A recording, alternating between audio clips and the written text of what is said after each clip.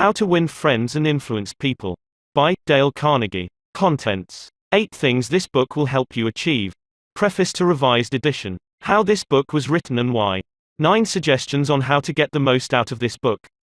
A shortcut to distinction. Part 1, Fundamental Techniques in Handling People. 1. If you want to gather honey, don't kick over the beehive. 2. The Big Secret of Dealing with People. 3. He who can do this has the whole world with him. He who cannot, walks a lonely way. 4. 8 suggestions on how to get the most out of this book. Part 2, 6 ways to make people like you. 1. Do this and you'll be welcome anywhere. 2. A simple way to make a good impression. 3. If you don't do this, you are headed for trouble. 4. An easy way to become a good conversationalist. 5. How to interest people. 6. How to make people like you instantly. Part 3, 12 ways to win people to your way of thinking. 1. You can't win an argument. 2. A sure way of making enemies, and how to avoid it. 3. If you're wrong, admit it. 4. The high road to a man's reason. 5. The secret of Socrates. 6. The safety valve in handling complaints. 7. How to get cooperation. 8. A formula that will work wonders for you. 9. What everybody wants. 10. An appeal that everybody likes. 11. The movies do it. Radio does it. Why don't you do it? 12. When nothing else works, try this. Part 4, 9 ways to change people without giving offense or arousing resentment. 1. If you must find fault, this is the way to begin. 2. How to criticize, and not be hated for it. 3. Talk about your own mistakes first. 4. No one likes to take orders. 5. Let the other man save his face. 6. How to spur men on to success. 7. Give the dog a good name. 8. Make the fault seem easy to correct. 9. Making people glad to do what you want. Part 5, letters that produced miraculous results. Part 6, 7 rules for making your home life happier. 1. How to dig your marital grave in the quickest possible way. 2. Love and let live. 3. Do this and you'll be looking up the timetables to Reno. 4. A quick way to make everybody happy. 5. They mean so much to a woman. 6. If you want to be happy, don't neglect this one. 7. Don't be a marriage illiterate. 8 things this book will help you achieve. 1. Get out of a mental rut, think new thoughts, acquire new visions, discover new ambitions. 2. Make friends quickly and easily. 3. Increase your popularity. 4. Win people to your way of thinking. 5. Increase your influence, your prestige, your ability to get things done. 6. Handle complaints, avoid arguments, keep your human contacts smooth and pleasant. 7. Become a better speaker, a more entertaining conversationalist. 8. Arouse enthusiasm among your associates.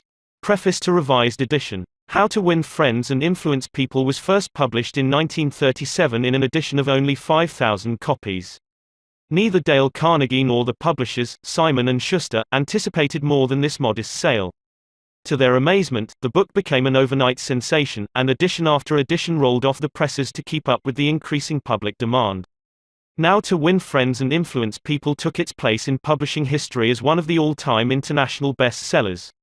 It touched a nerve and filled a human need that was more than a faddish phenomenon of post-Depression days, as evidenced by its continued and uninterrupted sales into the 80s, almost half a century later. Dale Carnegie used to say that it was easier to make $1 million than to put a phrase into the English language. How to Win Friends and Influence People became such a phrase, quoted, paraphrased, parodied, used in innumerable contexts from political cartoon to novels. The book itself was translated into almost every known written language. Each generation has discovered it anew and has found it relevant. Which brings us to the logical question, why revise a book that has proven and continues to prove its vigorous and universal appeal? Why tamper with success? To answer that, we must realize that Dale Carnegie himself was a tireless reviser of his own work during his lifetime. How to Win Friends and Influence People was written to be used as a textbook for his courses in effective speaking and human relations and is still used in those courses today. Until his death in 1955, he constantly improved and revised the course itself to make it applicable to the evolving needs of an ever-growing public. No one was more sensitive to the changing currents of present-day life than Dale Carnegie. He constantly improved and refined his methods of teaching. He updated his book on effective speaking several times. Had he lived longer, he himself would have revised How to Win Friends and Influence People to better reflect the changes that have taken place in the world since the 30s. Many of the names of prominent people in the book, well known at the time of first publication, are no longer recognized by many of today's readers. Certain examples and phrases seem as quaint and dated in our social climate as those in a Victorian novel. The important message and overall impact of the book is weakened to that extent. Our purpose, therefore, in this revision is to clarify and strengthen the book for a modern reader without tampering with the content. We have not changed how to win friends and influence people except to make a few excisions and add a few more contemporary examples. The brash, breezy Carnegie style is intact, even the 30s slang is still there. Dale Carnegie wrote as he spoke, in an intensively exuberant, colloquial, conversational manner. So his voice still speaks as forcefully as ever, in the book and in his work. Thousands of people all over the world are being trained in Carnegie courses in increasing numbers each year. And other thousands are reading and studying how to win friends and influence people and being inspired to use its principles to better their lives. To all of them, we offer this revision in the spirit of the honing and polishing of a finely made tool. Dorothy Carnegie, Mrs. Dale Carnegie, How This Book Was Written and Why by Dale Carnegie. During the first 35 years of the 20th century, the publishing houses of America printed more than 1/5 different books. Most of them were deadly dull, and many were financial failures. Many, did I say? The president of one of the largest publishing houses in the world confessed to me that his company, after 75 years of publishing experience, still lost money on 7 out of every 8 books it published. Why, then, did I have the temerity to write another book? And, after I had written it, why should you bother to read it? Fair questions, both, and I'll try to answer them. I have, since 1912, been conducting educational courses for business and professional men and women in New York.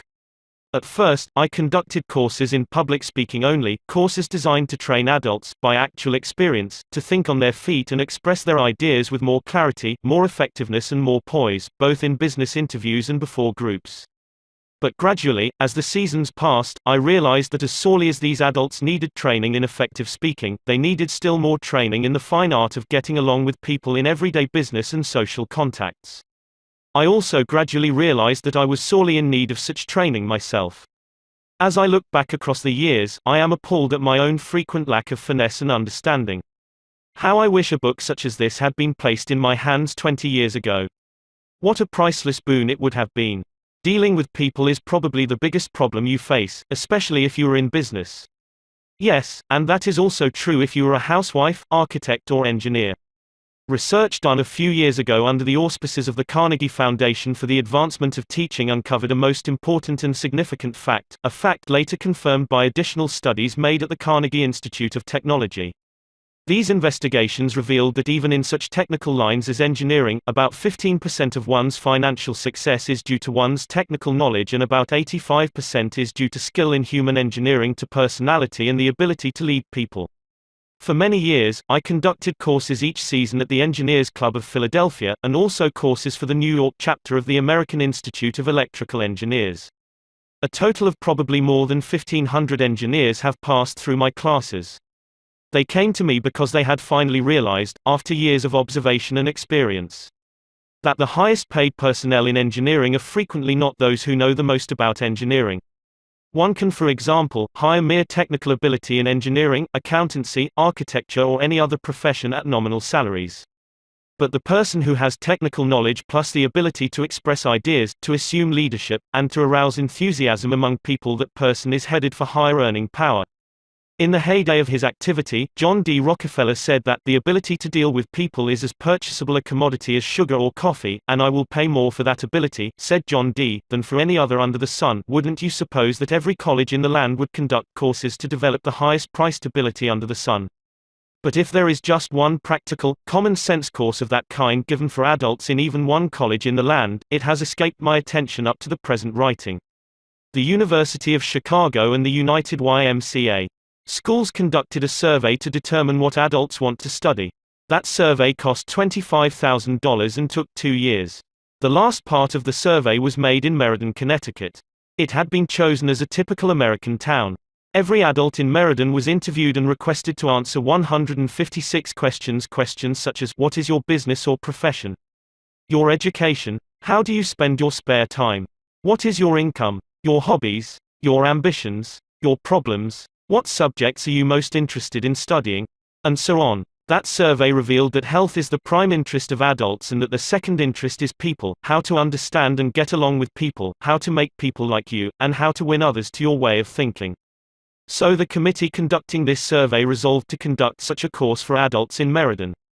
They searched diligently for a practical textbook on the subject and found not one. Finally, they approached one of the world's outstanding authorities on adult education and asked him if he knew of any book that met the needs of this group. No, he replied, I know what those adults want. But the book they need has never been written. I knew from experience that this statement was true, for I myself had been searching for years to discover a practical, working handbook on human relations. Since no such book existed, I have tried to write one for use in my own courses. And here it is. I hope you like it. In preparation for this book, I read everything that I could find on the subject, everything from newspaper columns, magazine articles, records of the family courts, the writings of the old philosophers and the new psychologists. In addition, I hired a trained researcher to spend 1.5 years in various libraries reading everything I had missed, plowing through erudite tomes on psychology, poring over hundreds of magazine articles, searching through countless biographies, trying to ascertain how the great leaders of all ages had dealt with people. We read the biographies, we read the life stories of all great leaders from Julius Caesar to Thomas Edison. I recall that we read over 100 biographies of Theodore Roosevelt alone. We were determined to spare no time, no expense, to discover every practical idea that anyone had ever used throughout the ages for winning friends and influencing people. I personally interviewed scores of successful people, some of them world-famous inventors like Marconi and Edison, political leaders like Franklin D. Roosevelt and James Farley, business leaders like Owen D. Young, movie stars like Clark Gable and Mary Pickford, and explorers like Martin Johnson, and tried to discover the techniques they used in human relations. From all this material, I prepared a short talk. I called it, How to Win Friends and Influence People. I say, short. It was short in the beginning, but it soon expanded to a lecture that consumed 1 hour and 30 minutes. For years, I gave this talk each season to the adults in the Carnegie Institute courses in New York. I gave the talk and urged the listeners to go out and test it in the business and social contacts, and then come back to class and speak about their experiences and the results they had achieved. What an interesting assignment. These men and women, hungry for self-improvement, were fascinated by the idea of working in a new kind of laboratory, the first and only laboratory of human relationships for adults that had ever existed. This book wasn't written in the usual sense of the word. It grew as a child grows. It grew and developed out of that laboratory, out of the experiences of thousands of adults. Years ago, we started with a set of rules printed on a card no larger than a postcard. The next season we printed a larger card, then a leaflet, then a series of booklets, each one expanding in size and scope. After 15 years of experiment and research came this book. The rules we have set down here are not mere theories or guesswork. They work like magic. Incredible as it sounds, I have seen the application of these principles literally revolutionize the lives of many people. To illustrate, a man with 314 employees joined one of these courses. For years, he had driven and criticized and condemned his employees without stint or discretion. Kindness, words of appreciation and encouragement were alien to his lips. After studying the principles discussed in this book, this employer sharply altered his philosophy of life. His organization is now inspired with a new loyalty, a new enthusiasm, a new spirit of teamwork. 314 enemies have been turned into 314 friends. As he proudly said in a speech before the class, when I used to walk through my establishment, no one greeted me. My employees actually looked the other way when they saw me approaching. But now they are all my friends and even the janitor calls me by my first name. This employer gained more profit, more leisure, and what is infinitely more important, he found far more happiness in his business and in his home. Countless numbers of salespeople have sharply increased their sales by the use of these principles. Many have opened up new accounts that they had formerly solicited in vain. Executives have been given increased authority, increased pay.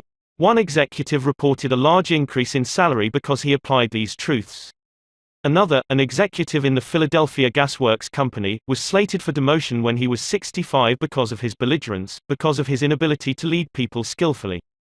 This training not only saved him from the demotion but brought him a promotion with increased pay. On innumerable occasions, spouses attending the banquet given at the end of the course have told me that their homes have been much happier since their husbands or wives started this training. People are frequently astonished at the new results they achieve. It all seems like magic. In some cases, in their enthusiasm, they have telephoned me at my home on Sundays because they couldn't wait 48 hours to report their achievements at the regular session of the course. One man was so stirred by a talk on these principles that he sat a day far into the night discussing them with other members of the class. At 3 o'clock in the morning, the others went home. But he was so shaken by a realization of his own mistakes, so inspired by the vista of a new and richer world opening before him, that he was unable to sleep. He didn't sleep that night or the next day or the next night. Who was he? A naive, untrained individual ready to gush over any new theory that came along? No, far from it. He was a sophisticated dealer in art, very much the man about town, who spoke 3 languages fluently and was a graduate of 2 European universities. While writing this chapter, I received a letter from a German of the old school, an aristocrat whose forebears had served for generations as professional army officers under the Hohenzollerns. His letter, written from a transatlantic steamer, telling about the application of these principles, rose almost to a religious fervor. Another man, an old New Yorker, a Harvard graduate, a wealthy man, the owner of a large carpet factory, declared he had learned more in 14 weeks through this system of training about the fine art of influencing people than he had learned about the same subject during his 4 years in college. Absurd, laughable, fantastic. Of course, you are privileged to dismiss this statement with whatever adjective you wish. I am merely reporting, without comment, a declaration made by a conservative and eminently successful Harvard graduate in a public address to approximately 600 people at the Yale Club in New York on the evening of Thursday, February 23, 1933. Compared to what we ought to be, said the famous Professor William James of Harvard, compared to what we ought to be, we are only half awake. We are making use of only a small part of our physical and mental resources. Stating the thing broadly, the human individual thus lives far within his limits. He possesses powers of various sorts which he habitually fails to use, those powers which you habitually fail to use. The sole purpose of this book is to help you discover, develop and profit by those dormant and unused assets. Education, said Dr. John G. Hibben, former president of Princeton University, is the ability to meet life's situations. If by the time you have finished reading the first 3 chapters of this book if you aren't then a little better equipped to meet life's situations, then I shall consider this book to be a total failure so far as you are concerned. For, the great aim of education, said Herbert Spencer, is not knowledge but action, and this is an action book. Dale Carnegie 1936, 9 suggestions on how to get the most out of this book. If you wish to get the most out of this book, there is one indispensable requirement, one essential infinitely more important than any rule or technique. Unless you have this one fundamental requisite, 1,000 rules on how to study will avail little, and if you do have this cardinal endowment, then you can achieve wonders without reading any suggestions for getting the most out of a book. What is this magic requirement? Just this, a deep, driving desire to learn, a vigorous determination to increase your ability to deal with people. How can you develop such an urge? By constantly reminding yourself how important these principles are to you. Picture to yourself how their mastery will aid you in leading a richer, fuller, happier and more fulfilling life. Say to yourself over and over, my popularity, my happiness and sense of worth depend to no small extent upon my skill in dealing with people. Read each chapter rapidly at first to get a bird's eye view of it. You will probably be tempted then to rush on to the next one. But don't, unless you are reading merely for entertainment. But if you are reading because you want to increase your skill in human relations, then go back and reread each chapter thoroughly. In the long run, this will mean saving time and getting results. Stop frequently in your reading to think over what you are reading. Ask yourself just how and when you can apply each suggestion. Read with a crayon, pencil, pen, magic marker or highlighter in your hand. When you come across a suggestion that you feel you can use, draw a line beside it. If it is a 4-star suggestion, then underscore every sentence or highlight it, or mark it with ********. Marking and underscoring a book makes it more interesting, and far easier to review rapidly. I knew a woman who had been office manager for a large insurance concern for 15 years. Every month, she read all the insurance contracts her company had issued that month. Yes, she read many of the same contracts over month after month, year after year. Why? Because experience had taught her that that was the only way she could keep the provisions clearly in mind. I once spent almost 2 years writing a book on public speaking, and yet I found I had to keep going back over it from time to time in order to remember what I had written in my own book. The rapidity with which we forget is astonishing. So, if you want to get a real, lasting benefit out of this book, don't imagine that skimming through it once will suffice. After reading it thoroughly, you ought to spend a few hours reviewing it every month. Keep it on your desk in front of you every day. Glance through it often. Keep constantly impressing yourself with the rich possibilities for improvement that still lie in the offing. Remember that the use of these principles can be made habitual only by a constant and vigorous campaign of review and application. There is no other way. Bernard Shaw once remarked, "If you teach a man anything, he will never learn." Shaw was right. Learning is an active process. We learn by doing. So, if you desire to master the principles you are studying in this book, do something about them. Apply these rules at every opportunity. If you don't, you will forget them quickly. Only knowledge that is used sticks in your mind. You will probably find it difficult to apply these suggestions all the time. I know because I wrote the book, and yet frequently I found it difficult to apply everything I advocated. For example, when you are displeased, it is much easier to criticize and condemn than it is to try to understand the other person's viewpoint. It is frequently easier to find fault than to find praise. It is more natural to talk about what they want than to talk about what the other person wants. And so on. So, as you read this book, remember that you are not merely trying to acquire information. You are attempting to form new habits. Ah yes, you are attempting a new way of life. That will require time and persistence and daily application. So refer to these pages often. Regard this as a working handbook on human relations, and whenever you are confronted with some specific problem, such as handling a child, winning your spouse to your way of thinking, or satisfying an irritated customer, hesitate about doing the natural thing, the impulsive thing. This is usually wrong. Instead, turn to these pages and review the paragraphs you have underscored. Then try these new ways and watch them achieve magic for you. Offer your spouse, your child, or some business associate a dime or a dollar every time he or she catches you violating a certain principle. Make a lively game out of mastering these rules. The president of an important Wall Street bank once described, in a talk before one of my classes, a highly efficient system he used for self-improvement. This man had little formal schooling, yet he had become one of the most important financiers in America, and he confessed that he owed most of his success to the constant application of his homemade system. This is what he does. I'll put it in his own words as accurately as I can remember. For years I have kept an engagement book showing all the appointments I had during the day. My family never made any plans for me on Saturday night, for the family knew that I devoted a part of each Saturday evening to the illuminating process of self-examination and review and appraisal. After dinner I went off by myself, opened my engagement book, and thought over all the interviews, discussions and meetings that had taken place during the week. I asked myself, what mistakes did I make that time, what did I do that was right, and in what way could I have improved my performance, what lessons can I learn from that experience? I often found that this weekly review made me very unhappy. I was frequently astonished at my own blunders. Of course, as the years passed, these blunders became less frequent. Sometimes I was inclined to pat myself on the back a little after one of these sessions. This system of self-analysis, self-education, continued year after year, did more for me than any other one thing I have ever attempted. It helped me improve my ability to make decisions, and it aided me enormously in all my contacts with people. I cannot recommend it too highly. Why not use a similar system to check up on your application of the principles discussed in this book? If you do, two things will result. First, you will find yourself engaged in an educational process that is both intriguing and priceless. Second, you will find that your ability to meet and deal with people will grow enormously. You will find at the end of this book several blank pages on which you should record your triumphs in the application of these principles. Be specific. Give names, dates, results. Keeping such a record will inspire you to greater efforts, and how fascinating these entries will be when you chance upon them some evening years from now. In order to get the most out of this book, A. Develop a deep, driving desire to master the principles of human relations. B. Read each chapter twice before going on to the next one.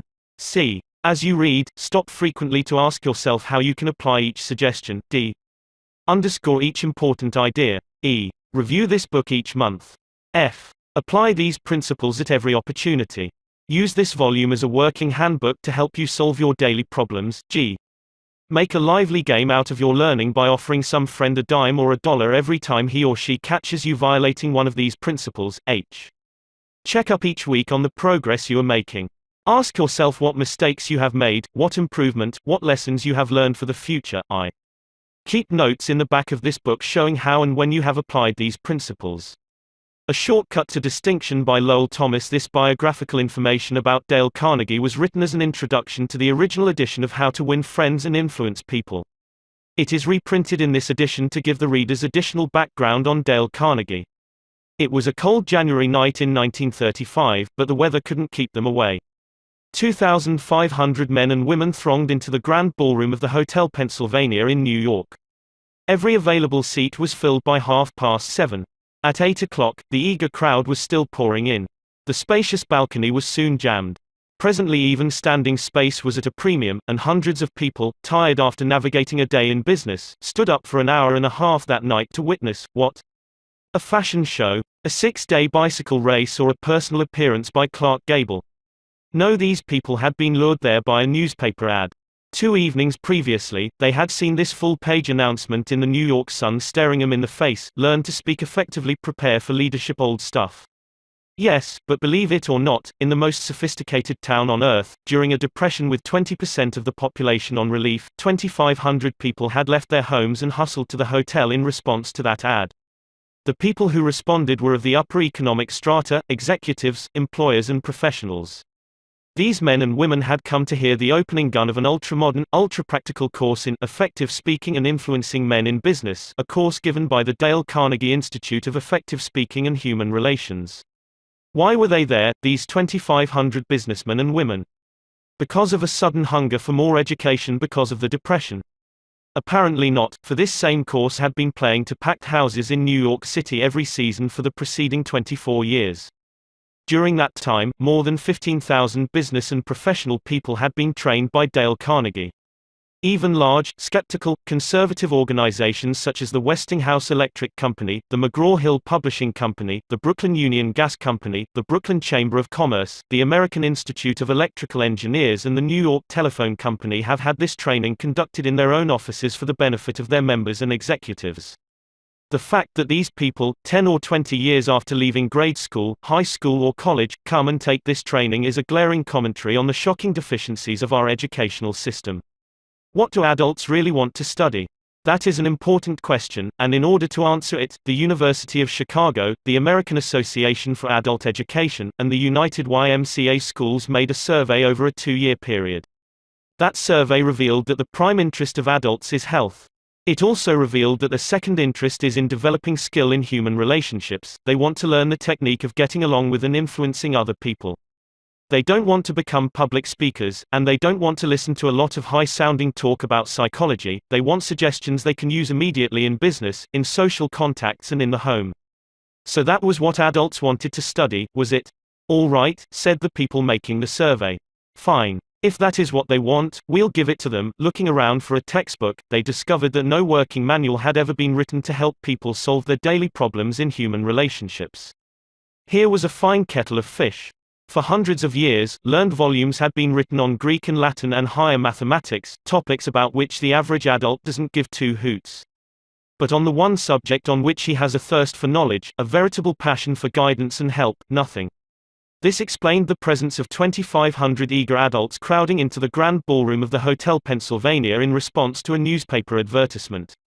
Here, apparently, at last was the thing for which they had long been seeking. Back in high school and college, they had pored over books, believing that knowledge alone was the open sesame to financial and professional rewards. But a few years in the rough and tumble of business and professional life had brought sharp disillusionment. They had seen some of the most important business successes won by men who possessed, in addition to their knowledge, the ability to talk well, to win people to their way of thinking, and to sell themselves and their ideas. They soon discovered that if one aspired to wear the captain's cap and navigate the ship of business, personality and the ability to talk are more important than a knowledge of Latin verbs or a sheepskin from Harvard. The advertisement in the New York Sun promised that the meeting would be highly entertaining.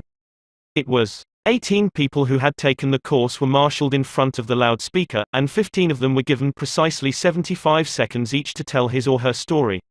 Only 75 seconds of talk, then, bang, went the gavel, and the chairman shouted, "Time." Next speaker. The affair moved with the speed of a herd of buffalo thundering across the plains. Spectators stood for an hour and a half to watch the performance. The speakers were a cross-section of life: several sales representatives, a chain store executive, a baker, the president of a trade association, 2 bankers, an insurance agent, an accountant, a dentist, an architect, a druggist who had come from Indianapolis to New York to take the course, a lawyer who had come from Havana in order to prepare himself to give one important 3-minute speech. The first speaker bore the Gaelic name Patrick J. O'Hare. Born in Ireland, he attended school for only 4 years, drifted to America, worked as a mechanic, then as a chauffeur. Now, however, he was 40, he had a growing family and needed more money, so he tried selling trucks.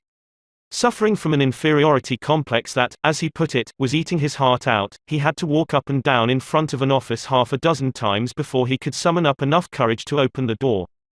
He was so discouraged as a salesman that he was thinking of going back to working with his hands in a machine shop, when one day he received a letter inviting him to an organization meeting of the Dale Carnegie course in effective speaking. He didn't want to attend. He feared he would have to associate with a lot of college graduates, that he would be out of place. His despairing wife insisted that he go, saying, "It may do you some good, Pat. God knows you need it." He went down to the place where the meeting was to be held and stood on the sidewalk for 5 minutes before he could generate enough self-confidence to enter the room. The first few times he tried to speak in front of the others, he was dizzy with fear. But as the weeks drifted by, he lost all fear of audiences and soon found that he loved to talk. The bigger the crowd, the better. And he also lost his fear of individuals and of his superiors. He presented his ideas to them, and soon he had been advanced into the sales department. He had become a valued and much liked member of his company. This night, in the Hotel Pennsylvania, Patrick O'Hare stood in front of 2,500 people and told a gay, rollicking story of his achievements. Wave after wave of laughter swept over the audience. Few professional speakers could have equaled his performance. The next speaker, Godfrey Mayer, was a gray-headed banker, the father of 11 children. The first time he had attempted to speak in class, he was literally struck dumb. His mind refused to function. His story is a vivid illustration of how leadership gravitates to the person who can talk. He worked on Wall Street, and for 25 years he had been living in Clifton, New Jersey. During that time, he had taken no active part in community affairs and knew perhaps 500 people. Shortly after he had enrolled in the Carnegie course, he received his tax bill and was infuriated by what he considered unjust charges. Ordinarily, he would have Saturday at home and fumed, or he would have taken it out in grousing to his neighbors. But instead, he put on his hat that night, walked into the town meeting, and blew off steam in public. As a result of that talk of indignation, the citizens of Clifton, New Jersey, urged him to run for the town council. So for weeks he went from one meeting to another, denouncing waste and municipal extravagance. There were 96 candidates in the field. When the ballots were counted, lo, Godfrey Mayer's name led all the rest. Almost overnight, he had become a public figure among the 40,000 people in his community. As a result of his talks, he made 80 times more friends in 6 weeks than he had been able to previously in 25 years. And his salary as councilman meant that he got a return of 1,000% a year on his investment in the Carnegie course. The third speaker, the head of a large national association of food manufacturers, told how he had been unable to stand up and express his ideas at meetings of a board of directors. As a result of learning to think on his feet, 2 astonishing things happened. He was soon made president of his association, and in that capacity, he was obliged to address meetings all over the United States. Excerpts from his talks were put on the Associated Press wires and printed in newspapers and trade magazines throughout the country. In 2 years, after learning to speak more effectively, he received more free publicity for his company and its products than he had been able to get previously with $250,000 spent in direct advertising. This speaker admitted that he had formerly hesitated to telephone some of the more important business executives in Manhattan and invite them to lunch with him. But as a result of the prestige he had acquired by his talks, these same people telephoned him and invited him to lunch and apologized to him for encroaching on his time. The ability to speak is a shortcut to distinction. It puts a person in the limelight, raises one head and shoulders above the crowd. And the person who can speak acceptably is usually given credit for an ability out of all proportion to what he or she really possesses. A movement for adult education has been sweeping over the nation, and the most spectacular force in that movement was Dale Carnegie, a man who listened to and critiqued more talks by adults than has any other man in captivity. According to a cartoon by, believe it or not, Ripley, he had criticized 150,000 speeches. If that grand total doesn't impress you, remember that it meant one talk for almost every day that has passed since Columbus discovered America. Or, to put it in other words, if all the people who had spoken before him had used only 3 minutes and had appeared before him in succession, it would have taken 10 months, listening day and night, to hear them all. Dale Carnegie's own career, filled with sharp contrasts, was a striking example of what a person can accomplish when obsessed with an original idea and afire with enthusiasm. Born on a Missouri farm 10 miles from a railway, he never saw a streetcar until he was 12 years old, yet by the time he was 46, he was familiar with the far-flung corners of the earth, everywhere from Hong Kong to Hammerfest, and, at one time, he approached closer to the North Pole than Admiral Byrd's headquarters at Little America was to the South Pole.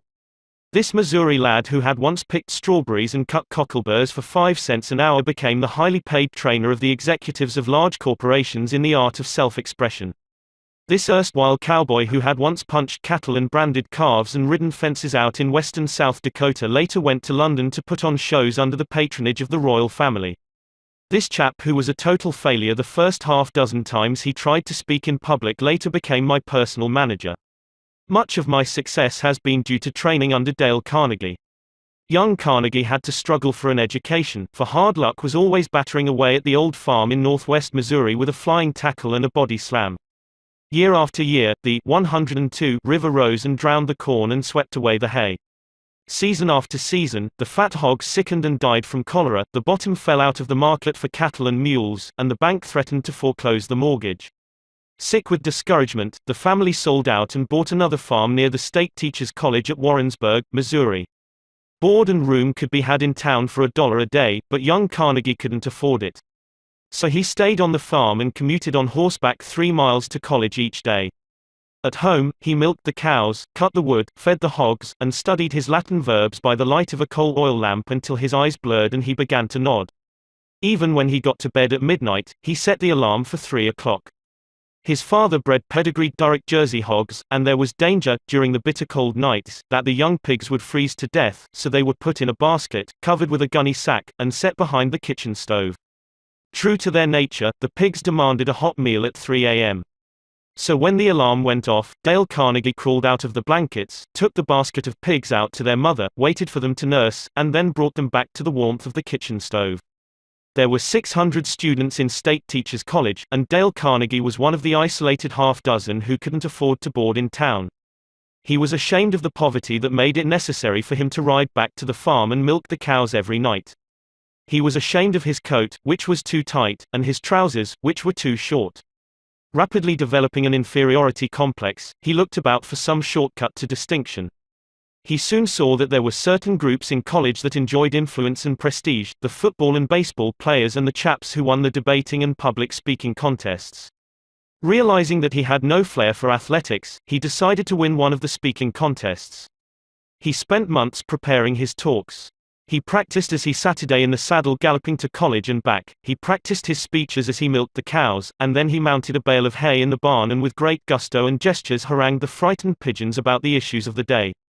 But in spite of all his earnestness and preparation, he met with defeat after defeat. He was 18 at the time, sensitive and proud. He became so discouraged, so depressed, that he even thought of suicide.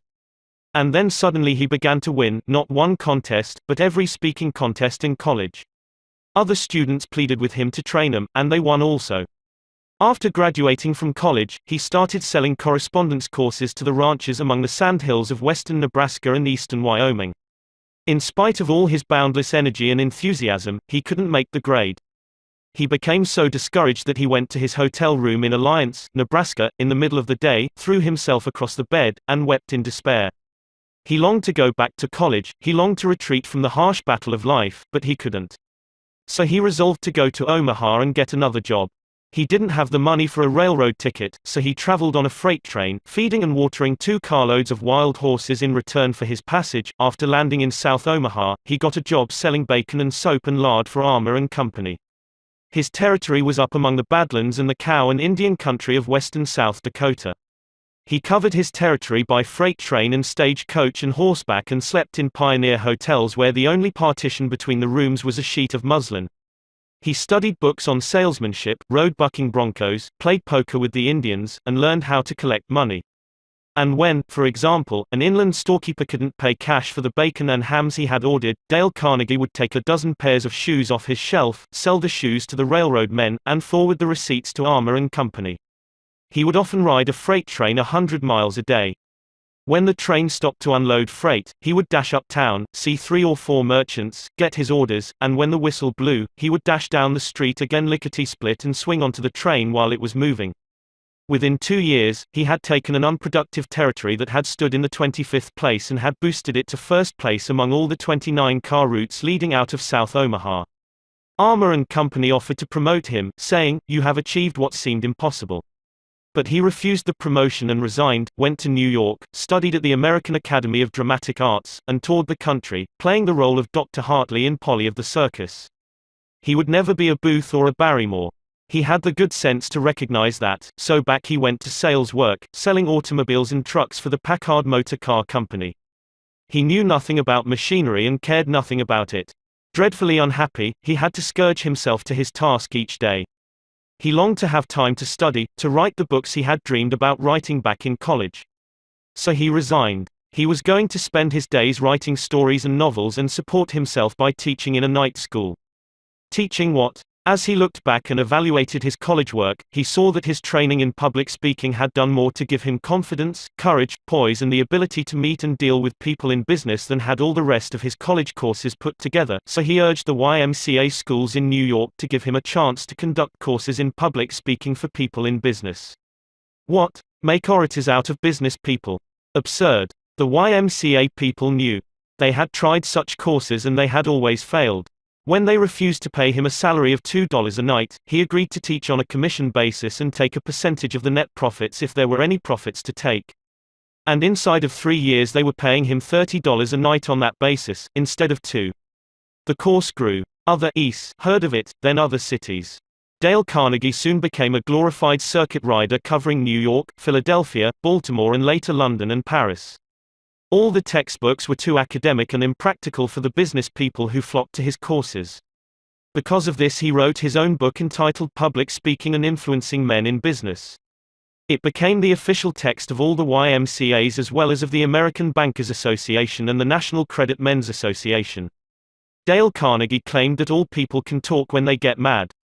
He said that if you hit the most ignorant man in town on the jaw and knock him down, he would get on his feet and talk with an eloquence, heat and emphasis that would have rivaled that world-famous orator William Jennings Bryan at the height of his career.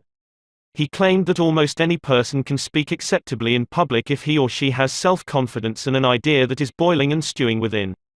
The way to develop self-confidence, he said, is to do the thing you fear to do and get a record of successful experiences behind you. So he forced each class member to talk at every session of the course. The audience is sympathetic. They are all in the same boat, and, by constant practice, they develop a courage, confidence and enthusiasm that carry over into their private speaking. Dale Carnegie would tell you that he made a living all these years, not by teaching public speaking, that was incidental. His main job was to help people conquer their fears and develop courage. He started out at first to conduct merely a course in public speaking, but the students who came were businessmen and women. Many of them hadn't seen the inside of a classroom in 30 years. Most of them were paying their tuition on the installment plan. They wanted results and they wanted them quick, results that they could use the next day in business interviews and in speaking before groups. So he was forced to be swift and practical. Consequently, he developed a system of training that is unique, a striking combination of public speaking, salesmanship, human relations and applied psychology. A slave to no hard and fast rules, he developed a course that is as real as the measles and twice as much fun. When the classes terminated, the graduates formed clubs of their own and continued to meet fortnightly for years afterward. One group of 19 in Philadelphia met twice a month during the winter season for 17 years. Class members frequently travel 50 or 100 miles to attend classes. One student used to commute each week from Chicago to New York. Professor William James of Harvard used to say that the average person develops only 10% of his latent mental ability.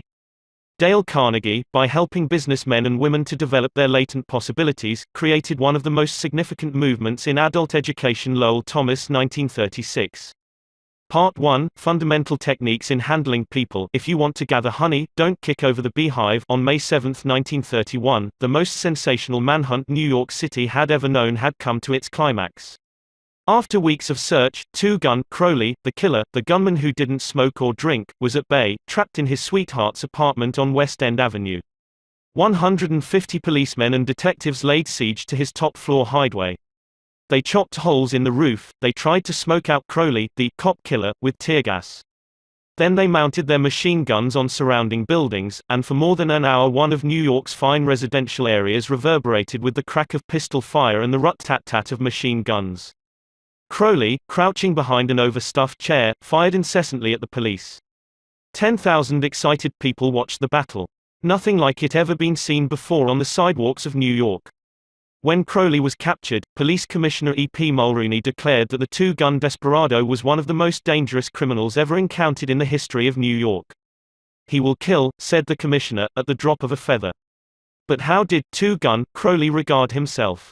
We know, because while the police were firing into his apartment, he wrote a letter addressed to whom it may concern, and, as he wrote, the blood flowing from his wounds left a crimson trail on the paper.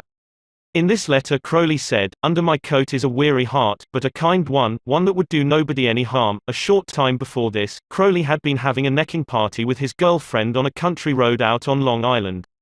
Suddenly a policeman walked up to the car and said, "Let me see your license." Without saying a word, Crowley drew his gun and cut the policeman down with a shower of lead. As the dying officer fell, Crowley leaped out of the car, grabbed the officer's revolver, and fired another bullet into the prostrate body. And that was the killer who said, "Under my coat is a weary heart, but a kind one, one that would do nobody any harm." Crowley was sentenced to the electric chair. When he arrived at the death house in Sing Sing, did he say, "This is what I get for killing people"? No, he said, "This is what I get for defending myself." The point of the story is this: two-gun Crowley didn't blame himself for anything. Is that an unusual attitude among criminals? If you think so, listen to this. "I have spent the best years of my life giving people the lighter pleasures, helping them have a good time, and all I get is abuse, the existence of a hunted man." That's Al Capone speaking. Yes, America's most notorious public enemy, the most sinister gang leader who ever shot up Chicago. Capone didn't condemn himself. He actually regarded himself as a public benefactor, an unappreciated and misunderstood public benefactor. And so did Dutch Schultz before he crumpled up under gangster bullets in Newark. Dutch Schultz, one of New York's most notorious rats, said in a newspaper interview that he was a public benefactor. And he believed it. I have had some interesting correspondence with Louis Laws, who was warden of New York's infamous Sing Sing prison for many years, on this subject, and he declared that few of the criminals in Sing Sing regard themselves as bad men. They are just as human as you and I, so they rationalize, they explain. They can tell you why they had to crack a safe or be quick on the trigger finger. Most of them attempt by a form of reasoning, fallacious or logical, to justify their antisocial acts even to themselves, consequently stoutly maintaining that they should never have been imprisoned at all. If Al Capone, two-gun Crowley, Dutch Schultz, and the desperate men and women behind prison walls don't blame themselves for anything, what about the people with whom you and I come in contact? John Wanamaker, founder of the stores that bear his name, once confessed, "I learned 30 years ago that it is foolish to scold. I have enough trouble overcoming my own limitations without fretting over the fact that God has not seen fit to distribute evenly the gift of intelligence." Wanamaker learned this lesson early, but I personally had to blunder through this old world for a third of a century before it even began to dawn upon me that 99 times out of 100, people don't criticize themselves for anything, no matter how wrong it may be. Criticism is futile because it puts a person on the defensive and usually makes him strive to justify himself. Criticism is dangerous, because it wounds a person's precious pride, hurts his sense of importance, and arouses resentment. B.F. Skinner, the world-famous psychologist, proved through his experiments that an animal rewarded for good behavior will learn much more rapidly and retain what it learns far more effectively than an animal punished for bad behavior. Later studies have shown that the same applies to humans. By criticizing, we do not make lasting changes and often incur resentment. Hans Selye, another great psychologist, said, "As much as we thirst for approval, we dread condemnation." The resentment that criticism engenders can demoralize employees, family members and friends, and still not correct the situation that has been condemned. George B. Johnston of Enid, Oklahoma, is the safety coordinator for an engineering company. One of his responsibilities is to see that employees wear their hard hats whenever they are on the job in the field. He reported that whenever he came across workers who were not wearing hard hats, he would tell them with a lot of authority of the regulation and that they must comply. As a result, he would get sullen acceptance, and often after he left, the workers would remove the hats. He decided to try a different approach. The next time he found some of the workers not wearing their hard hat, he asked if the hats were uncomfortable or did not fit properly. Then he reminded the men in a pleasant tone of voice that the hat was designed to protect them from injury and suggested that it always be worn on the job. The result was increased compliance with the regulation with no resentment or emotional upset. You will find examples of the futility of criticism bristling on 1,000 pages of history. Take, for example, the famous quarrel between Theodore Roosevelt and President Taft, a quarrel that split the Republican Party, put Woodrow Wilson in the White House, and wrote bold, luminous lines across the First World War and altered the flow of history. Let's review the facts quickly. When Theodore Roosevelt stepped out of the White House in 1908, he supported Taft, who was elected president. Then Theodore Roosevelt went off to Africa to shoot lions. When he returned, he exploded. He denounced Taft for his conservatism, tried to secure the nomination for a third term himself, formed the Bull Moose Party, and all but demolished the GOP. In the election that followed, William Howard Taft and the Republican Party carried only 2 states, Vermont and Utah. The most disastrous defeat the party had ever known. Theodore Roosevelt blamed Taft, but did President Taft blame himself? Of course not. With tears in his eyes, Taft said, "I don't see how I could have done any differently from what I have." Who was to blame? Roosevelt or Taft? Frankly, I don't know, and I don't care. The point I am trying to make is that all of Theodore Roosevelt's criticism didn't persuade Taft that he was wrong. It merely made Taft strive to justify himself and to reiterate with tears in his eyes, "I don't see how I could have done any differently from what I have." Or, take the Teapot Dome oil scandal. It kept the newspapers ringing with indignation in the early 1920s. It rocked the nation. Within the memory of living men, nothing like it had ever happened before in American public life. Here are the bare facts of the scandal. Albert B. Fall, Secretary of the Interior in Harding's cabinet, was entrusted with the leasing of government oil reserves at Elk Hill and Teapot Dome, oil reserves that had been set aside for the future use of the Navy. Did Secretary Fall permit competitive bidding? No sir. He handed the fat, juicy contract outright to his friend Edward L. Doheny. And what did Doheny do? He gave Secretary Fall what he was pleased to call a loan of $100,000. Then, in a high-handed manner, Secretary Fall ordered United States Marines into the district to drive off competitors whose adjacent wells were sapping oil out of the Elk Hill reserves. These competitors, driven off the ground at the ends of guns and bayonets, rushed into court, and blew the lid off the Teapot Dome scandal. A stench arose so vile that it ruined the Harding administration, nauseated an entire nation, threatened to wreck the Republican Party, and put Albert B. Fall behind prison bars. Fall was condemned viciously, condemned as few men in public life have ever been. Did he repent? Never. Years later, Herbert Hoover intimated in a public speech that President Harding's death had been due to mental anxiety and worry because a friend had betrayed him. When Mrs. Fall heard that, she sprang from her chair, she wept, she shook her fists at fate and screamed, "What? Harding betrayed by Fall? No. My husband never betrayed anyone. This whole house full of gold would not tempt my husband to do wrong. He is the one who has been betrayed and led to the slaughter and crucified." There you are, human nature in action, wrongdoers, blaming everybody but themselves. We are all like that. So when you and I are tempted to criticize someone tomorrow, let's remember Al Capone, Two Gun, Crowley and Albert Fall. Let's realize that criticisms are like homing pigeons. They always return home. Let's realize that the person we are going to correct and condemn will probably justify himself or herself, and condemn us in return, or, like the gentle Taft, will say, "I don't see how I could have done any differently from what I have." On the morning of April 15, 1865, Abraham Lincoln lay dying in a hall bedroom of a cheap lodging house directly across the street from Ford's Theater, where John Wilkes Booth had shot him. Lincoln's long body lay stretched diagonally across a sagging bed that was too short for him. A cheap reproduction of Rosa Bonheur's famous painting The Horsefair hung above the bed, and a dismal gas jet flickered yellow light. As Lincoln lay dying, Secretary of War Stanton said, "There lies the most perfect ruler of men that the world has ever seen." What was the secret of Lincoln's success in dealing with people? I studied the life of Abraham Lincoln for 10 years and devoted all of 3 years to writing and rewriting a book entitled Lincoln the Unknown. I believe I have made as detailed and exhaustive a study of Lincoln's personality and home life as it is possible for any being to make. I made a special study of Lincoln's method of dealing with people. Did he indulge in criticism? Oh, yes. As a young man in the Pigeon Creek Valley of Indiana, he not only criticized but he wrote letters and poems ridiculing people and dropped these letters on the country roads where they were sure to be found. One of these letters aroused resentments that burned for a lifetime. Even after Lincoln had become a practicing lawyer in Springfield, Illinois, he attacked his opponents openly in letters published in the newspapers. But he did this just once too often. In the autumn of 1842 he ridiculed a vain, pugnacious politician by the name of James Shields. Lincoln lammed him through an anonymous letter published in Springfield Journal. The town roared with laughter. Shields, sensitive and proud, boiled with indignation. He found out who wrote the letter, leaped on his horse, started after Lincoln, and challenged him to fight a duel. Lincoln didn't want to fight. He was opposed to dueling, but he couldn't get out of it and save his honor. He was given the choice of weapons. Since he had very long arms, he chose cavalry broadswords and took lessons in sword fighting from a West Point graduate, and, on the appointed day, he and Shields met on a sandbar in the Mississippi River, prepared to fight to the death, but, at the last minute, their seconds interrupted and stopped the duel. That was the most lurid personal incident in Lincoln's life. It taught him an invaluable lesson in the art of dealing with people. Never again did he write an insulting letter.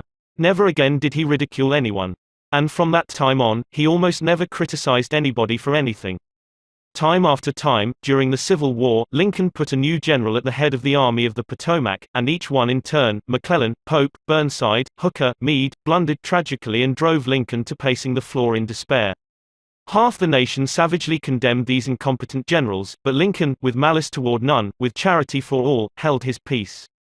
One of his favorite quotations was, "Judge not, that ye be not judged," and when Mrs. Lincoln and others spoke harshly of the Southern people, Lincoln replied, "Don't criticize them, they are just what we would be under similar circumstances." Yet if any man ever had occasion to criticize, surely it was Lincoln.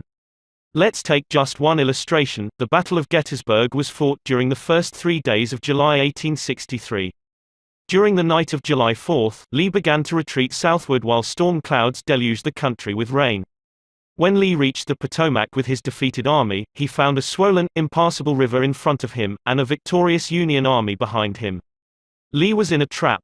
He couldn't escape. Lincoln saw that. Here was a golden, heaven-sent opportunity, the opportunity to capture Lee's army and end the war immediately. So, with a surge of high hope, Lincoln ordered Meade not to call a council of war but to attack Lee immediately. Lincoln telegraphed his orders and then sent a special messenger to Meade demanding immediate action. And what did General Meade do? He did the very opposite of what he was told to do. He called a council of war in direct violation of Lincoln's orders. He hesitated. He procrastinated. He telegraphed all manner of excuses. He refused point blank to attack Lee. Finally, the waters receded, and Lee escaped over the Potomac with his forces. Lincoln was furious. "What does this mean?" Lincoln cried to his son Robert. "Great God! What does this mean? We had them within our grasp and had only to stretch forth our hands and they were ours, yet nothing that I could say or do could make the army move. Under the circumstances, almost any general could have defeated Lee. If I had gone up there, I could have whipped him myself." In bitter disappointment, Lincoln sat a day down and wrote Meade this letter. And remember, at this period of his life Lincoln was extremely conservative and restrained in his phraseology. So, this letter coming from Lincoln in 1863 was tantamount to the severest rebuke. "My dear General, I do not believe you appreciate the magnitude of the misfortune involved in Lee's escape. He was within our easy grasp, and to have closed upon him would, in connection with our other late successes, have ended the war. As it is, the war will be prolonged indefinitely. If you could not safely attack Lee last Monday, how can you possibly do so south of the river, when you can take with you very few, no more than 2/3 of the force you then had in hand?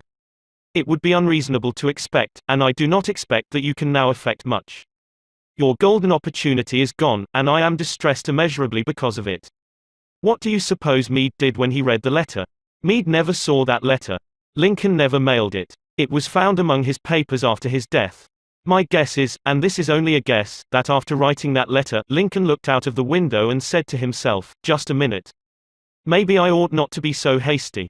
It is easy enough for me to sit here in the quiet of the White House and order Meade to attack, but if I had been up at Gettysburg, and if I had seen as much blood as Meade has seen during the last week, and if my ears had been pierced with the screams and shrieks of the wounded and dying, maybe I wouldn't be so anxious to attack either.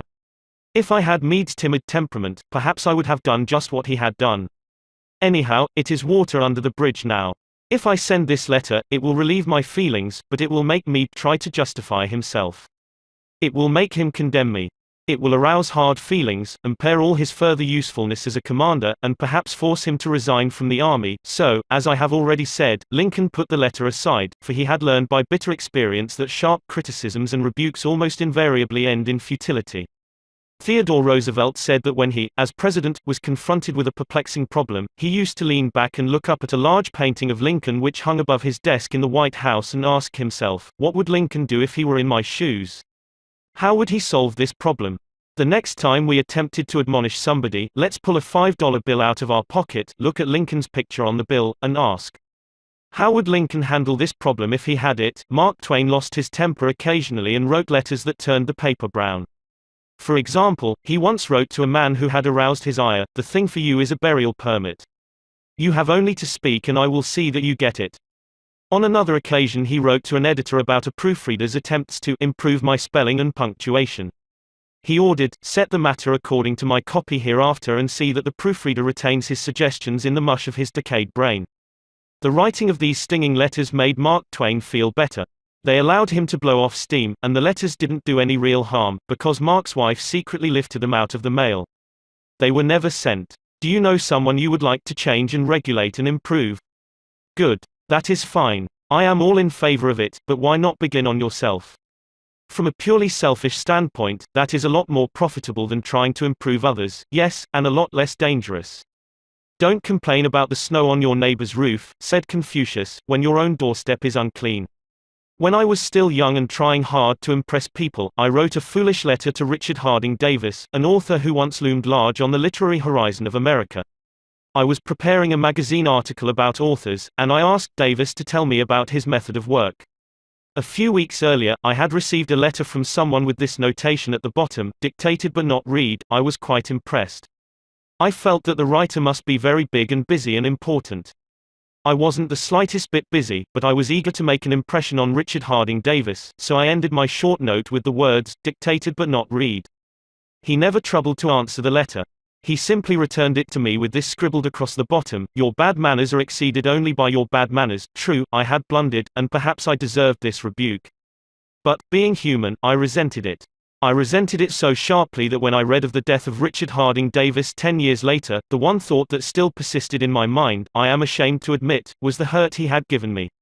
If you and I want to stir up a resentment tomorrow that may rankle across the decades and endure until death, just let us indulge in a little stinging criticism no matter how certain we are that it is justified. When dealing with people, let us remember we are not dealing with creatures of logic. We are dealing with creatures of emotion, creatures bristling with prejudices and motivated by pride and vanity. Bitter criticism caused the sensitive Thomas Hardy, one of the finest novelists ever to enrich English literature, to give up forever the writing of fiction. Criticism drove Thomas Chatterton, the English poet, to suicide. Benjamin Franklin, tactless in his youth, became so diplomatic, so adroit at handling people, that he was made American ambassador to France. The secret of his success? I will speak ill of no man, he said, and speak all the good I know of everybody. Any fool can criticize, condemn and complain, and most fools do. But it takes character and self-control to be understanding and forgiving. A great man shows his greatness, said Carlyle, by the way he treats little men. Bob Hoover, a famous test pilot and frequent performer at air shows, was returning to his home in Los Angeles from an air show in San Diego. As described in the magazine Flight Operations, at 300 feet in the air, both engines suddenly stopped. By deft maneuvering he managed to land the plane, but it was badly damaged although nobody was hurt. Hoover's first act after the emergency landing was to inspect the airplane's fuel. Just as he suspected, the World War II propeller plane he had been flying had been fueled with jet fuel rather than gasoline. Upon returning to the airport, he asked to see the mechanic who had serviced his airplane. The young man was sick with the agony of his mistake. Tears streamed down his face as Hoover approached. He had just caused the loss of a very expensive plane and could have caused the loss of 3 lives as well. You can imagine Hoover's anger.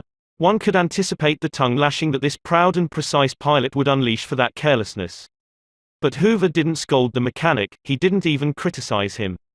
Instead, he put his big arm around the man's shoulder and said, "To show you I'm sure that you'll never do this again, I want you to service my F-51 tomorrow." Often parents attempted to criticize their children. You would expect me to say, don't. But I will not. I am merely going to say, before you criticize them, read one of the classics of American journalism, Father Forgets. It originally appeared as an editorial in the People's Home Journal. We are reprinting it here with the author's permission, as condensed in the Reader's Digest. Father Forgets is one of those little pieces which, dashed off in a moment of sincere feeling, strikes an echoing chord in so many readers as to become a perennial reprint favorite. Since its first appearance, Father Forgets has been reproduced, writes the author, W. Livingston Land, in hundreds of magazines and house organs, and in newspapers the country over. It has been reprinted almost as extensively in many foreign languages. I have given personal permission to thousands who wish to read it from school, church, and lecture platforms. It has been on the air on countless occasions and programs. Oddly enough, college periodicals have used it, and high school magazines. Sometimes a little piece seems mysteriously to click. This one certainly did. Father Forgets. W. Livingston Land. Listen, son, I am saying this as you lie asleep, one little paw crumpled under your cheek and the blonde curls stickily wet on your damp forehead. I have stolen into your room alone. Just a few minutes ago, as I sat reading my paper in the library, a stifling wave of remorse swept over me. Guiltily I came to your bedside. There are the things I was thinking, son. I had been cross with you. I scolded you as you were dressing for school because you gave your face merely a dab with a towel.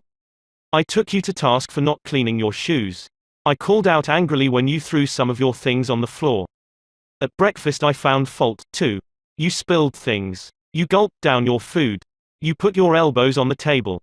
You spread butter too thick on your bread. And as you started off to play and I made for my train, you turned and waved a hand and called, "Goodbye, Daddy," and I frowned, and said in reply, "Hold your shoulders back." Then it began all over again in the late afternoon. As I came up the road, I spied you, down on your knees, playing marbles. There were holes in your stockings. I humiliated you before your boyfriends by marching you ahead of me to the house. Stockings were expensive, and if you had to buy them you would be more careful. Imagine that, son, from a father. Do you remember, later, when I was reading in the library, how you came in timidly, with a sort of hurt look in your eyes? When I glanced up over my paper, impatient at the interruption, you hesitated at the door. "What is it you want?" I snapped. You said nothing, but ran across in one tempestuous plunge, and threw your arms around my neck and kissed me, and your small arms tightened with an affection that God had set blooming in your heart and which even neglect could not wither. And then you were gone, pattering up the stairs. Well, son, it was shortly afterwards that my paper slipped from my hands and a terrible sickening fear came over me. What has habit been doing to me? The habit of finding fault, of reprimanding. This was my reward to you for being a boy. It was not that I did not love you, it was that I expected too much of youth. I was measuring you by the yardstick of my own years. And there was so much that was good and fine and true in your character. The little heart of you was as big as the dawn itself over the wide hills. This was shown by your spontaneous impulse to rush in and kiss me good night. Nothing else matters tonight, son. I have come to your bedside in the darkness, and I have knelt there, ashamed. It is a feeble atonement. I know you would not understand these things if I told them to you during your waking hours. But tomorrow I will be a real daddy. I will chum with you, and suffer when you suffer, and laugh when you laugh. I will bite my tongue when impatient words come. I will keep saying as if it were a ritual, he is nothing but a boy, a little boy. I am afraid I have visualized you as a man. Yet as I see you now, son, crumpled and weary in your cot, I see that you are still a baby. Yesterday you were in your mother's arms, your head on her shoulder. I have asked too much, too much. Instead of condemning people, let's try to understand them. Let's try to figure out why they do what they do. That's a lot more profitable and intriguing than criticism, and it breeds sympathy, tolerance and kindness. To know all is to forgive all. As Dr. Johnson said, God himself, sir, does not propose to judge man until the end of his days. Why should you and I? Principle 1. Don't criticize, condemn or complain with a well thought out and educated way to add a solution. The big secret of dealing with people: there is only one way under high heaven to get anybody to do anything. Did you ever stop to think of that? Yes, just one way. And that is by making the other person want to do it. Remember, there is no other way. Of course, you can make someone want to give you his watch by sticking a revolver in his ribs. You can make your employees give you cooperation, until your back is turned, by threatening to fire them. You can make a child do what you want it to do by a whip or a threat. But these crude methods have sharply undesirable repercussions. The only way I can get you to do anything is by giving you what you want. What do you want? Sigmund Freud said that everything you and I do springs from two motives, the sex urge and the desire to be great. John Dewey, one of America's most profound philosophers, phrased it a bit differently. Dr. Dewey said that the deepest urge in human nature is the desire to be important. Remember that phrase, the desire to be important. It is significant. You are going to hear a lot about it in this book. What do you want? Not many things, but the few that you do wish, you crave with an insistence that will not be denied. Some of the things most people want include 1. Health and the preservation of life. 2. Food. 3. Sleep. 4. Money and the things money will buy. 5. Life in the hereafter. 6. Sexual gratification. 7. The well-being of our children. 8. A feeling of importance. Almost all these wants are usually gratified, all except one. But there is one longing, almost as deep, almost as imperious, as the desire for food or sleep, which is seldom gratified. It is what Freud calls the desire to be great. It is what Dewey calls the desire to be important. Lincoln once began a letter saying, "Everybody likes a compliment." William James said, "The deepest principle in human nature is the craving to be appreciated." He didn't speak, mind you, of the wish or the desire or the longing to be appreciated. He said the craving to be appreciated. Here is a gnawing and unfaltering human hunger, and the rare individual who honestly satisfies this heart hunger will hold people in the palm of his or her hand, and even the undertaker will be sorry when he dies.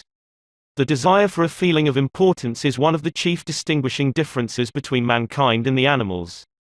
To illustrate, when I was a farm boy out in Missouri, my father bred fine Duroc Jersey hogs and pedigreed white-faced cattle.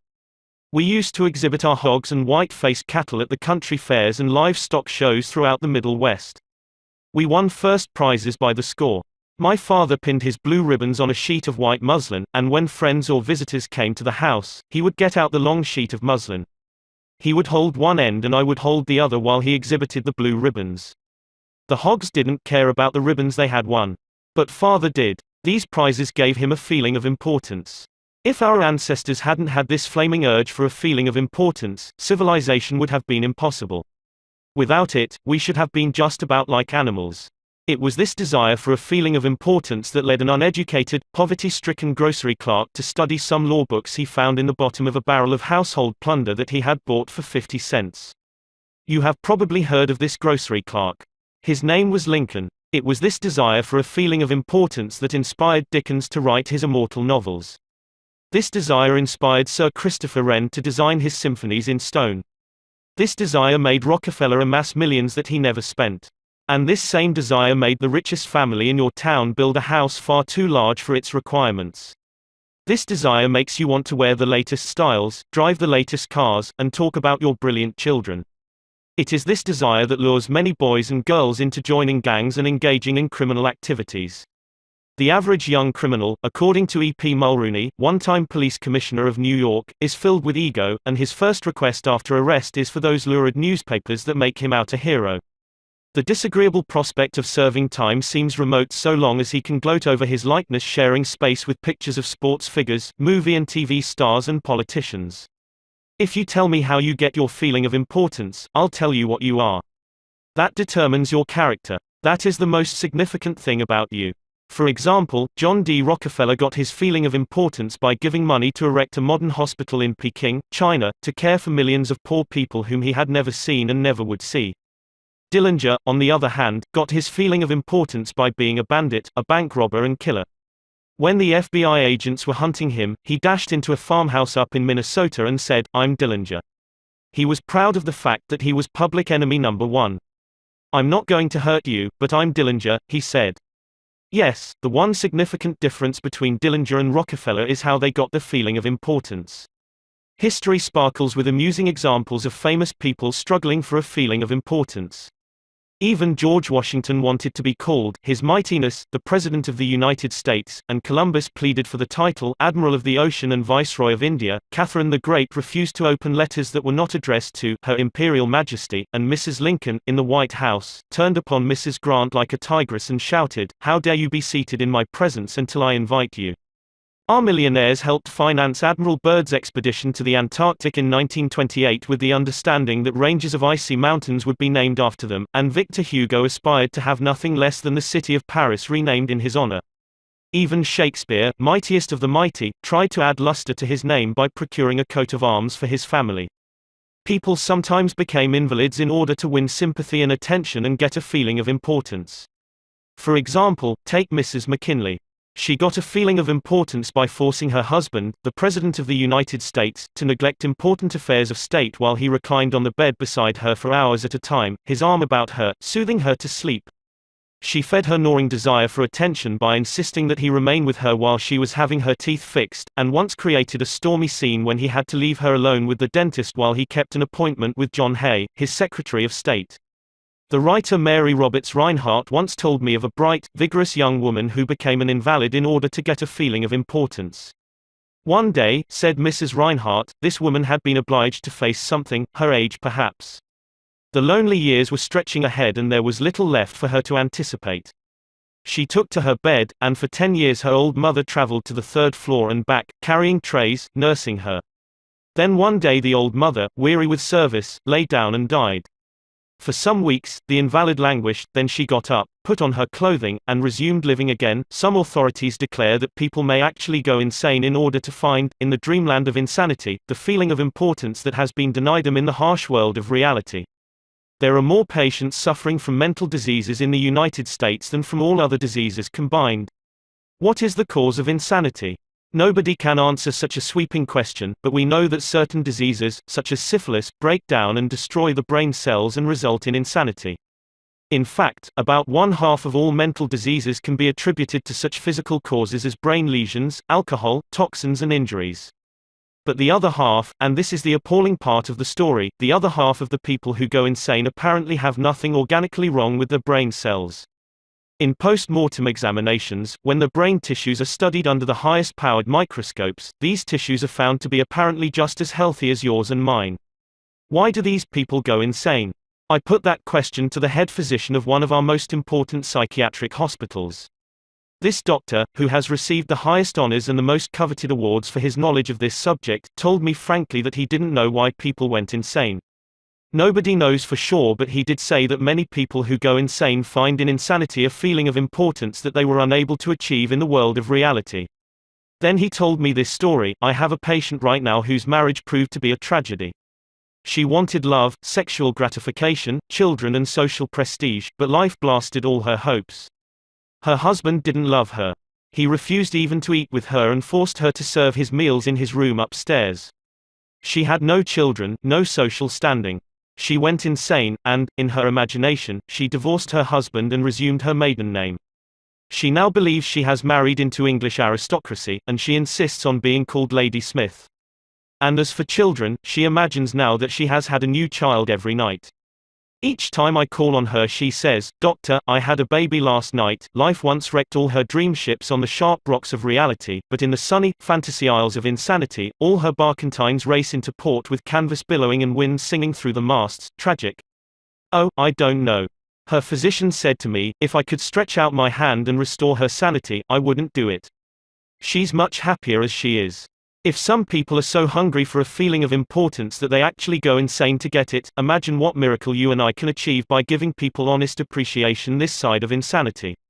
One of the first people in American business to be paid a salary of over $1 million a year when there was no income tax and a person earning $50 a week was considered well off was Charles Schwab. He had been picked by Andrew Carnegie to become the first president of the newly formed United States Steel Company in 1921, when Schwab was only 38 years old. Schwab later left U.S. Steel to take over the then troubled Bethlehem Steel Company, and he rebuilt it into one of the most profitable companies in America. Why did Andrew Carnegie pay $1 million a year, or more than $3,000 a day, to Charles Schwab? Why? Because Schwab was a genius? No. Because he knew more about the manufacture of steel than other people.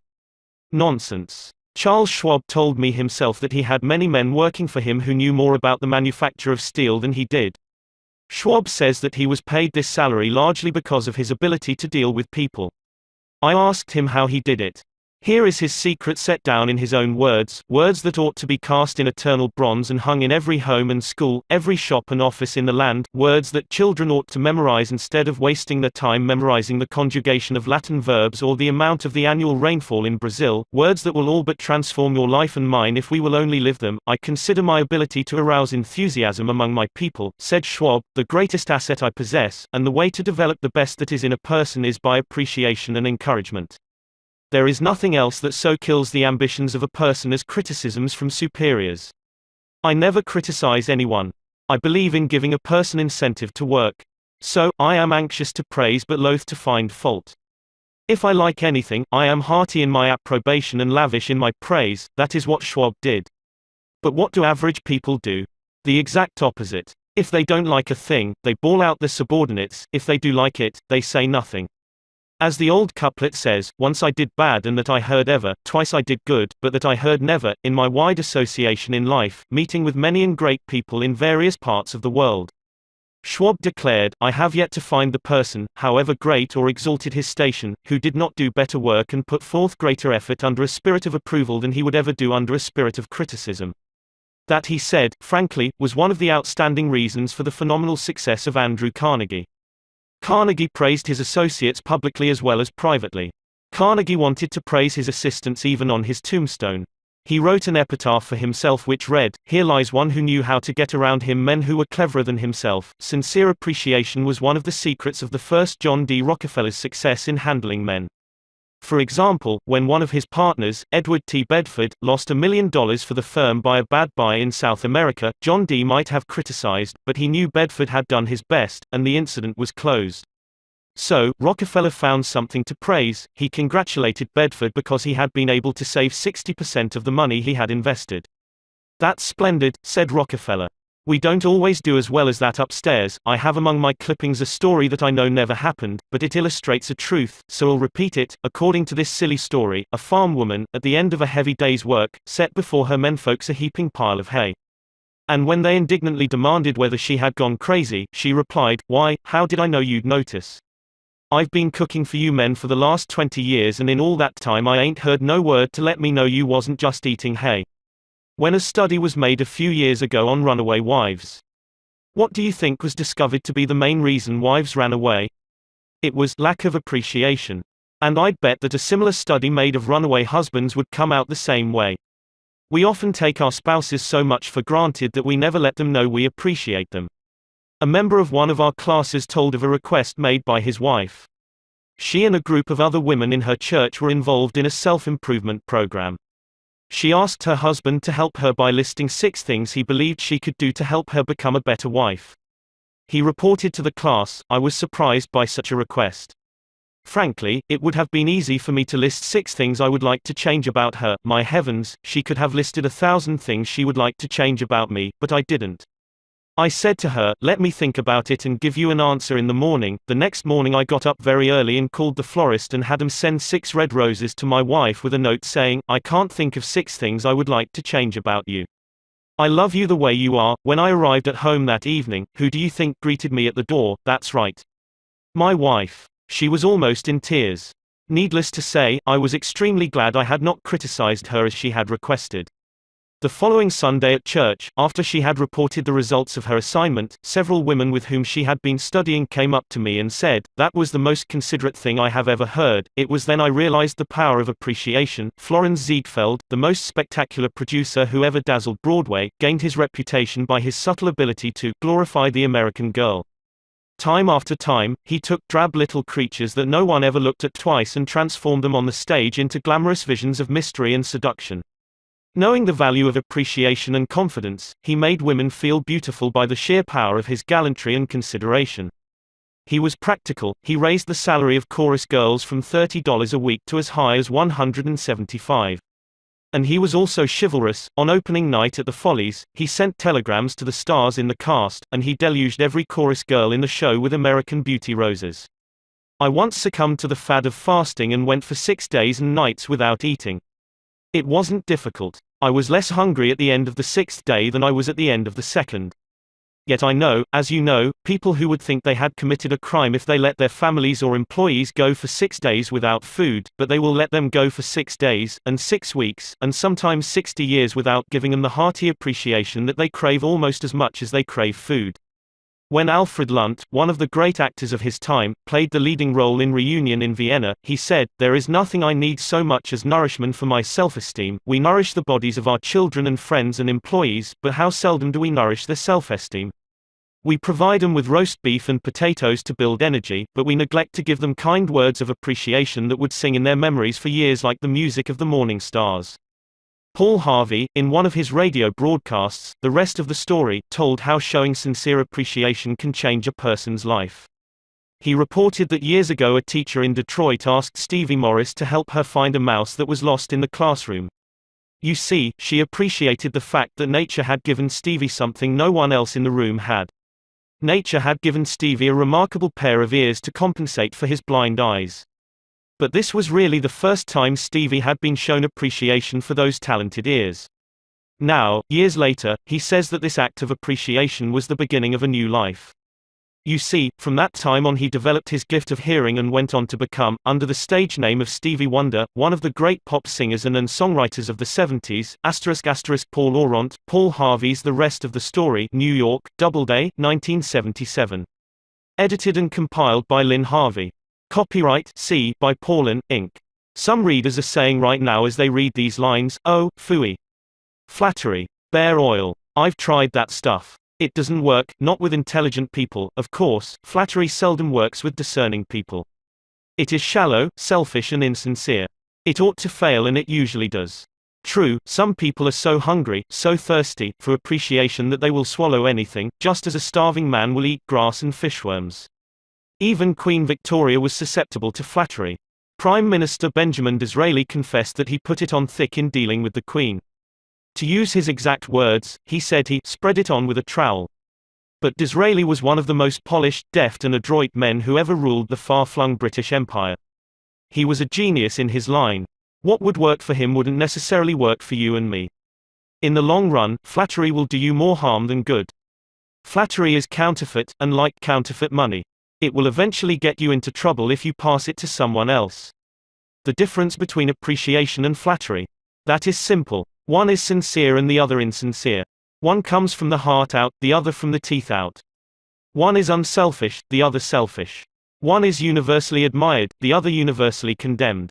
I recently saw a bust of Mexican hero General Alvaro Obregón in the Chapultepec Palace in Mexico City. Below the bust are carved these wise words from General Obregón's philosophy: don't be afraid of enemies who attack you. Be afraid of the friends who flatter you. No, no, no, I am not suggesting flattery. Far from it. I'm talking about a new way of life. Let me repeat. I am talking about a new way of life. King George V had a set of 6 maxims displayed on the walls of his study at Buckingham Palace. One of these maxims said, "Teach me neither to proffer nor receive cheap praise, that's all flattery is, cheap praise." I once read a definition of flattery that may be worth repeating. Flattery is telling the other person precisely what he thinks about himself. Use what language you will, said Ralph Waldo Emerson, you can never say anything but what you are. If all we had to do was flatter, everybody would catch on and we should all be experts in human relations. When we are not engaged in thinking about some definite problem, we usually spend about 95% of our time thinking about ourselves.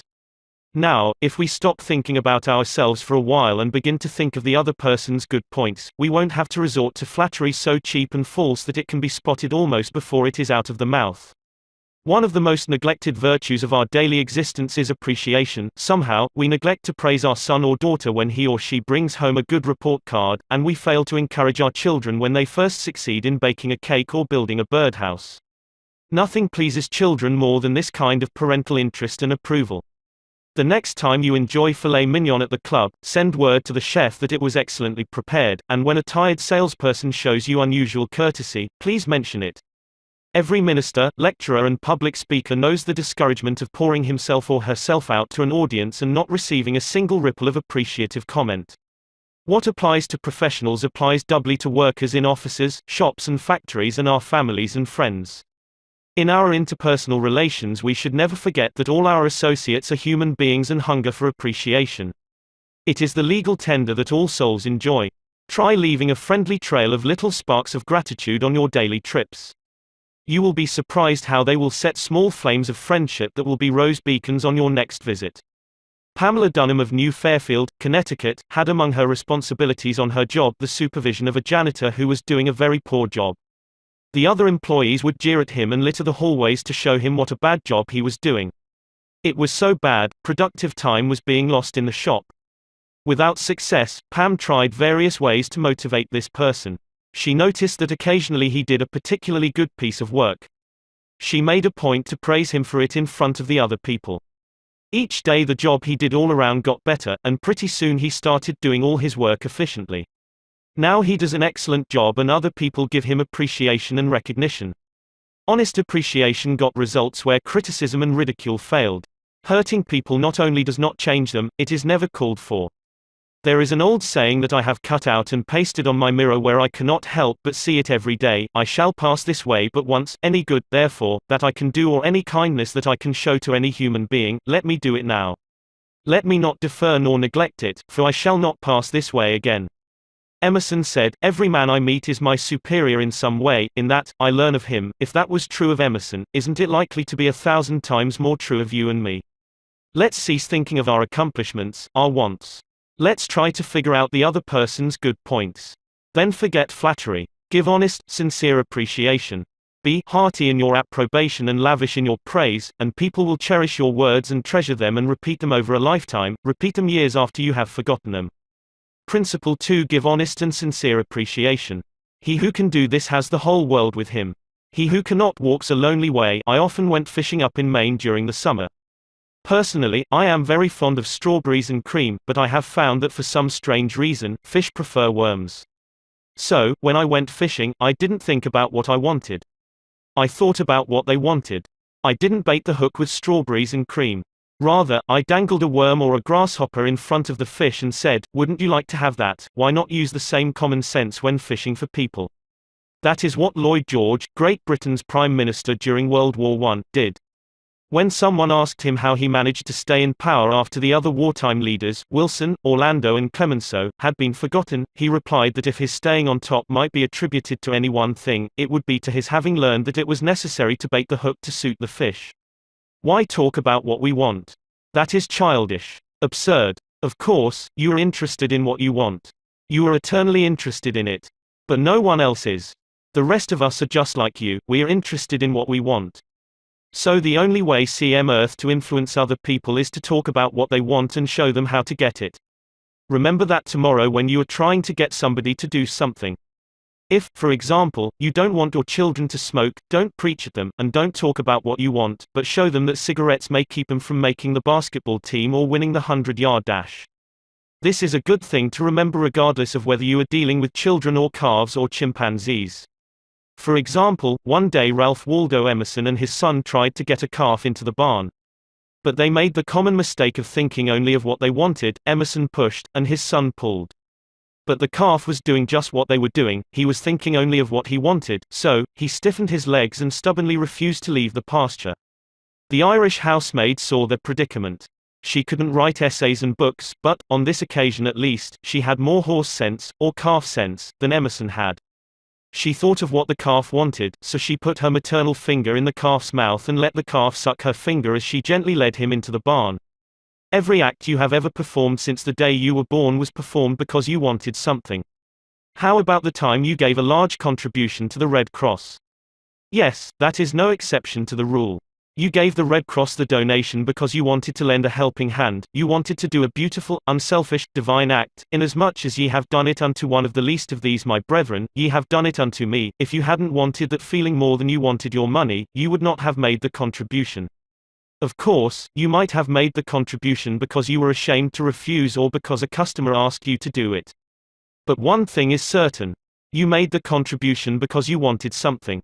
Harry A. Overstreet in his illuminating book Influencing Human Behavior said, "Action springs out of what we fundamentally desire, and the best piece of advice which can be given to would-be persuaders, whether in business, in the home, in the school, in politics, is, first, arouse in the other person an eager want.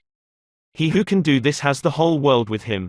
He who cannot walks a lonely way. Andrew Carnegie, the poverty-stricken Scotch lad who started to work at 2 cents an hour and finally gave away $365 million, learned early in life that the only way to influence people is to talk in terms of what the other person wants. He attended school only 4 years, yet he learned how to handle people. To illustrate, his sister-in-law was worried sick over her 2 boys. They were at Yale, and they were so busy with their own affairs that they neglected to write home and paid no attention whatever to their mother's frantic letters. Then Carnegie offered to wager $100 that he could get an answer by return mail, without even asking for it. Someone called his bet, so he wrote his nephews a chatty letter, mentioning casually in a postscript that he was sending each one a $5 bill. He neglected, however, to enclose the money. Back came replies by return mail thanking "Dear Uncle Andrew" for his kind note, and you can finish the sentence yourself.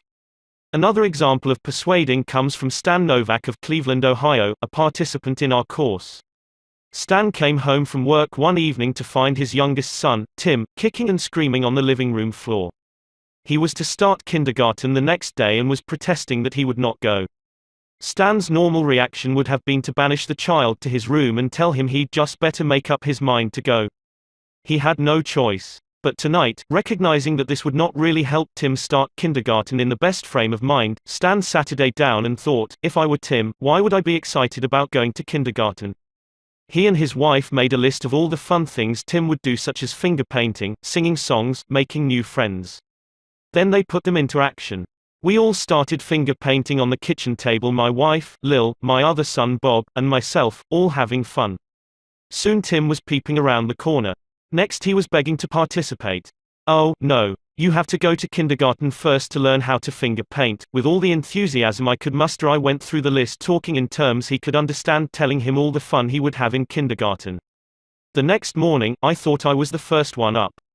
I went downstairs and found Tim sitting sound asleep in the living room chair. What are you doing here? I asked. I'm waiting to go to kindergarten. I don't want to be late. The enthusiasm of our entire family had aroused in Tim an eager want that no amount of discussion or threat could have possibly accomplished. Tomorrow you may want to persuade somebody to do something. Before you speak, pause and ask yourself, how can I make this person want to do it? That question will stop us from rushing into a situation heedlessly, with futile chatter about our desires. At one time I rented the grand ballroom of a certain New York hotel for 20 nights in each season in order to hold a series of lectures. At the beginning of one season, I was suddenly informed that I should have to pay almost 3 times as much rent as formerly. This news reached me after the tickets had been printed and distributed and all announcements had been made. Naturally, I didn't want to pay the increase, but what was the use of talking to the hotel about what I wanted? They were interested only in what they wanted. So, a couple of days later I went to see the manager. I was a bit shocked when I got your letter, I said, but I don't blame you at all.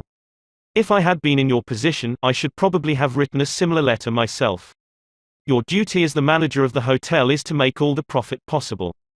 If you don't do that, you will be fired, and you ought to be fired. Now, let's take a piece of paper and write down the advantages and the disadvantages that will accrue to you if you insist on this increase in rent. Then I took a letterhead and ran a line through the center and headed one column advantages and the other column disadvantages. I wrote down under the head advantages these words, ballroom free. Then I went on to say, you will have the advantage of having the ballroom free to rent for dances and conventions. That is a big advantage, for affairs like that will pay you much more than you can get for a series of lectures. If I tie your ballroom up for 20 nights during the course of the season, it is sure to mean a loss of some very profitable business to you. Now, let's consider the disadvantages. First, instead of increasing your income from me, you are going to decrease it. In fact, you are going to wipe it out because I cannot pay the rent you are asking. I shall be forced to hold these lectures at some other place. There's another disadvantage to you also. These lectures attract crowds of educated and cultured people to your hotel. That is good advertising for you, isn't it? In fact, if you spent $5,000 advertising in the newspapers, you couldn't bring as many people to look at your hotel as I can bring by these lectures. That is worth a lot to a hotel, isn't it? As I talked, I wrote these 2 disadvantages under the proper heading, and handed the sheet of paper to the manager, saying, I wish you would carefully consider both the advantages and disadvantages that are going to accrue to you and then give me your final decision. I received a letter the next day, informing me that my rent would be increased only 50% instead of 300%. Mind you, I got this reduction without saying a word about what I wanted. I talked all the time about what the other person wanted and how he could get it. Suppose I had done the human, natural thing, suppose I had stormed into his office and said, "What do you mean by raising my rent 300% when you know the tickets have been printed and the announcements made? 300%. Ridiculous. Absurd. I won't pay it." What would have happened then? An argument would have begun to steam and boil and sputter, and you know how arguments end. Even if I had convinced him that he was wrong, his pride would have made it difficult for him to back down and give in. Here is one of the best bits of advice ever given about the fine art of human relationships. "If there is any one secret of success," said Henry Ford, "it lies in the ability to get the other person's point of view and see things from that person's angle as well as from your own." That is so good, I want to repeat it. If there is any one secret of success, it lies in the ability to get the other person's point of view and see things from that person's angle as well as from your own. That is so simple, so obvious, that anyone ought to see the truth of it at a glance, yet 90% of the people on this earth ignore it 90% of the time. An example: look at the letters that come across your desk tomorrow morning, and you will find that most of them violate this important canon of common sense. Take this one, a letter written by the head of the radio department of an advertising agency with offices scattered across the continent.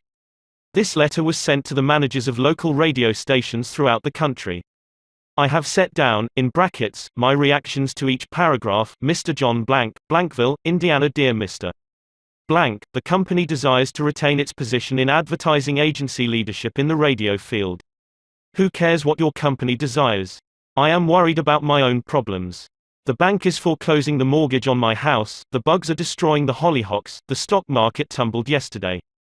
I missed the 8:15 this morning, I wasn't invited to the Joneses dance last night, the doctor tells me I have high blood pressure and neuritis and dandruff. And then what happens? I come down to the office this morning worried, open my mail and here is some little whippersnapper off in New York yapping about what his company wants. BAH. If he only realized what sort of impression his letter makes, he would get out of the advertising business and start manufacturing sheep dip. This agency's national advertising accounts were the bulwark of the network. Our subsequent clearances of station time have kept us at the top of agencies year after year. You are big and rich and right at the top, are you? So what? I don't give two whoops in Hades if you are as big as General Motors and General Electric and the general staff of the US Army all combined. If you had as much sense as a half-witted hummingbird, you would realize that I am interested in how big I am, not how big you are. All this talk about your enormous success makes me feel small and unimportant. We desire to service our accounts with the last word on radio station information. You desire, you unmitigated ass. I'm not interested in what you desire or what the President of the United States desires. Let me tell you once and for all that I am interested in what I desire, and you haven't said a word about that yet in this absurd letter of yours. Will you, therefore, put the company on your preferred list for weekly station information, every single detail that will be useful to an agency in intelligently booking time? Preferred list. You have your nerve. You make me feel insignificant by your big talk about your company, and then you ask me to put you on a preferred list, and you don't even say, please, when you ask it. A prompt acknowledgement of this letter, giving us your latest doings, will be mutually helpful. You fool. You mail me a cheap form letter, a letter scattered far and wide like the autumn leaves, and you have the gall to ask me, when I am worried about the mortgage and the hollyhocks and my blood pressure, to sit down and dictate a personal note acknowledging your form letter, and you ask me to do it promptly. What do you mean, promptly? Don't you know I am just as busy as you are, or, at least, I like to think I am. And while we are on the subject, who gave you the lordly right to order me around? You say it will be mutually helpful. At last, you have begun to see my viewpoint. But you are vague about how it will be to my advantage. Very truly yours, John Doe, Manager, Radio Department. P.S. The enclosed reprint from the Blankville Journal will be of interest to you, and you may want to broadcast it over your station. Finally, down here in the postscript, you mention something that may help me solve one of my problems. Why didn't you begin your letter with, "But what's the use?" Any advertising man who is guilty of perpetrating such drivel as you have sent me has something wrong with his medulla oblongata. You don't need a letter giving our latest doings. What you need is a quart of iodine in your thyroid gland. Now, if people who devote their lives to advertising and who pose as experts in the art of influencing people to buy, if they write a letter like that, what can we expect from the butcher and baker or the auto mechanic? Here is another letter, written by the superintendent of a large freight terminal to a student of this course, Edward Vermeulen. What effect did this letter have on the man to whom it was addressed? Read it and then I'll tell you. A. Zaraga's Sons, Inc., 28 Front Street, Brooklyn, New York, 11201. Attention, Mr. Edward Vermeulen. Gentlemen, the operations at our outbound rail receiving station are handicapped because a material percentage of the total business is delivered us in the late afternoon. This condition results in congestion, overtime on the part of our forces, delays to trucks, and in some cases delays to freight. On November 10, we received from your company a lot of 510 pieces, which reached here at 4:20 p.m. We solicit your cooperation toward overcoming the undesirable effects arising from late receipt of freight. May we ask that, on days on which you ship the volume which was received on the above date, effort be made either to get the truck here earlier or to deliver as part of the freight during the morning. The advantage that would accrue to you under such an arrangement would be that of more expeditious discharge of your trucks and the assurance that your business would go forward on the date of its receipt. Very truly yours, J. B. Supt. After reading this letter, Mr. Vermeulen, sales manager for A. Zaraga's Sons, Inc., sent it to me with the following comment: this letter had the reverse effect from that which was intended. The letter begins by describing the terminal's difficulties, in which we are not interested, generally speaking. Our cooperation is then requested without any thought as to whether it would inconvenience us, and then, finally, in the last paragraph, the fact is mentioned that if we do cooperate it will mean more expeditious discharge of our trucks with the assurance that our freight will go forward on the date of its receipt. In other words, that in which we are most interested is mentioned last, and the whole effect is one of raising a spirit of antagonism rather than of cooperation. Let's see if we can't rewrite and improve this letter. Let's not waste any time talking about our problems. As Henry Ford admonishes, let's get the other person's point of view and see things from his or her angle, as well as from our own. Here is one way of revising the letter. It may not be the best way, but isn't it an improvement? Mr. Edward Vermeulen % A. Zaraga's Sons, Inc., 28 Front Street, Brooklyn, New York, 11201. Dear Mr. Vermeulen, your company has been one of our good customers for 14 years. Naturally, we are very grateful for your patronage and are eager to give you the speedy, efficient service you deserve. However, we regret to say that it isn't possible for us to do that when your trucks bring us a large shipment late in the afternoon, as they did on November 10. Why? Because many other customers make late afternoon deliveries also. Naturally, that causes congestion. That means your trucks are held up unavoidably at the pier and sometimes even your freight is delayed. That's bad, but it can be avoided. If you make your deliveries at the pier in the morning when possible, your trucks will be able to keep moving, your freight will get immediate attention, and our workers will get home early at night to enjoy a dinner of the delicious macaroni and noodles that you manufacture. Regardless of when your shipments arrive, we shall always cheerfully do all in our power to serve you promptly. You are busy. Please don't trouble to answer this note. Yours truly, J. B. Supt. Barbara Anderson, who worked in a bank in New York, desired to move to Phoenix, Arizona, because of the health of her son. Using the principles she had learned in our course, she wrote the following letter to 12 banks in Phoenix: Dear Sir, my 10 years of bank experience should be of interest to a rapidly growing bank like yours. In various capacities in bank operations with the Bankers Trust Company in New York, leading to my present assignment as branch manager, I have acquired skills in all phases of banking including depositor relations, credits, loans and administration. I will be relocating to Phoenix in May and I am sure I can contribute to your growth and profit. I will be in Phoenix the week of April 3rd and would appreciate the opportunity to show you how I can help your bank meet its goals. Sincerely, Barbara L. Anderson. Do you think Mrs. Anderson received any response from that letter? 11 of the 12 banks invited her to be interviewed, and she had a choice of which bank's offer to accept. Why? Mrs. Anderson did not state what she wanted but wrote in the letter how she could help them, and focused on their wants, not her own. Thousands of salespeople are pounding the pavements today, tired, discouraged and underpaid. Why? Because they are always thinking only of what they want. They don't realize that neither you nor I want to buy anything. If we did, we would go out and buy it. But both of us are eternally interested in solving our problems. And if salespeople can show us how their services or merchandise will help us solve our problems, they won't need to sell us. We'll buy. And customers like to feel that they are buying, not being sold. Yet many salespeople spend a lifetime in selling without seeing things from the customer's angle. For example, for many years I lived in Forest Hills, a little community of private homes in the center of Greater New York. One day as I was rushing to the station, I chanced to meet a real estate operator who had bought and sold property in that area for many years. He knew Forest Hills well, so I hurriedly asked him whether or not my stucco house was built with metal lath or hollow tile. He said he didn't know and told me what I already knew, that I could find out by calling the Forest Hills Garden Association. The following morning, I received a letter from him. Did he give me the information I wanted? He could have gotten it in 60 seconds by a telephone call. But he didn't. He told me again that I could get it by telephoning, and then asked me to let him handle my insurance. He was not interested in helping me. He was interested only in helping himself. J. Howard Lucas of Birmingham, Alabama, tells how two salespeople from the same company handled the same type of situation. He reported, "Several years ago, I was on the management team of a small company. Headquartered near us was the district office of a large insurance company. Their agents were assigned territories, and our company was assigned to two agents, whom I shall refer to as Carl and John.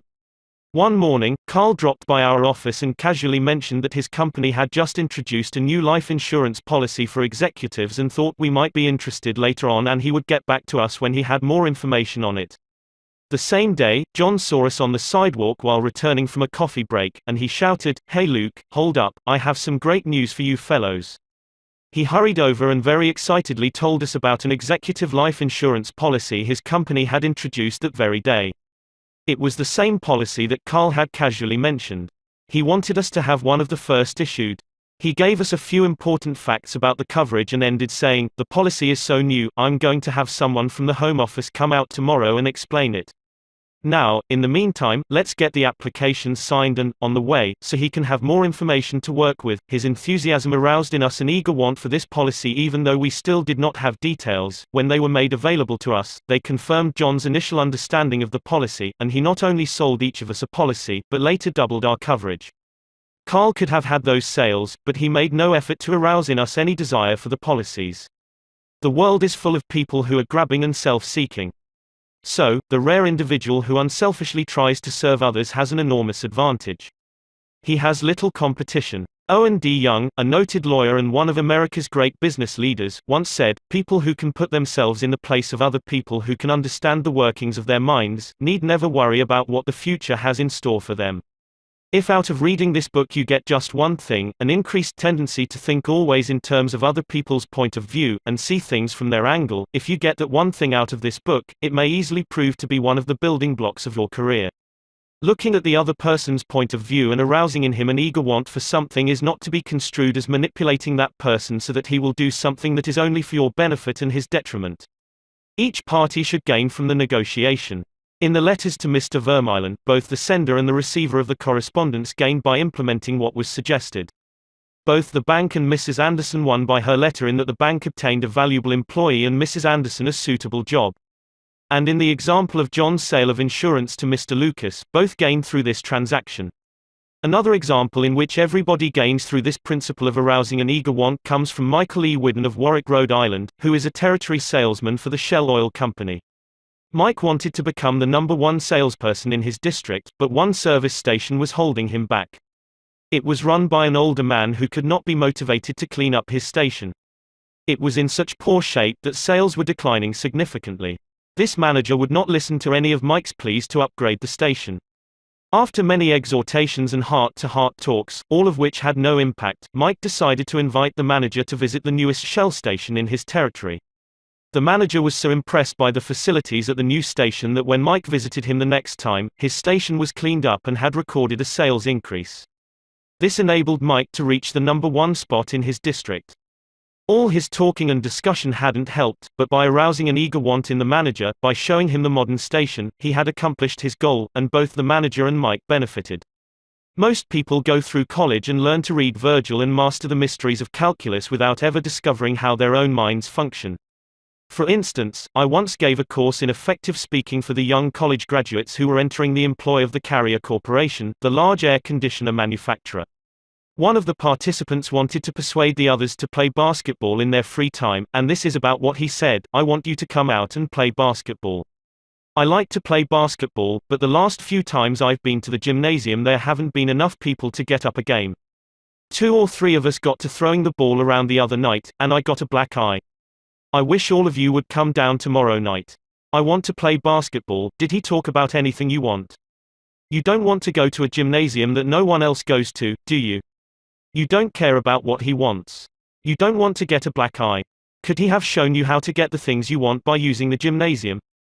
Surely. More pep, keener edge to the appetite.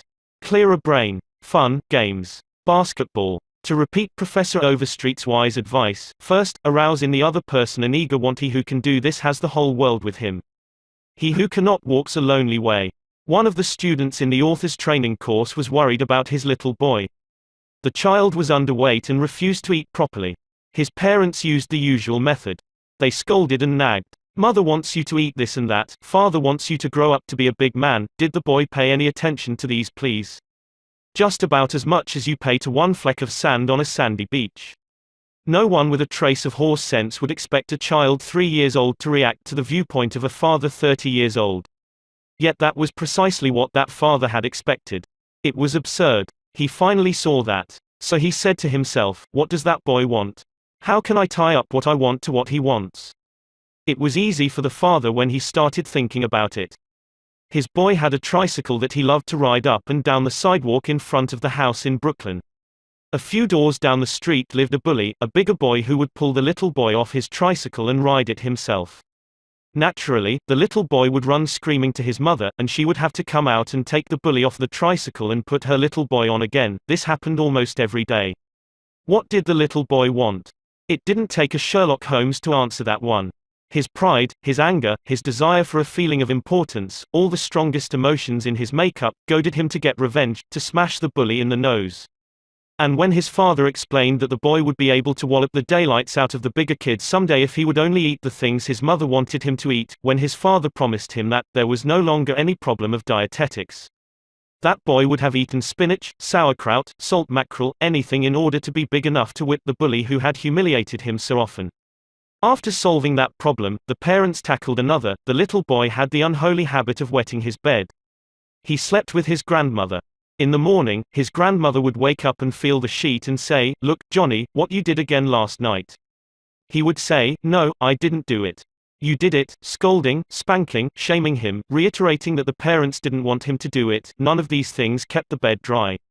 So, the parents asked, how can we make this boy want to stop wetting his bed? What were his wants? First, he wanted to wear pajamas like Daddy instead of wearing a nightgown like Grandmother.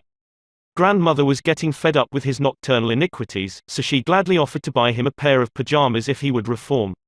Second, he wanted a bed of his own. Grandma didn't object. His mother took him to a department store in Brooklyn, winked at the salesgirl, and said, "Here is a little gentleman who would like to do some shopping." The salesgirl made him feel important by saying, "Young man, what can I show you?" He stood a couple of inches taller and said, "I want to buy a bed for myself." When he was shown the one his mother wanted him to buy, she winked at the salesgirl and the boy was persuaded to buy it. The bed was delivered the next day, and that night, when father came home, the little boy ran to the door shouting, "Daddy! Daddy! Come upstairs and see my bed that I bought." The father, looking at the bed, obeyed Charles Schwab's injunction. He was hearty in his approbation and lavish in his praise. "You are not going to wet this bed, are you?" The father said. "Oh, no, no. I am not going to wet this bed." The boy kept his promise, for his pride was involved. That was his bed. He and he alone had bought it. And he was wearing pajamas now like a little man. He wanted to act like a man. And he did. Another father, K.T. Dutchman, a telephone engineer, a student of this course, couldn't get his 3-year-old daughter to eat breakfast food. The usual scolding, pleading, coaxing methods had all ended in futility. So the parents asked themselves, how can we make her want to do it? The little girl loved to imitate her mother, to feel big and grown up, so one morning they put her on a chair and let her make the breakfast food. At just the psychological moment, father drifted into the kitchen while she was stirring the cereal and she said, "Oh, look, Daddy, I am making the cereal this morning." She ate 2 helpings of the cereal without any coaxing, because she was interested in it. She had achieved a feeling of importance. She had found in making the cereal an avenue of self-expression. William Winter once remarked that, "Self-expression is the dominant necessity of human nature. Why can't we adapt this same psychology to business dealings? When we have a brilliant idea, instead of making others think it is ours, why not let them cook and stir the idea themselves? They will then regard it as their own, they will like it and maybe eat a couple of helpings of it. Remember, first, arouse in the other person an eager want. He who can do this has the whole world with him. He who cannot walks a lonely way. Principle 3. Arouse in the other person an eager want. In a nutshell, fundamental techniques in handling people. Principle 1. Don't criticize, condemn or complain. Principle 2. Give honest and sincere appreciation. Principle 3. Arouse in the other person an eager want. Part 2. Ways to make people like you. 1. Do this and you'll be welcome anywhere. Why read this book to find out how to win friends? Why not study the technique of the greatest winner of friends the world has ever known? Who is he? You may meet him tomorrow coming down the street. When you get within 10 feet of him, he will begin to wag his tail. If you stop and pat him, he will almost jump out of his skin to show you how much he likes you. And you know that behind this show of affection on his part, there are no ulterior motives. He doesn't want to sell you any real estate, and he doesn't want to marry you. Did you ever stop to think that a dog is the only animal that doesn't have to work for a living? A hen has to lay eggs, a cow has to give milk, and a canary has to sing. But a dog makes his living by giving you nothing but love. When I was 5 years old, my father bought a little yellow-haired pup for 50 cents. He was the light and joy of my childhood. Every afternoon about 4:30, he would sit in the front yard with his beautiful eyes staring steadfastly at the path, and as soon as he heard my voice or saw me swinging my dinner pail through the buckbrush, he was off like a shot, racing breathlessly up the hill to greet me with leaps of joy and barks of sheer ecstasy. Tippy was my constant companion for 5 years. Then one tragic night, I shall never forget it, he was killed within 10 feet of my head, killed by lightning. Tippy's death was the tragedy of my boyhood. You never read a book on psychology, Tippy. You didn't need to. You knew by some divine instinct that you can make more friends in 2 months by becoming genuinely interested in other people than you can in 2 years by trying to get other people interested in you. Let me repeat that. You can make more friends in 2 months by becoming interested in other people than you can in 2 years by trying to get other people interested in you. Yet I know and you know people who blunder through life trying to wigwag other people into becoming interested in them. Of course, it doesn't work. People are not interested in you. They are not interested in me. They are interested in themselves, morning, noon and after dinner. The New York Telephone Company made a detailed study of telephone conversations to find out which word is the most frequently used. You have guessed it, it is the personal pronoun I. It was used 3,900 times in 500 telephone conversations. I. When you see a group photograph that you are in, whose picture do you look for first? If we merely try to impress people and get people interested in us, we will never have many true, sincere friends. Friends, real friends, are not made that way. Napoleon tried it, and in his last meeting with Josephine he said, "Josephine, I have been as fortunate as any man ever was on this earth, and yet, at this hour, you are the only person in the world on whom I can rely," and historians doubt whether he could rely even on her. Alfred Adler, the famous Viennese psychologist, wrote a book entitled What Life Should Mean to You. In that book he says, "It is the individual who is not interested in his fellow men who has the greatest difficulties in life and provides the greatest injury to others. It is from among such individuals that all human failures spring." You may read scores of erudite tomes on psychology without coming across a statement more significant for you and for me. Adler's statement is so rich with meaning that I am going to repeat it in italics. It is the individual who is not interested in his fellow men who has the greatest difficulties in life and provides the greatest injury to others. It is from among such individuals that all human failures spring. I once took a course in short story writing at New York University, and during that course the editor of a leading magazine talked to our class. He said he could pick up any one of the dozens of stories that drifted across his desk every day, and after reading a few paragraphs he could feel whether the author liked people. If the author doesn't like people, he said, people won't like his or her stories.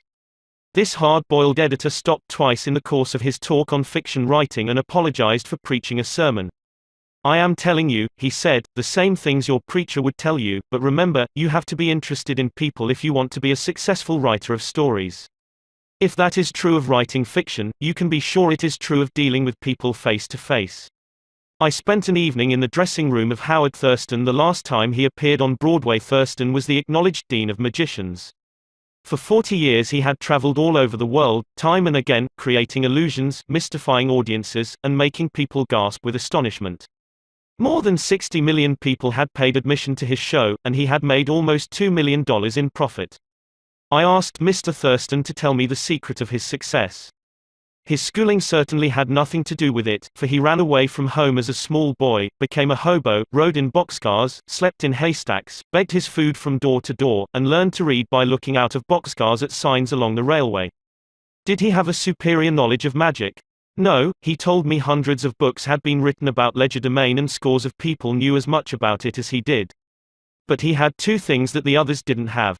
First, he had the ability to put his personality across the footlights. He was a master showman. He knew human nature. Everything he did, every gesture, every intonation of his voice, every lifting of an eyebrow had been carefully rehearsed in advance, and his actions were timed to split seconds. But, in addition to that, Thurston had a genuine interest in people. He told me that many magicians would look at the audience and say to themselves, well, there is a bunch of suckers out there, a bunch of hicks, I'll fool them all right. But Thurston's method was totally different. He told me that every time he went on stage, he said to himself, I am grateful because these people come to see me, they make it possible for me to make my living in a very agreeable way. I'm going to give them the very best I possibly can. He declared he never stepped in front of the footlights without first saying to himself over and over, I love my audience. I love my audience, ridiculous. Absurd. You are privileged to think anything you like. I am merely passing it on to you without comment as a recipe used by one of the most famous magicians of all time. George Dyke of North Warren, Pennsylvania, was forced to retire from his service station business after 30 years when a new highway was constructed over the site of his station. It wasn't long before the idle days of retirement began to bore him, so he started filling in his time trying to play music on his old fiddle.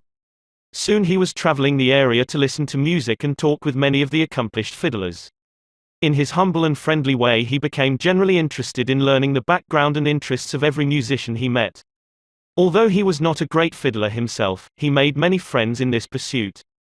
He attended competitions and soon became known to the country music fans in the eastern part of the United States as Uncle George, the fiddle scraper from Kinzua County. When we heard Uncle George, he was 72 and enjoying every minute of his life. By having a sustained interest in other people, he created a new life for himself at a time when most people consider their productive years over. That, too, was one of the secrets of Theodore Roosevelt's astonishing popularity. Even his servants loved him. His valet, James E. Amos, wrote a book about him entitled Theodore Roosevelt, Hero to His Valet. In that book Amos relates this illuminating incident. My wife one time asked the president about a bobwhite. She had never seen one and he described it to her fully. Sometime later, the telephone at our cottage rang. Amos and his wife lived in a little cottage on the Roosevelt estate at Oyster Bay. My wife answered it and it was Mr. Roosevelt himself. He had called her, he said, to tell her that there was a bobwhite outside her window and that if she would look out she might see it. Little things like that were so characteristic of him. Whenever he went by our cottage, even though we were out of sight, we would hear him call out, "Ooh ooh ooh, Annie," or "Ooh ooh ooh, James." It was just a friendly greeting as he went by. How could employees keep from liking a man like that? How could anyone keep from liking him? Roosevelt called at the White House one day when the President and Mrs. Taft were away. His honest liking for humble people was shown by the fact that he greeted all the old White House servants by name, even the scullery maids. When he saw Alice, the kitchen maid, writes Archie Butt, he asked her if she still made cornbread. Alice told him that she sometimes made it for the servants, but no one ate it upstairs. They show bad taste, Roosevelt boomed, and I'll tell the president so when I see him. Alice brought a piece to him on a plate, and he went over to the office eating it as he went and greeting gardeners and laborers as he passed. He addressed each person just as he had addressed them in the past. Ike Hoover, who had been head usher at the White House for 40 years, said with tears in his eyes, "It is the only happy day we had in nearly 2 years, and not one of us would exchange it for a $100 bill." The same concern for the seemingly unimportant people helped sales representative Edward M. Sykes Jr., of Chatham, New Jersey, retain an account. Many years ago, he reported, I called on customers for Johnson & Johnson in the Massachusetts area. One account was a drug store in Hingham. Whenever I went into this store, I would always talk to the soda clerk and sales clerk for a few minutes before talking to the owner to obtain his order. One day I went up to the owner of the store, and he told me to leave as he was not interested in buying J&J products anymore because he felt they were concentrating their activities on food and discount stores to the detriment of the small drugstore. I left with my tail between my legs and drove around the town for several hours. Finally, I decided to go back and try at least to explain our position to the owner of the store. When I returned, I walked in and as usual said hello to the soda clerk and sales clerk. When I walked up to the owner, he smiled at me and welcomed me back. He then gave me double the usual order. I looked at him with surprise and asked him what had happened since my visit only a few hours earlier. He pointed to the young man at the soda fountain and said that after I had left, the boy had come over and said that I was one of the few salespeople that called on the store that even bothered to say hello to him and to the others in the store. He told the owner that if any salesperson deserved his business, it was I. The owner agreed and remained a loyal customer.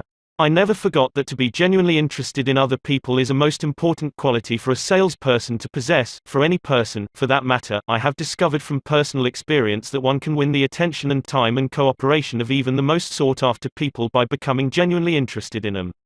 Let me illustrate. Years ago I conducted a course in fiction writing at the Brooklyn Institute of Arts and Sciences, and we wanted such distinguished and busy authors as Kathleen Norris, Fannie Hurst, Ida Tarbell, Albert Payson Terhune and Rupert Hughes to come to Brooklyn and give us the benefit of their experiences. So we wrote them, saying we admired their work and were deeply interested in getting their advice and learning the secrets of their success. Each of these letters was signed by about 150 students. We said we realized that these authors were busy, too busy to prepare a lecture. So we enclosed a list of questions for them to answer about themselves and their methods of work. They liked that. Who wouldn't like it? So they left their homes and traveled to Brooklyn to give us a helping hand. By using the same method, I persuaded Leslie M. Shaw, Secretary of the Treasury in Theodore Roosevelt's cabinet, George W. Wickersham, Attorney General in Taft's cabinet, William Jennings Bryan, Franklin D. Roosevelt and many other prominent men to come to talk to the students of my courses in public speaking. All of us, be we workers in a factory, clerks in an office or even a king upon his throne, all of us like people who admire us. Take the German Kaiser, for example.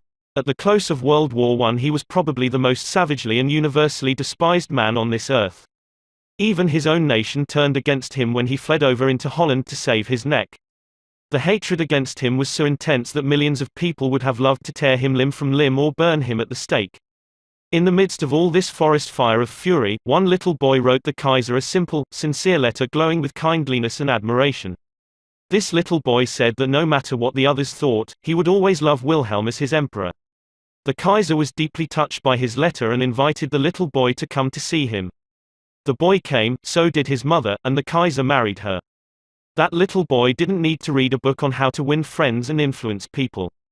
He knew how instinctively. If we want to make friends, let's put ourselves out to do things for other people, things that require time, energy, unselfishness and thoughtfulness. When the Duke of Windsor was Prince of Wales, he was scheduled to tour South America, and before he started out on that tour he spent months studying Spanish so that he could make public talks in the language of the country, and the South Americans loved him for it. For years I made it a point to find out the birthdays of my friends.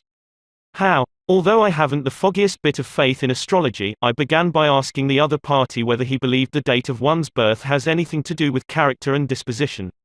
I then asked him or her to tell me the month and day of birth. If he or she said November 24th, for example, I kept repeating to myself, November 24th, November 24th. The minute my friend's back was turned, I wrote down the name and birthday and later would transfer it to a birthday book. At the beginning of each year, I had these birthday dates scheduled in my calendar pad so that they came to my attention automatically. When the natal day arrived, there was my letter or telegram. What a hit it made. I was frequently the only person on earth who remembered. If we want to make friends, let's greet people with animation and enthusiasm. When somebody calls you on the telephone, use the same psychology. Say, hello, in tones that bespeak how pleased you are to have the person call. Many companies train their telephone operators to greet all callers in a tone of voice that radiates interest and enthusiasm. The caller feels the company is concerned about them. Let's remember that when we answer the telephone tomorrow. Showing a genuine interest in others not only wins friends for you but may develop in its customers a loyalty to your company. In an issue of the publication of the National Bank of North America of New York, the following letter from Madeline Rosedale, a depositor, was published, *** Eagle, publication of the National Bank of North America, NEW York, March 31, 1978. I would like you to know how much I appreciate your staff. Everyone is so courteous, polite and helpful. What a pleasure it is, after waiting on a long line, to have the teller greet you pleasantly. Last year my mother was hospitalized for 5 months. Frequently I went to Marie Petricello, a teller. She was concerned about my mother and inquired about her progress. Is there any doubt that Mrs. Rosedale will continue to use this bank?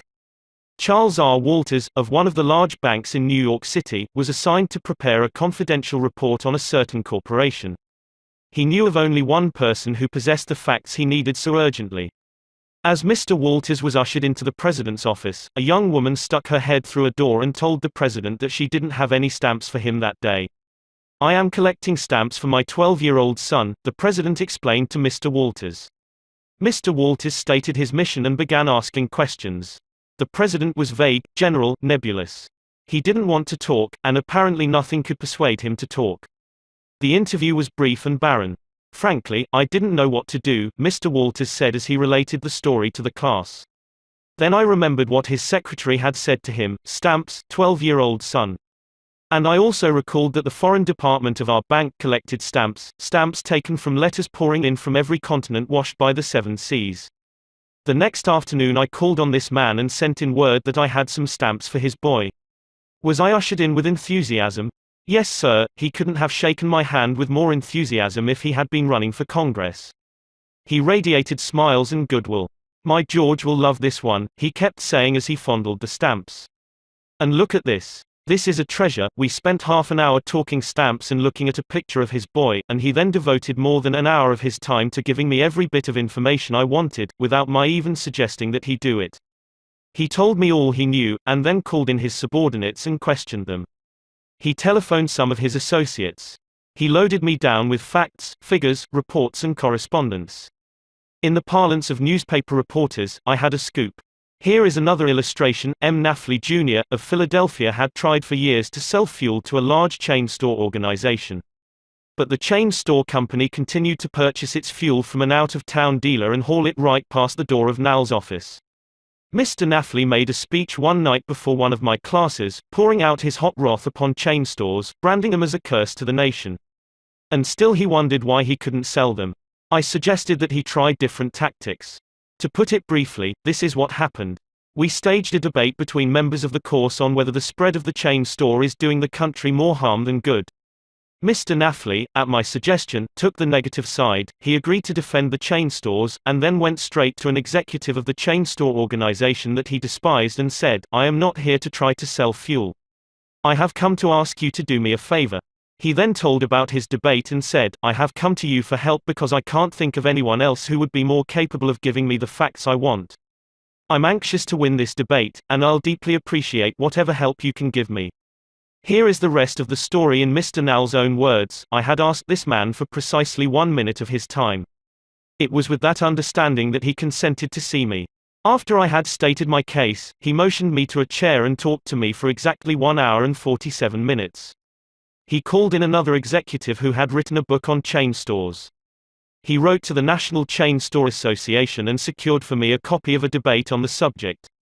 He feels that the chain store is rendering a real service to humanity. He is proud of what he is doing for hundreds of communities.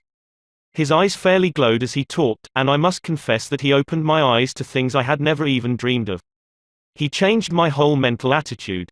As I was leaving, he walked with me to the door, put his arm around my shoulder, wished me well in my debate, and asked me to stop in and see him again and let him know how I made out.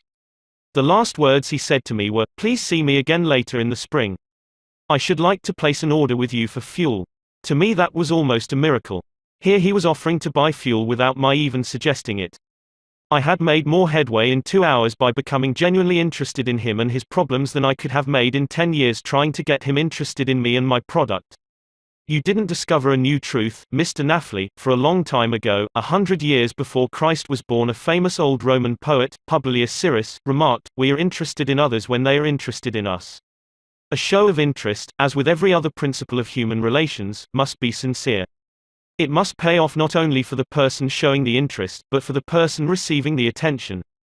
It is a two-way street, both parties benefit. Martin Ginsburg, who took our course in Long Island, New York, reported how the special interest a nurse took in him profoundly affected his life. It was Thanksgiving Day and I was 10 years old. I was in a welfare ward of a city hospital and was scheduled to undergo major orthopedic surgery the next day. I knew that I could only look forward to months of confinement, convalescence and pain. My father was dead, my mother and I lived alone in a small apartment and we were on welfare. My mother was unable to visit me that day. As the day went on, I became overwhelmed with the feeling of loneliness, despair and fear.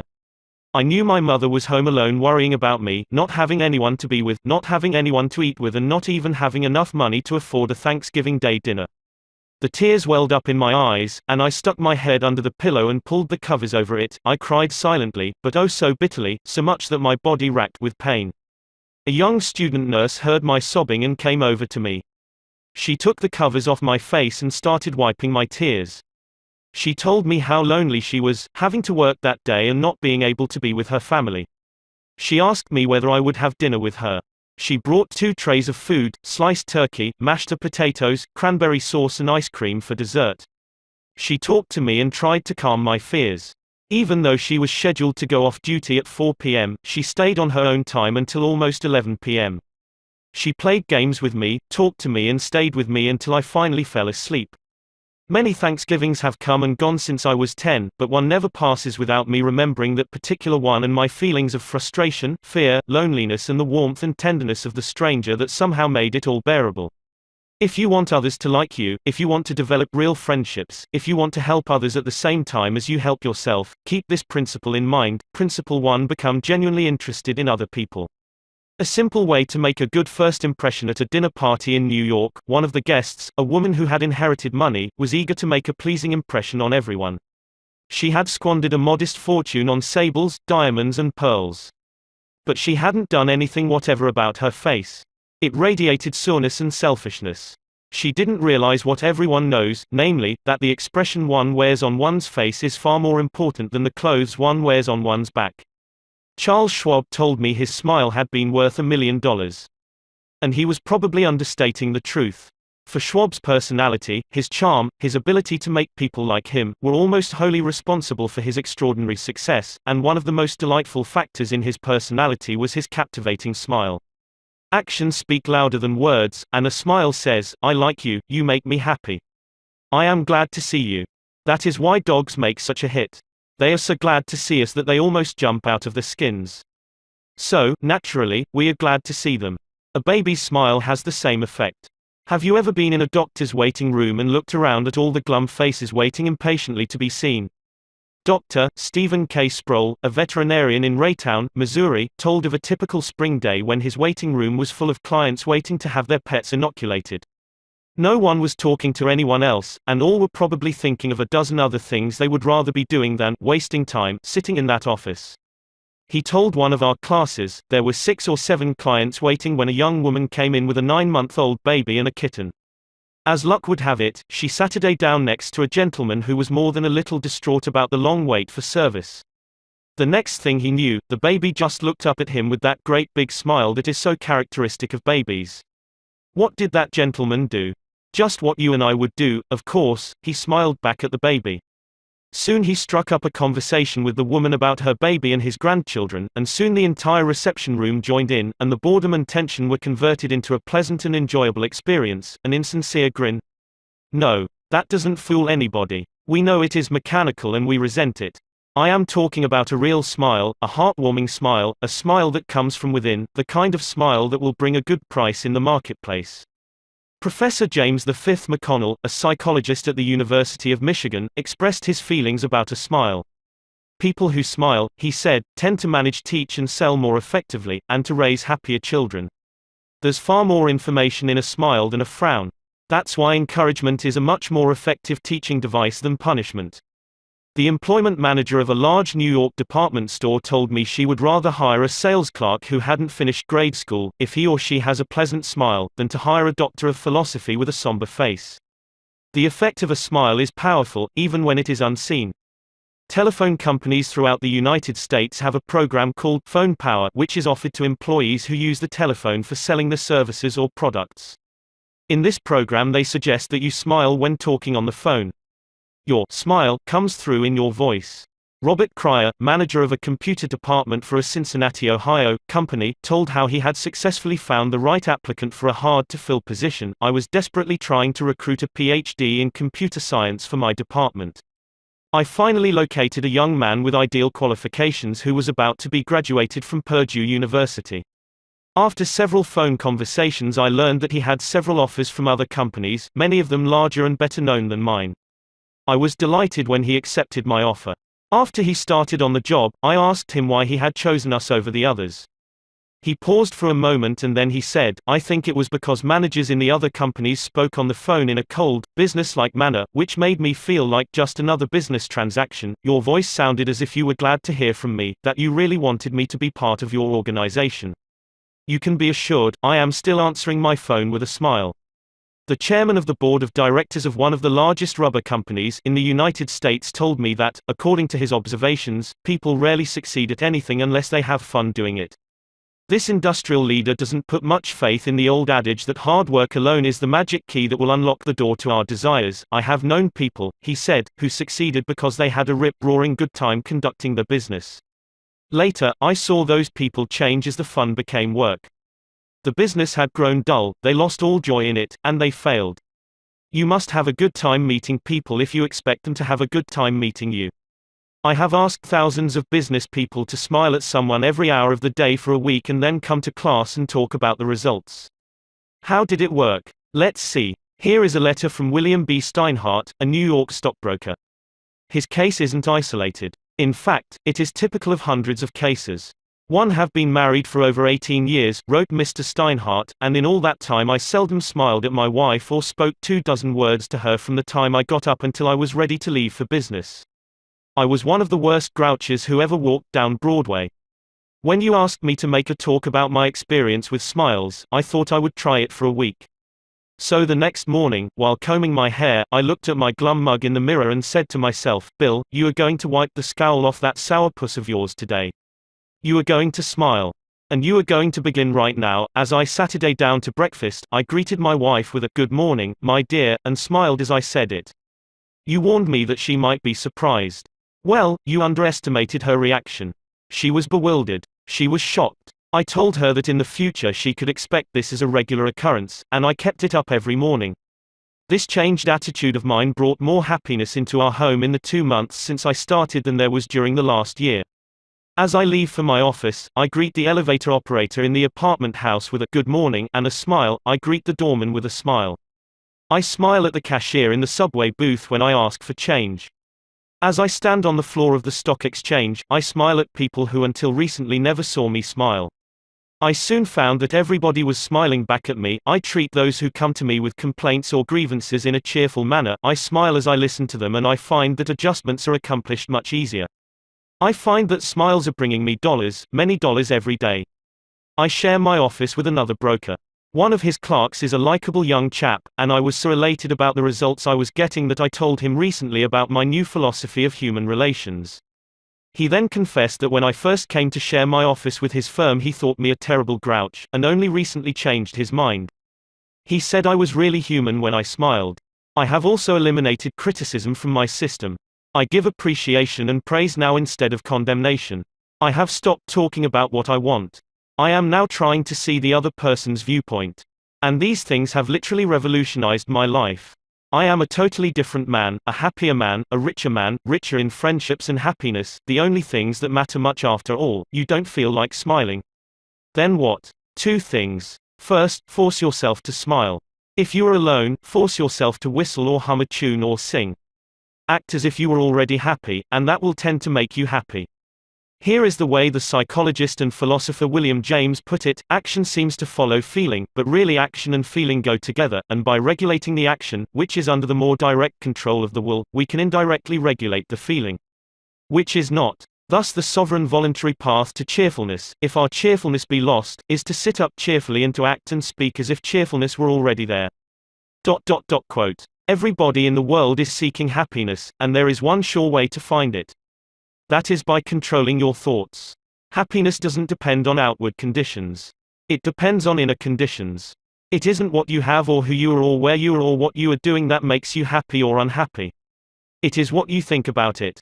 For example, 2 people may be in the same place, doing the same thing, both may have about an equal amount of money and prestige, and yet one may be miserable and the other happy.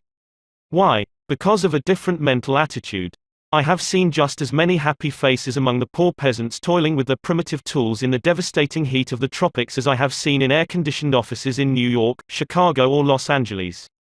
There is nothing either good or bad, said Shakespeare, but thinking makes it so. Abe Lincoln once remarked that most folks are about as happy as they make up their minds to be. He was right. I saw a vivid illustration of that truth as I was walking up the stairs of the Long Island Railroad station in New York. Directly in front of me 30 or 40 crippled boys on canes and crutches were struggling up the stairs. One boy had to be carried up. I was astonished at their laughter and gaiety. I spoke about it to one of the men in charge of the boys. "Oh, yes," he said, "when a boy realizes that he is going to be a cripple for life, he is shocked at first, but after he gets over the shock, he usually resigns himself to his fate and then becomes as happy as normal boys." I felt like taking my hat off to those boys. They taught me a lesson I hope I shall never forget. Working all by oneself in a closed-off room in an office not only is lonely, but it denies one the opportunity of making friends with other employees in the company. Sikora Maria Gonzalez of Guadalajara, Mexico, had such a job. She envied the shared comradeship of other people in the company as she heard their chatter and laughter. As she passed them in the hall during the first weeks of her employment, she shyly looked the other way. After a few weeks, she said to herself, "Maria, you can't expect those women to come to you. You have to go out and meet them." The next time she walked to the water cooler, she put on her brightest smile and said, "Hi, how are you today?" to each of the people she met. The effect was immediate. Smiles and hellos were returned, the hallway seemed brighter, the job friendlier. Acquaintanceships developed and some ripened into friendships. Her job and her life became more pleasant and interesting. Peruse this bit of sage advice from the essayist and publisher Elbert Hubbard, but remember, perusing it won't do you any good unless you apply it. Whenever you go out of doors, draw the chin in, carry the crown of the head high, and fill the lungs to the utmost, drink in the sunshine, greet your friends with a smile, and put soul into every handclasp. Do not fear being misunderstood and do not waste a minute thinking about your enemies. Try to fix firmly in your mind what you would like to do, and then, without veering off direction, you will move straight to the goal. Keep your mind on the great and splendid things you would like to do, and then, as the days go gliding away, you will find yourself unconsciously seizing upon the opportunities that are required for the fulfillment of your desire, just as the coral insect takes from the running tide the element it needs. Picture in your mind the able, earnest, useful person you desire to be, and the thought you hold is hourly transforming you into that particular individual. Thought is supreme. Preserve a right mental attitude, the attitude of courage, frankness, and good cheer. To think rightly is to create. All things come through desire and every sincere prayer is answered. We become like that on which our hearts are fixed. Carry your chin in and the crown of your head high. We are gods in the chrysalis. The ancient Chinese were a wise lot, wise in the ways of the world, and they had a proverb that you and I ought to cut out and paste inside our hats. It goes like this: a man without a smiling face must not open a shop. Your smile is a messenger of your goodwill. Your smile brightens the lives of all who see it. To someone who has seen a dozen people frown, scowl or turn their faces away, your smile is like the sun breaking through the clouds. Especially when that someone is under pressure from his bosses, his customers, his teachers or parents or children, a smile can help him realize that all is not hopeless, that there is joy in the world. Some years ago, a department store in New York City, in recognition of the pressures its sales clerks were under during the Christmas rush, presented the readers of its advertisements with the following homely philosophy: the value of a smile, it costs nothing, but creates much. It enriches those who receive, without impoverishing those who give. It happens in a flash and the memory of it sometimes lasts forever. None are so rich they can get along without it, and none so poor but are richer for its benefits. It creates happiness in the home, fosters goodwill in a business, and is the countersign of friends. It is rest to the weary, daylight to the discouraged, sunshine to the sad, and nature's best antidote for trouble. Yet it cannot be bought, begged, borrowed, or stolen, for it is something that is no earthly good to anybody till it is given away. And if in the last-minute rush of Christmas buying some of our salespeople should be too tired to give you a smile, may we ask you to leave one of yours? For nobody needs a smile so much as those who have none left to give. Principle 2: Smile. If you don't do this, you are headed for trouble. Back in 1898, a tragic thing happened in Rockland County, New York. A child had died, and on this particular day the neighbors were preparing to go to the funeral. Jim Farley went out to the barn to hitch up his horse. The ground was covered with snow, the air was cold and snappy, the horse hadn't been exercised for days, and as he was led out to the watering trough, he wheeled playfully, clicked both his heels high in the air, and killed Jim Farley. So the little village of Stony Point had 2 funerals that week instead of 1. Jim Farley left behind him a widow and 3 boys, and a few $100s in insurance. His oldest boy, Jim, was 10, and he went to work in a brickyard, wheeling sand and pouring it into the molds and turning the brick on edge to be dried by the sun. This boy Jim never had a chance to get much education. But with his natural geniality, he had a flair for making people like him, so he went into politics, and as the years went by, he developed an uncanny ability for remembering people's names. He never saw the inside of a high school, but before he was 46 years of age, 4 colleges had honored him with degrees and he had become chairman of the Democratic National Committee and Postmaster General of the United States. I once interviewed Jim Farley and asked him the secret of his success. He said, "Hard work," and I said, "Don't be funny." He then asked me what I thought was the reason for his success. I replied, "I understand you can call 10,000 people by their first names." "No. You are wrong," he said. "I can call 50,000 people by their first names, make no mistake about it." That ability helped Mr. Farley put Franklin Roosevelt in the White House when he managed Roosevelt's campaign in 1932. During the years that Jim Farley traveled as a salesman for a gypsum concern, and during the years that he held office as town clerk in Stony Point, he built up a system for remembering names. In the beginning, it was a very simple one. Whenever he met a new acquaintance, he found out his or her complete name and some facts about his or her family, business and political opinions. He fixed all these facts well in mind as part of the picture, and the next time he met that person, even if it was a year later, he was able to shake hands, inquire after the family, and ask about the hollyhocks in the backyard. No wonder he developed a following. For months before Roosevelt's campaign for president began, Jim Farley wrote hundreds of letters a day to people all over the western and northwestern states. Then he hopped onto a train and in 19 days covered 20 states and 12,000 miles, traveling by buggy, train, automobile and boat. He would drop into town, meet his people at lunch or breakfast, tea or dinner, and give them a heart-to-heart talk, then he'd dash off again on another leg of his journey. As soon as he arrived back east, he wrote to one person in each town he had visited, asking for a list of all the guests to whom he had talked. The final list contained thousands and thousands of names, yet each person on that list was paid the subtle flattery of getting a personal letter from James Farley. These letters began, "Dear Bill" or "Dear Jane," and they were always signed, Jim. Jim Farley discovered early in life that the average person is more interested in his or her own name than in all the other names on earth put together. Remember that name and call it easily, and you have paid a subtle and very effective compliment. But forget it or misspell it, and you have placed yourself at a sharp disadvantage. For example, I once organized a public speaking course in Paris and sent form letters to all the American residents in the city. French typists with apparently little knowledge of English filled in the names and naturally they made blunders. One man, the manager of a large American bank in Paris, wrote me a scathing rebuke because his name had been misspelled. Sometimes it is difficult to remember a name, particularly if it is hard to pronounce. Rather than even try to learn it, many people ignore it or call the person by an easy nickname.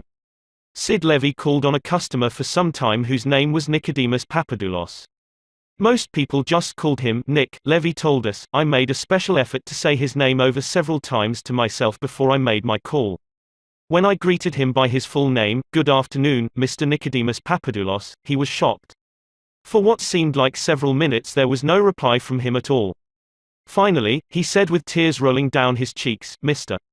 Levy, in all the 15 years I have been in this country, nobody has ever made the effort to call me by my right name.' What was the reason for Andrew Carnegie's success? He was called the Steel King, yet he himself knew little about the manufacture of steel. He had hundreds of people working for him who knew far more about steel than he did. But he knew how to handle people, and that is what made him rich. Early in life, he showed a flair for organization, a genius for leadership. By the time he was 10, he too had discovered the astounding importance people place on their own name. And he used that discovery to win cooperation. To illustrate, when he was a boy back in Scotland, he got hold of a rabbit, a mother rabbit. Presto! He soon had a whole nest of little rabbits, and nothing to feed them. But he had a brilliant idea. He told the boys and girls in the neighborhood that if they would go out and pull enough clover and dandelions to feed the rabbits, he would name the bunnies in their honor. The plan worked like magic, and Carnegie never forgot it. Years later, he made millions by using the same psychology in business. For example, he wanted to sell steel rails to the Pennsylvania Railroad. J. Edgar Thomson was the president of the Pennsylvania Railroad then. So Andrew Carnegie built a huge steel mill in Pittsburgh and called it the Edgar Thomson Steel Works. Here is a riddle. See if you can guess it. When the Pennsylvania Railroad needed steel rails, where do you suppose J. Edgar Thomson bought them? From Sears, Roebuck? No, you're wrong. Guess again. When Carnegie and George Pullman were battling each other for supremacy in the railroad sleeping car business, the Steel King again remembered the lesson of the rabbits. The Central Transportation Company, which Andrew Carnegie controlled, was fighting with the company that Pullman owned. Both were struggling to get the sleeping car business of the Union Pacific Railroad, bucking each other, slashing prices, and destroying all chance of profit. Both Carnegie and Pullman had gone to New York to see the board of directors of the Union Pacific. Meeting one evening in the St. Nicholas Hotel, Carnegie said, "Good evening, Mr. Pullman, aren't we making a couple of fools of ourselves?" "What do you mean?" Pullman demanded. Then Carnegie expressed what he had on his mind, a merger of their two interests. He pictured in glowing terms the mutual advantages of working with, instead of against, each other. Pullman listened attentively, but he was not wholly convinced. Finally he asked, "What would you call the new company?" And Carnegie replied promptly, "Why, the Pullman Palace Car Company, of course." Pullman's face brightened. "Come into my room," he said. "Let's talk it over." That talk made industrial history. This policy of remembering and honoring the names of his friends and business associates was one of the secrets of Andrew Carnegie's leadership. He was proud of the fact that he could call many of his factory workers by their first names, and he boasted that while he was personally in charge, no strike ever disturbed his flaming steel mills. Benton Love, chairman of Texas Commerce Bank Shares, believes that the bigger a corporation gets, the colder it becomes. One way to warm it up, he said, is to remember people's names. The executive who tells me he can't remember names is at the same time telling me he can't remember a significant part of his business and is operating on quicksand. Karen Kursick of Rancho Palos Verdes, California, a flight attendant for TWA, made it a practice to learn the names of as many passengers in her cabin as possible and use the name when serving them. This resulted in many compliments on her service expressed both to her directly and to the airline. One passenger wrote, "I haven't flown TWA for some time, but I'm going to start flying nothing but TWA from now on. You make me feel that your airline has become a very personalized airline, and that is important to me. People are so proud of their names that they strive to perpetuate them at any cost."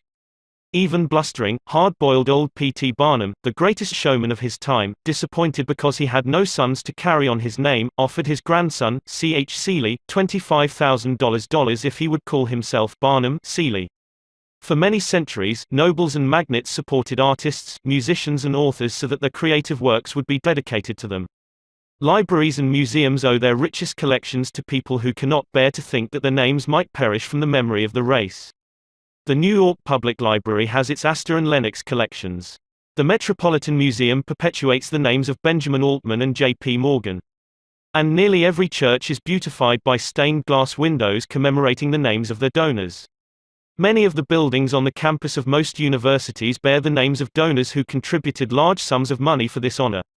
Most people don't remember names, for the simple reason that they don't take the time and energy necessary to concentrate and repeat and fix names indelibly in their minds. They make excuses for themselves, they are too busy. But they were probably no busier than Franklin D. Roosevelt, and he took time to remember and recall even the names of mechanics with whom he came into contact.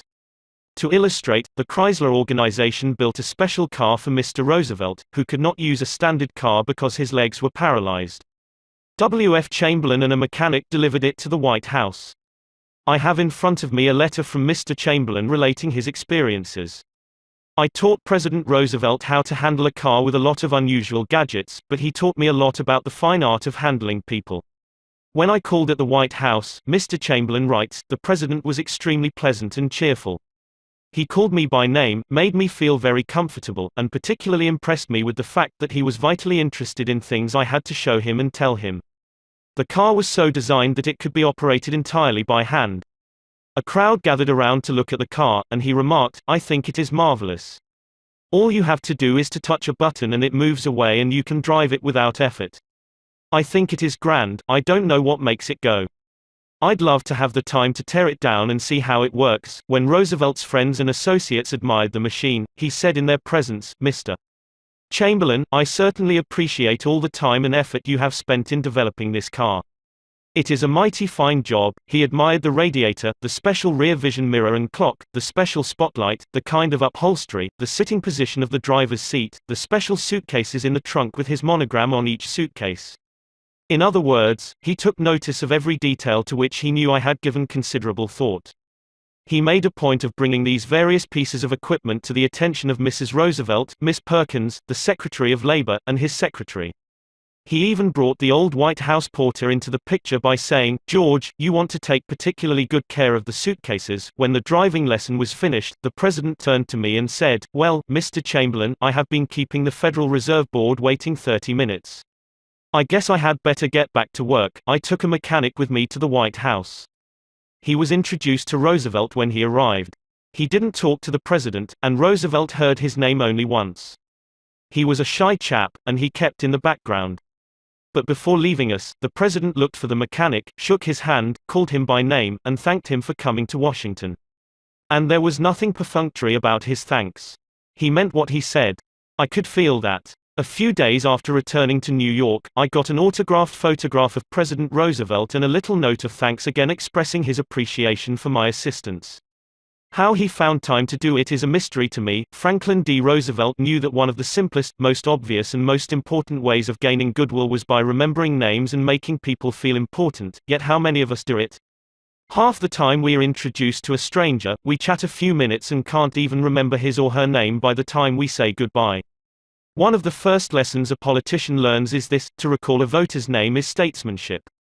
To forget it is oblivion, and the ability to remember names is almost as important in business and social contacts as it is in politics. Napoleon III, Emperor of France and nephew of the great Napoleon, boasted that in spite of all his royal duties he could remember the name of every person he met. His technique? Simple. If he didn't hear the name distinctly, he said, "So sorry. I didn't get the name clearly." Then, if it was an unusual name, he would say, "How is it spelled?" During the conversation, he took the trouble to repeat the name several times and tried to associate it in his mind with the person's features, expression and general appearance. If the person was someone of importance, Napoleon went to even further pains. As soon as His Royal Highness was alone, he wrote the name down on a piece of paper, looked at it, concentrated on it, fixed it securely in his mind, and then tore up the paper. In this way, he gained an eye impression of the name as well as an ear impression. All this takes time, but good manners, said Emerson, are made up of petty sacrifices. The importance of remembering and using names is not just the prerogative of kings and corporate executives. It works for all of us. Ken Nottingham, an employee of General Motors in Indiana, usually had lunch at the company cafeteria. He noticed that the woman who worked behind the counter always had a scowl on her face. She had been making sandwiches for about 2 hours and I was just another sandwich to her. I told her what I wanted. She weighed out the ham on a little scale, then she gave me 1 leaf of lettuce, a few potato chips and handed them to me. The next day I went through the same line. Same woman, same scowl. The only difference was I noticed her name tag. I smiled and said, "Hello, Eunice," and then told her what I wanted. Well, she forgot the scale, piled on the ham, gave me 3 leaves of lettuce and heaped on the potato chips until they fell off the plate. We should be aware of the magic contained in a name and realize that this single item is wholly and completely owned by the person with whom we are dealing and nobody else. The name sets the individual apart, it makes him or her unique among all others. The information we are imparting or the request we are making takes on a special importance when we approach the situation with the name of the individual. From the waitress to the senior executive, the name will work magic as we deal with others. Principle 3: remember that a person's name is to that person the sweetest and most important sound in any language. An easy way to become a good conversationalist. Some time ago, I attended a bridge party. I don't play bridge, and there was a woman there who didn't play bridge either. She had discovered that I had once been Lowell Thomas's manager before he went on the radio and that I had traveled in Europe a great deal while helping him prepare the illustrated travel talks he was then delivering. So she said, "Oh, Mr. Carnegie, I do want you to tell me about all the wonderful places you have visited and the sights you have seen." As we sat down on the sofa, she remarked that she and her husband had recently returned from a trip to Africa. "Africa?" I exclaimed. "How interesting. I've always wanted to see Africa, but I never got there except for a 24-hour stay once in Algiers. Tell me, did you visit the big game country? Yes. How fortunate. I envy you. Do tell me about Africa. That kept her talking for 45 minutes. She never again asked me where I had been or what I had seen. She didn't want to hear me talk about my travels. All she wanted was an interested listener, so she could expand her ego and tell about where she had been. Was she unusual? No. Many people are like that. For example, I met a distinguished botanist at a dinner party given by a New York book publisher. I had never talked with a botanist before, and I found him fascinating. I literally sat on the edge of my chair and listened while he spoke of exotic plants and experiments in developing new forms of plant life and indoor gardens, and even told me astonishing facts about the humble potato. I had a small indoor garden of my own, and he was good enough to tell me how to solve some of my problems. As I said, we were at a dinner party. There must have been a dozen other guests, but I violated all the canons of courtesy, ignored everyone else, and talked for hours to the botanist. Midnight came, I said good night to everyone and departed. The botanist then turned to our host and paid me several flattering compliments. I was most stimulating, I was this and I was that, and he ended by saying I was a most interesting conversationalist, an interesting conversationalist. Why, I had said hardly anything at all. I couldn't have said anything if I had wanted to without changing the subject, for I didn't know any more about botany than I knew about the anatomy of a penguin. But I had done this, I had listened intently. I had listened because I was genuinely interested. And he felt it. Naturally that pleased him. That kind of listening is one of the highest compliments we can pay anyone. Few human beings, wrote Jack Woodford in Strangers in Love, few human beings are proof against the implied flattery of rapt attention. I went even further than giving him rapt attention. I was hearty in my approbation and lavish in my praise. I told him that I had been immensely entertained and instructed, and I had.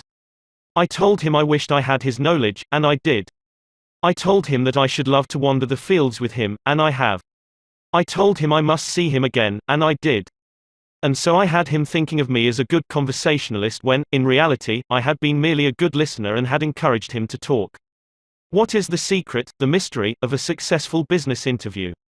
Well, according to former Harvard President Charles W. Eliot, there is no mystery about successful business intercourse. Exclusive attention to the person who is speaking to you is very important.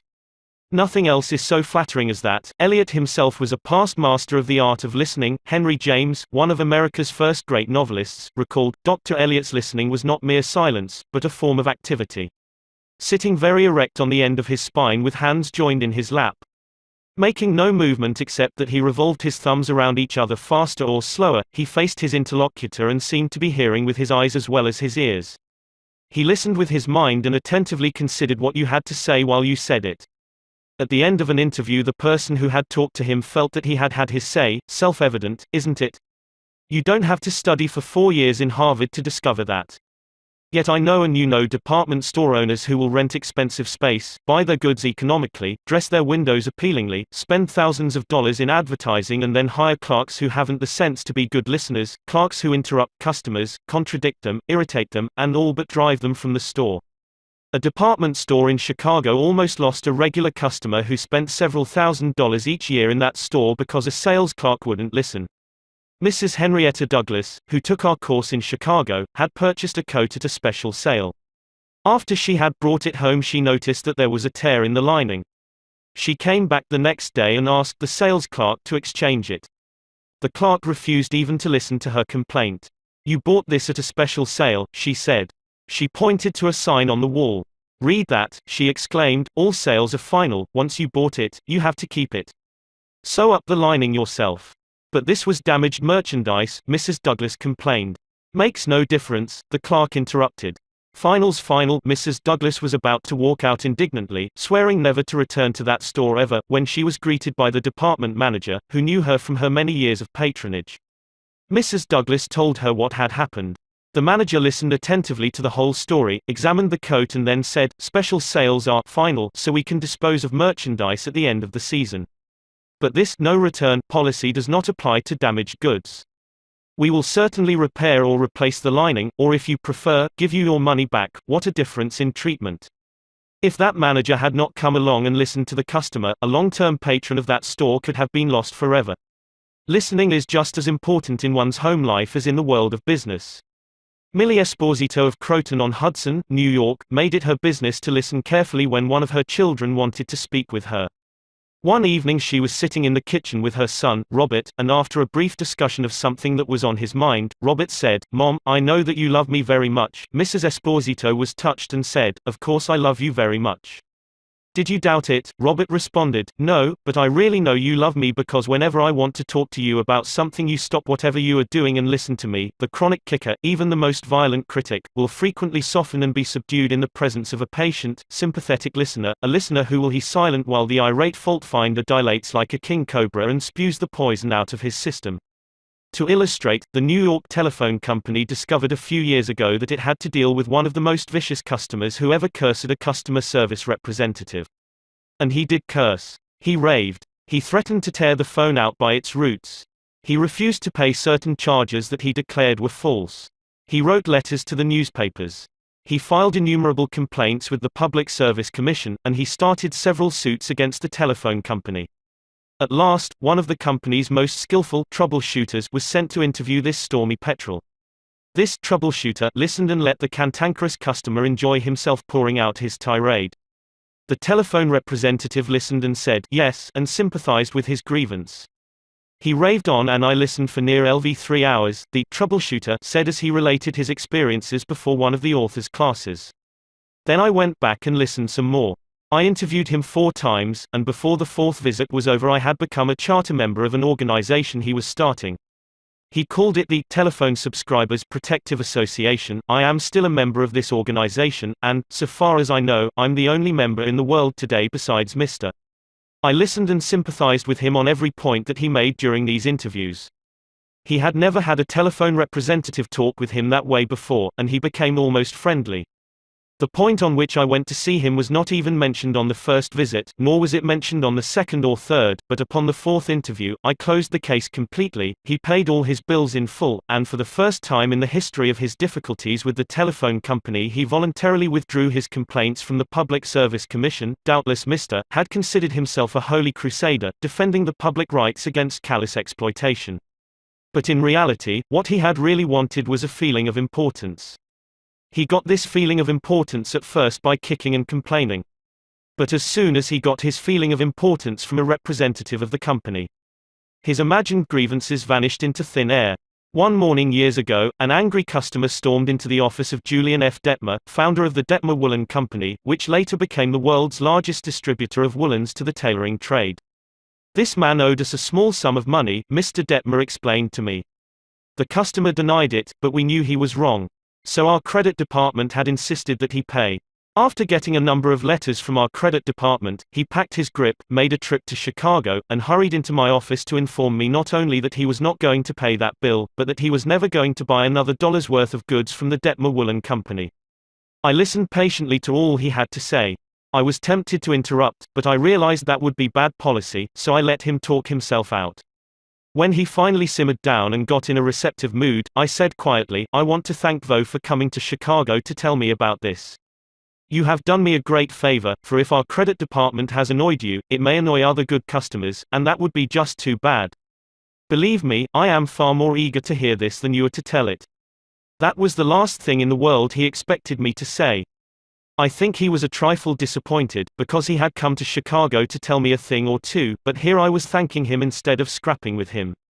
I assured him we would wipe the charge off the books and forget it, because he was a very careful man with only one account to look after, while our clerks had to look after thousands. Therefore, he was less likely to be wrong than we were. I told him that I understood exactly how he felt and that, if I were in his shoes, I should undoubtedly feel precisely as he did. Since he wasn't going to buy from us anymore, I recommended some other woolen houses. In the past, we had usually lunched together when he came to Chicago, so I invited him to have lunch with me this day. He accepted reluctantly, but when we came back to the office he placed a larger order than ever before. He returned home in a softened mood and, wanting to be just as fair with us as we had been with him, looked over his bills, found one that had been mislaid, and sent us a check with his apologies.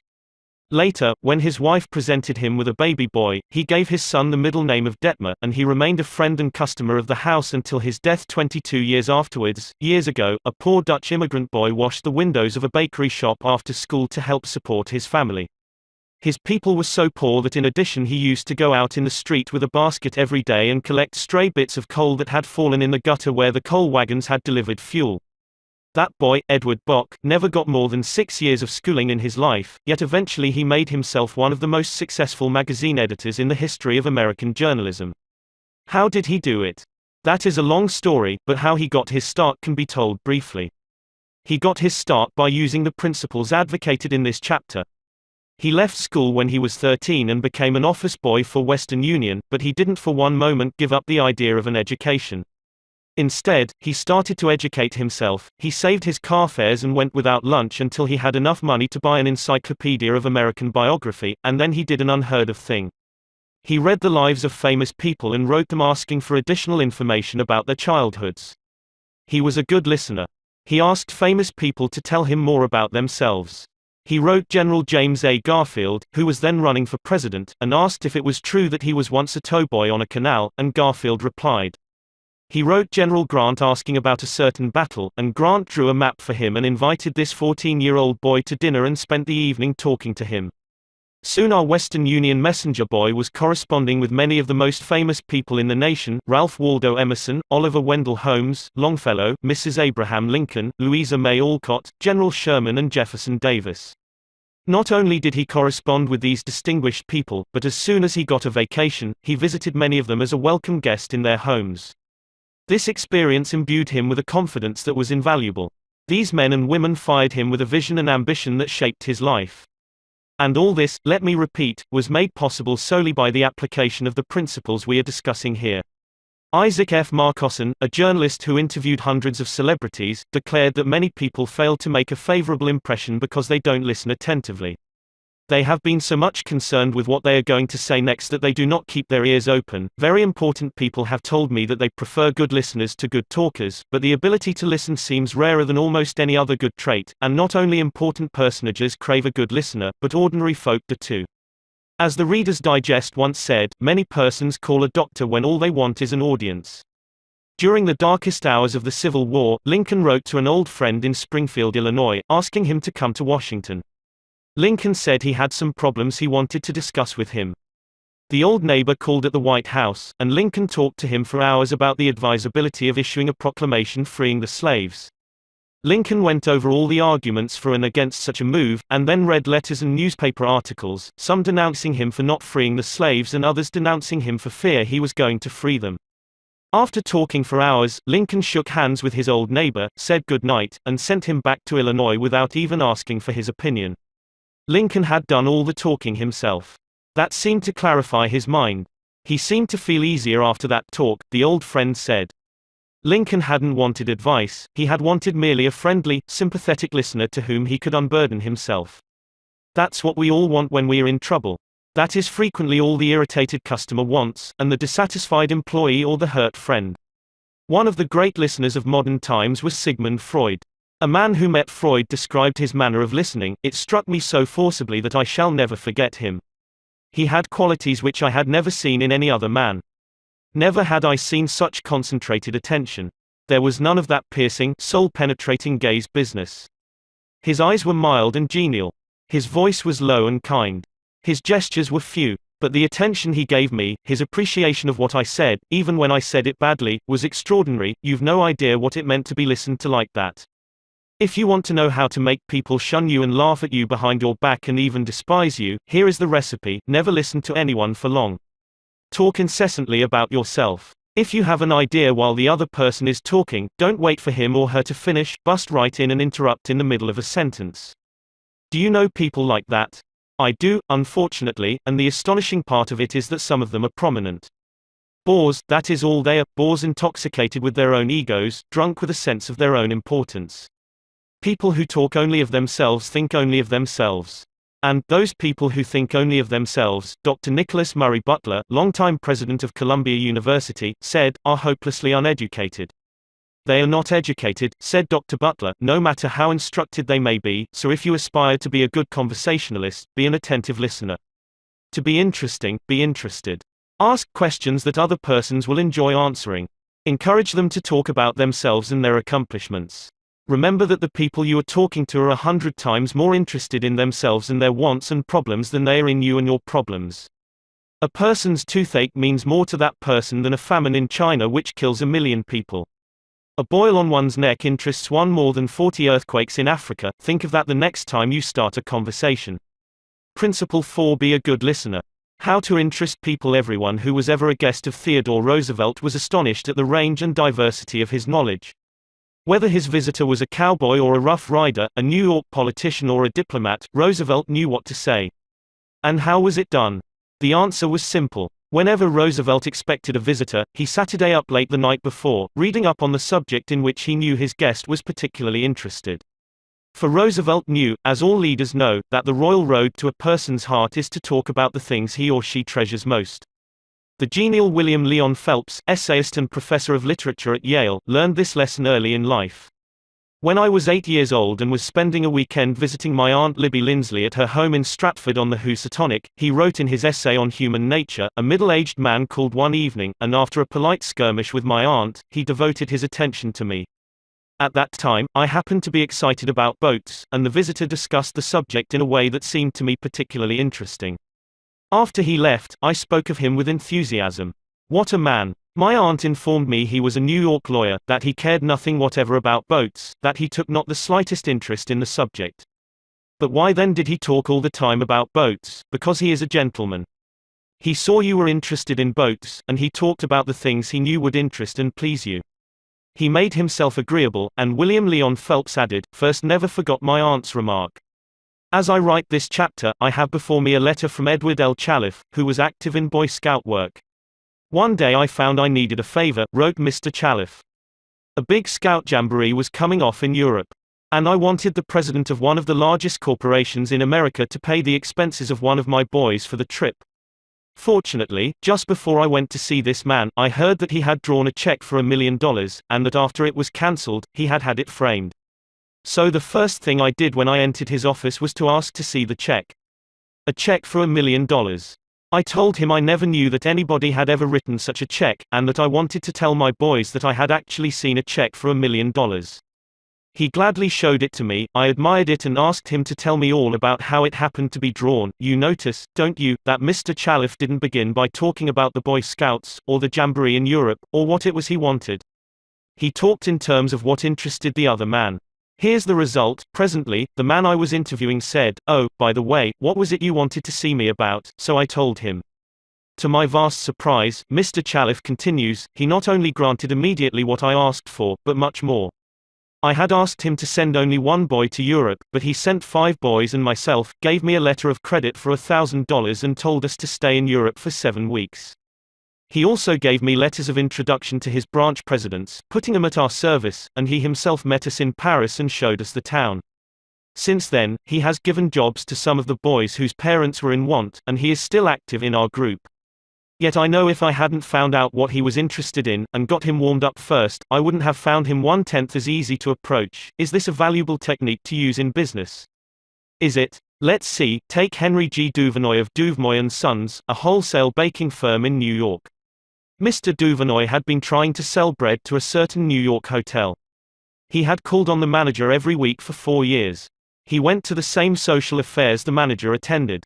He even took rooms in the hotel and lived there in order to get the business.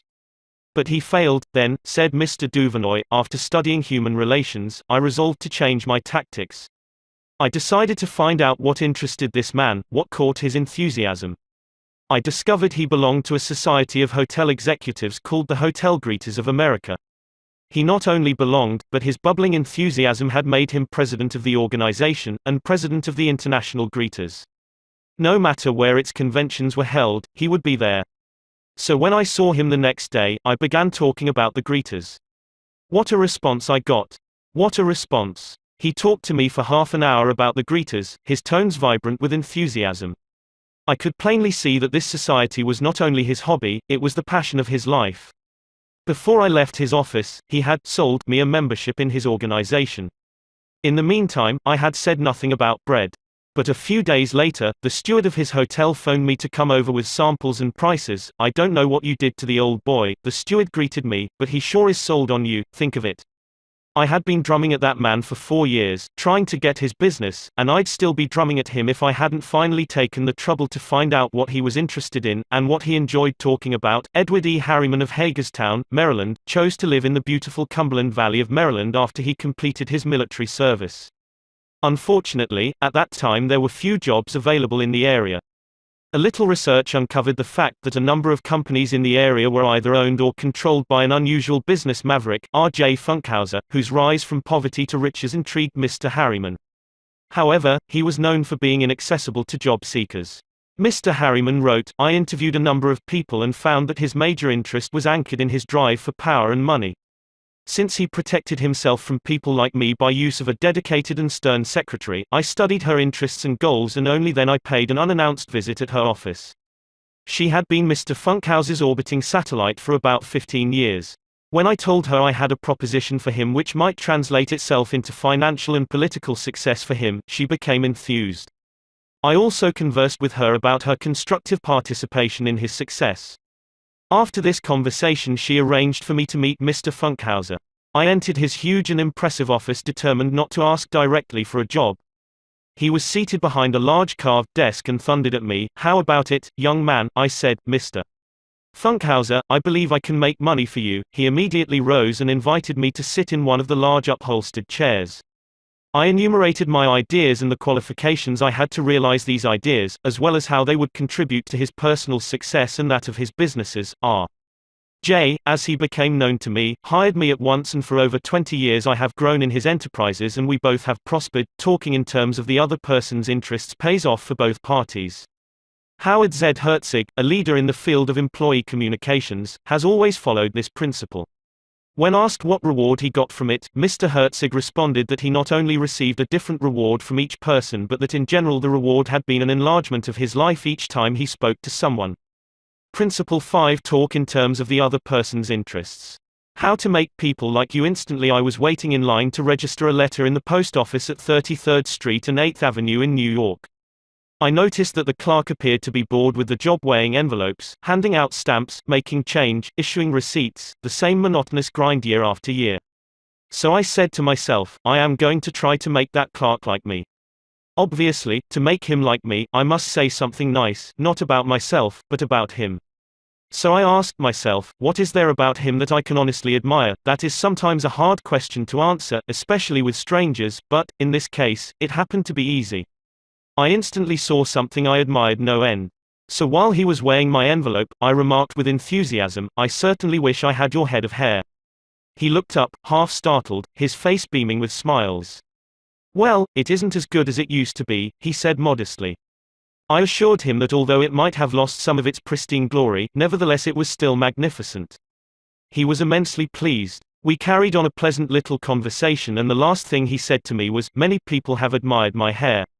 I'll bet that person went out to lunch that day walking on air. I'll bet he went home that night and told his wife about it. I'll bet he looked in the mirror and said, 'It is a beautiful head of hair.'" I told this story once in public, and a man asked me afterwards, "What did you want to get out of him? What was I trying to get out of him? What was I trying to get out of him?" If we are so contemptibly selfish that we can't radiate a little happiness and pass on a bit of honest appreciation without trying to get something out of the other person in return, if our souls are no bigger than sour crab apples, we shall meet with the failure we so richly deserve. Oh yes, I did want something out of that chap. I wanted something priceless. And I got it. I got the feeling that I had done something for him without his being able to do anything whatever in return for me. That is a feeling that flows and sings in your memory long after the incident is past. There is one all-important law of human conduct. If we obey that law, we shall almost never get into trouble. In fact, that law, if obeyed, will bring us countless friends and constant happiness. But the very instant we break the law, we shall get into endless trouble. The law is this: always make the other person feel important.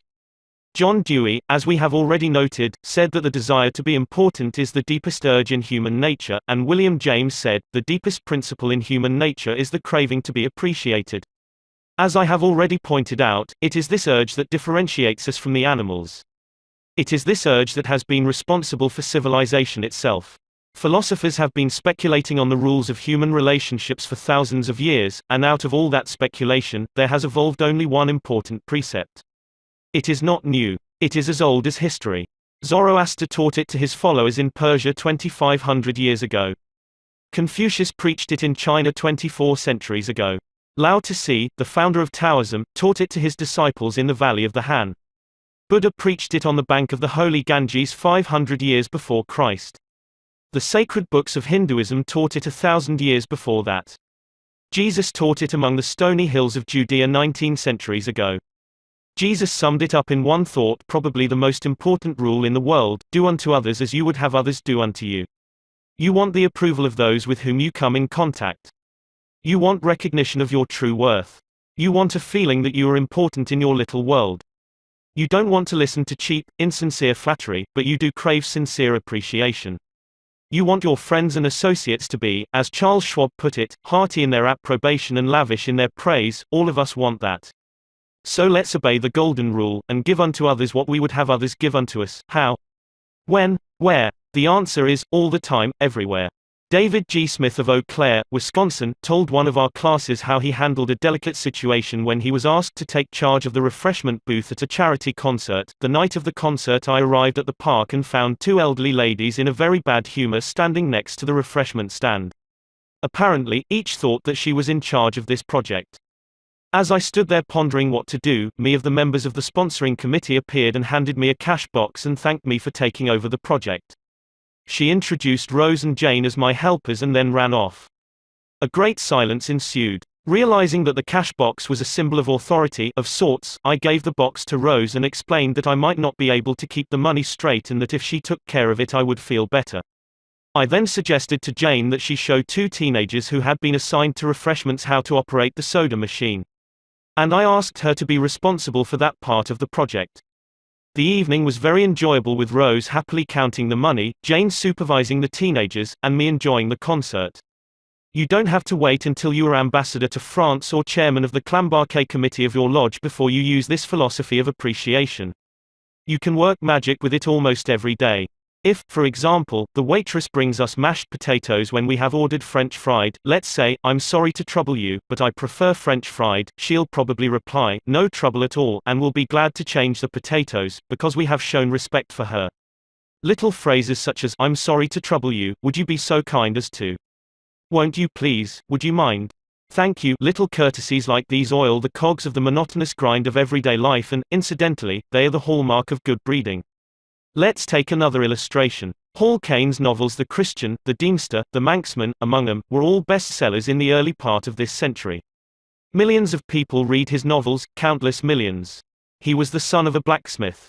He never had more than 8 years schooling in his life, yet when he died he was the richest literary man of his time. The story goes like this: Hall Caine loved sonnets and ballads, so he devoured all of Dante Gabriel Rossetti's poetry. He even wrote a lecture chanting the praises of Rossetti's artistic achievement and sent a copy to Rossetti himself. Rossetti was delighted. "Any young man who has such an exalted opinion of my ability," Rossetti probably said to himself, "must be brilliant." So Rossetti invited this blacksmith's son to come to London and act as his secretary. That was the turning point in Hall Caine's life, for, in his new position, he met the literary artists of the day. Profiting by their advice and inspired by their encouragement, he launched upon a career that emblazoned his name across the sky. His home, Greeba Castle, on the Isle of Man, became a mecca for tourists from the far corners of the world, and he left a multi-million-dollar estate. Yet, who knows, he might have died poor and unknown had he not written an essay expressing his admiration for a famous man. Such is the power, the stupendous power, of sincere, heartfelt appreciation. Rossetti considered himself important. That is not strange, almost everyone considers himself important, very important. The life of many a person could probably be changed if only someone would make him feel important. Ronald J. Rowland, who is one of the instructors of our course in California, is also a teacher of arts and crafts. He wrote to us about a student named Chris in his beginning crafts class. Chris was a very quiet, shy boy lacking in self-confidence, the kind of student that often does not receive the attention he deserves. I also teach an advanced class that had grown to be somewhat of a status symbol and a privilege for a student to have earned the right to be in it.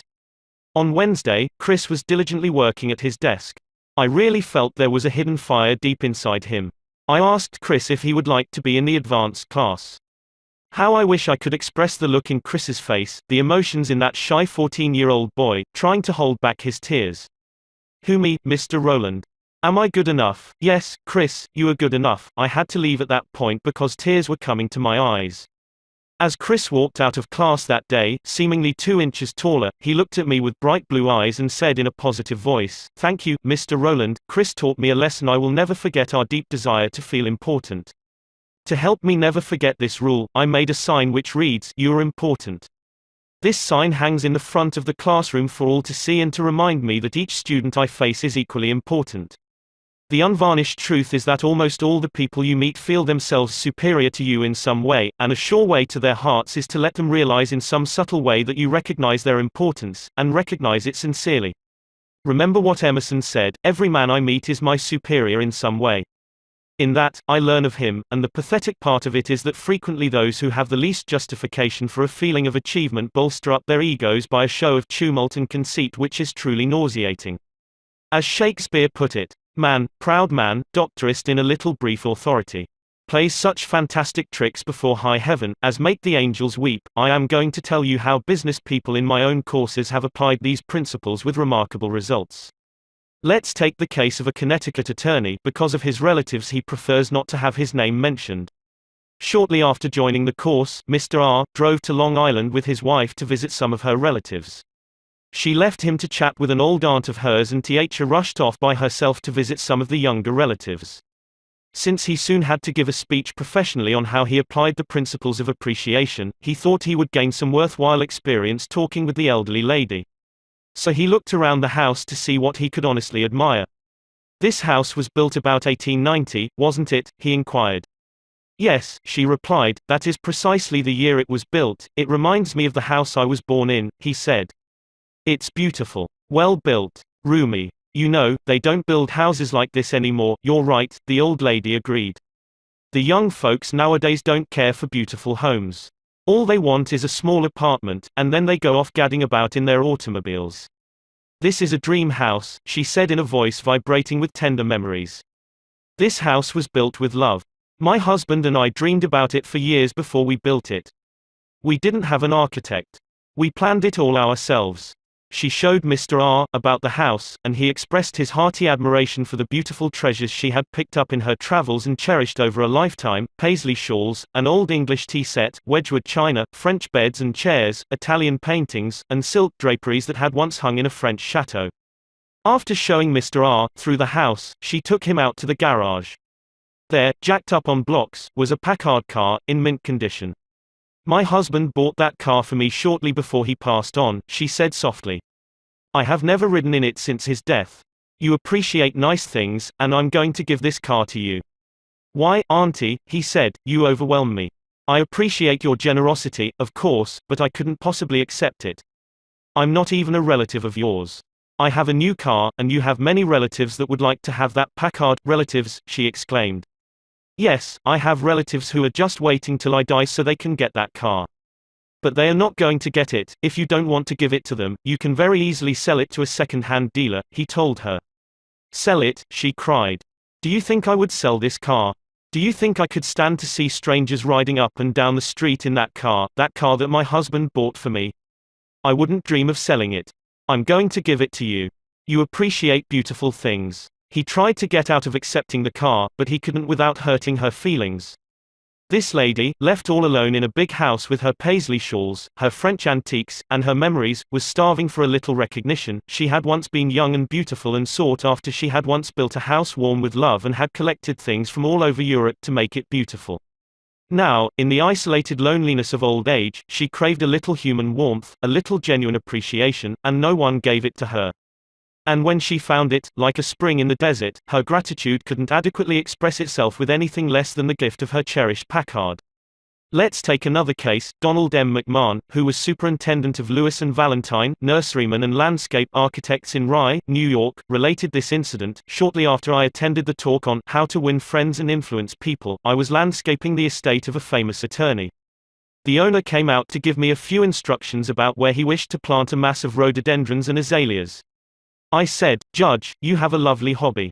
I've been admiring your beautiful dogs. I understand you win a lot of blue ribbons every year at the show in Madison Square Garden." The effect of this little expression of appreciation was striking. "Yes," the judge replied, "I do have a lot of fun with my dogs. Would you like to see my kennel?" He spent almost an hour showing me his dogs and the prizes they had won. He even brought out their pedigrees and explained about the bloodlines responsible for such beauty and intelligence. Finally, turning to me, he asked, "Do you have any small children?" "Yes, I do," I replied. "I have a son." "Well, wouldn't he like a puppy?" the judge inquired. "Oh, yes, he'd be tickled pink." "All right, I'm going to give him one," the judge announced. He started to tell me how to feed the puppy. Then he paused. "You'll forget it if I tell you."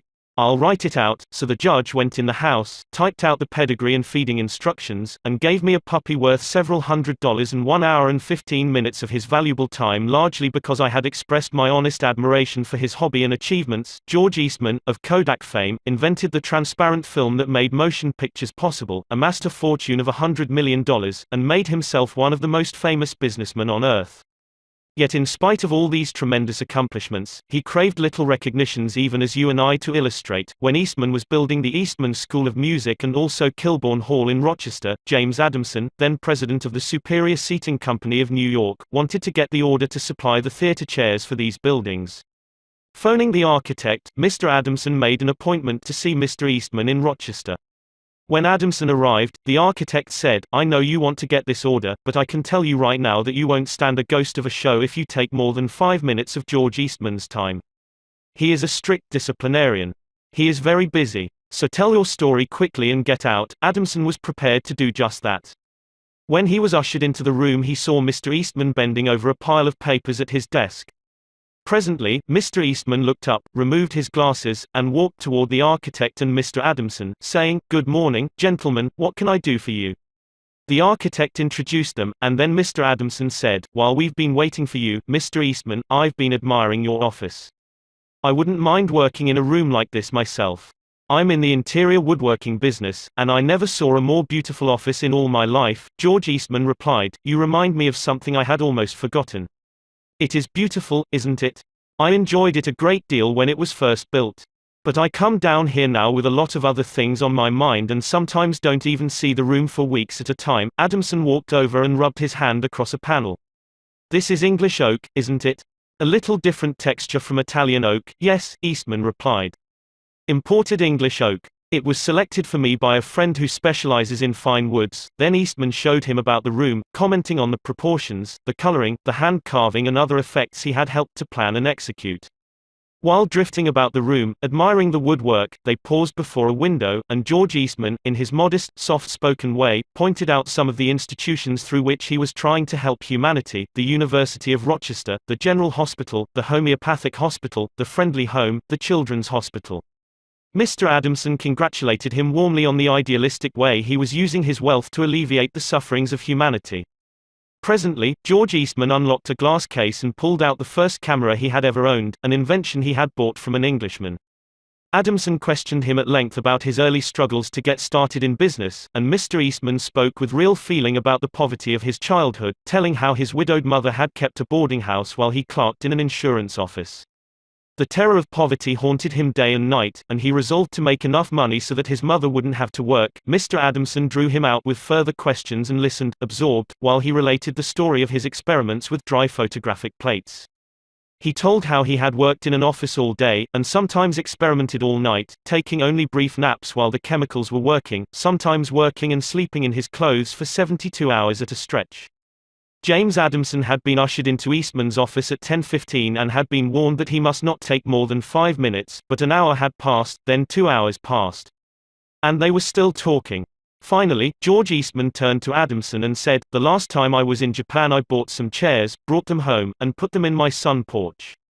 But the sun peeled the paint, so I went downtown the other day and bought some paint and painted the chairs myself. Would you like to see what sort of a job I can do painting chairs? All right. Come up to my home and have lunch with me and I'll show you. After lunch, Mr. Eastman showed Adamson the chairs he had brought from Japan. They weren't worth more than a few dollars, but George Eastman, now a multimillionaire, was proud of them because he himself had painted them. The order for the seats amounted to $90,000. Who do you suppose got the order, James Adamson or one of his competitors? From the time of this story until Mr. Eastman's death, he and James Adamson were close friends. Claude Marais, a restaurant owner in Rouen, France, used this principle and saved his restaurant the loss of a key employee. This woman had been in his employ for 5 years and was a vital link between M. Marais and his staff of 21 people. He was shocked to receive a registered letter from her advising him of her resignation. M. Marais reported, "I was very surprised and, even more, disappointed, because I was under the impression that I had been fair to her and receptive to her needs. Inasmuch as she was a friend as well as an employee, I probably had taken her too much for granted and maybe was even more demanding of her than of other employees. I could not, of course, accept this resignation without some explanation. I took her aside and said, 'Paulette, you must understand that I cannot accept your resignation. You mean a great deal to me and to this company, and you are as important to the success of this restaurant as I am.' I repeated this in front of the entire staff, and I invited her to my home and reiterated my confidence in her with my family present. Paulette withdrew her resignation, and today I can rely on her as never before. I frequently reinforce this by expressing my appreciation for what she does and showing her how important she is to me and to the restaurant." Talk to people about themselves, said Disraeli, one of the shrewdest men who ever ruled the British Empire. Talk to people about themselves and they will listen for hours. Principle 6: Make the other person feel important and do it sincerely. In a nutshell, 6 ways to make people like you. Principle 1: Become genuinely interested in other people. Principle 2: Smile. Principle 3: Remember that a person's name is to that person the sweetest and most important sound in any language. Principle 4: Be a good listener. Principle 5: Talk in terms of the other person's interests. Principle 6: Make the other person feel important and do it sincerely. Part 3: How to win people to your way of thinking. 1. You can't win an argument. Shortly after the close of World War I, I learned an invaluable lesson one night in London. I was manager at the time for Sir Ross Smith. During the war, Sir Ross had been the Australian ace out in Palestine, and shortly after peace was declared, he astonished the world by flying halfway around it in 30 days. No such feat had ever been attempted before. It created a tremendous sensation. The Australian government awarded him $50,000, the King of England knighted him, and, for a while, he was the most talked about man under the Union Jack. I was attending a banquet one night given in Sir Ross's honor, and during the dinner, the man sitting next to me told a humorous story which hinged on the quotation, "There's a divinity that shapes our ends, rough hew them how we will." The raconteur mentioned that the quotation was from the Bible. He was wrong. I knew it positively. There couldn't be the slightest doubt about it. And so, to get a feeling of importance and display my superiority, I appointed myself as an unsolicited and unwelcome committee of one to correct him. He stuck to his guns. What? From Shakespeare? Impossible. Absurd. That quotation was from the Bible. And he knew it. The storyteller was sitting on my right, and Frank Gammond, an old friend of mine, was seated at my left. Mr. Gammond had devoted years to the study of Shakespeare, so the storyteller and I agreed to submit the question to Mr. Gammond. Mr. Gammond listened, kicked me under the table, and then said, "Dale, you are wrong. The gentleman is right. It is from the Bible." On our way home that night, I said to Mr. Gammond, "Frank, you knew that quotation was from Shakespeare?" "Yes, of course," he replied, "Hamlet, Act 5, Scene 2. But we were guests at a festive occasion, my dear Dale. Why prove to a man he is wrong? Is that going to make him like you? Why not let him save his face? He didn't ask for your opinion. He didn't want it. Why argue with him? Always avoid the acute angle." The man who said that taught me a lesson I'll never forget. I not only had made the storyteller uncomfortable but had put my friend in an embarrassing situation. How much better it would have been had I not become argumentative. It was a sorely needed lesson because I had been an inveterate arguer. During my youth, I had argued with my brother about everything under the Milky Way. When I went to college, I studied logic and argumentation and went in for debating contests. Talk about being from Missouri, I was born there. I had to be shown. Later, I taught debating and argumentation in New York, and once, I am ashamed to admit, I planned to write a book on the subject. Since then, I have listened to, engaged in, and watched the effect of thousands of arguments. As a result of all this, I have come to the conclusion that there is only one way under high heaven to get the best of an argument, and that is to avoid it. Avoid it as you would avoid rattlesnakes and earthquakes. 9 times out of 10, an argument ends with each of the contestants more firmly convinced than ever that he is absolutely right. You can't win an argument. You can't, because if you lose it, and if you win it, you lose it. Why? Well, suppose you triumph over the other man and shoot his argument full of holes and prove that he is non compos mentis. Then what? You will feel fine. But what about him? You have made him feel inferior. You have hurt his pride. He will resent your triumph. And, a man convinced against his will is of the same opinion still. Years ago, Patrick J. O'Hare joined one of my classes. He had had little education, and how he loved a scrap. He had once been a chauffeur, and he came to me because he had been trying, without much success, to sell trucks. A little questioning brought out the fact that he was continually scrapping with and antagonizing the very people he was trying to do business with. If a prospect said anything derogatory about the trucks he was selling, Pat saw red and was right at the customer's throat. Pat won a lot of arguments in those days.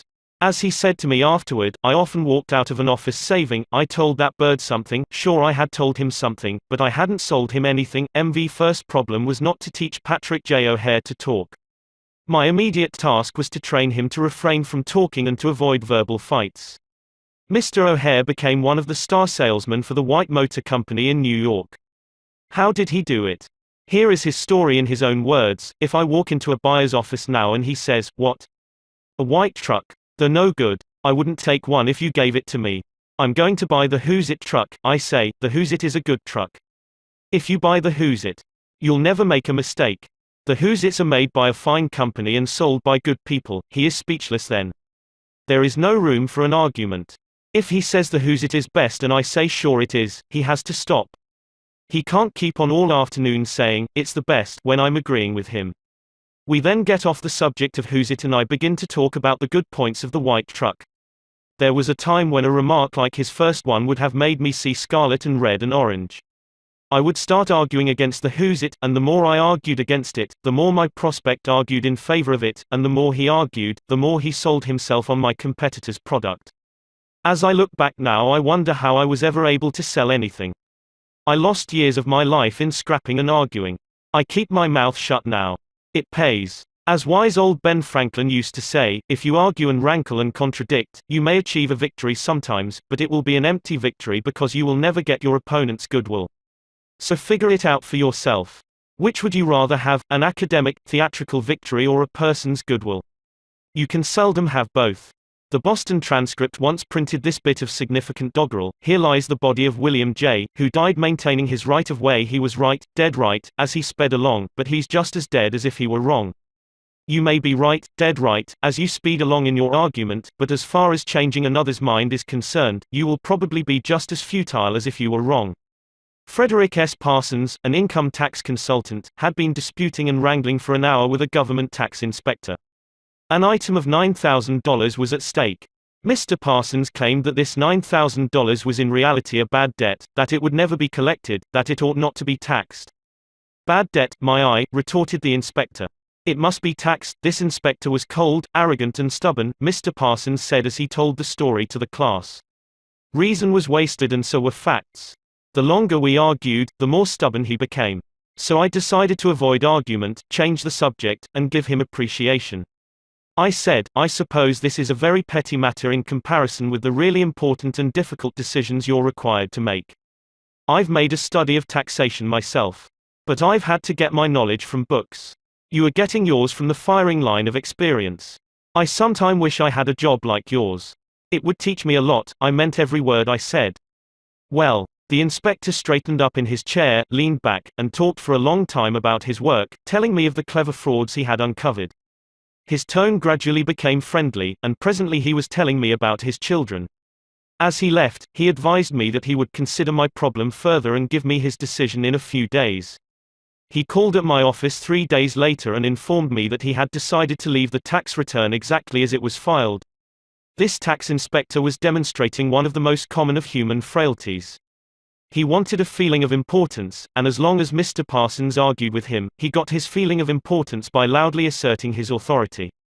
But as soon as his importance was admitted and the argument stopped and he was permitted to expand his ego, he became a sympathetic and kindly human being.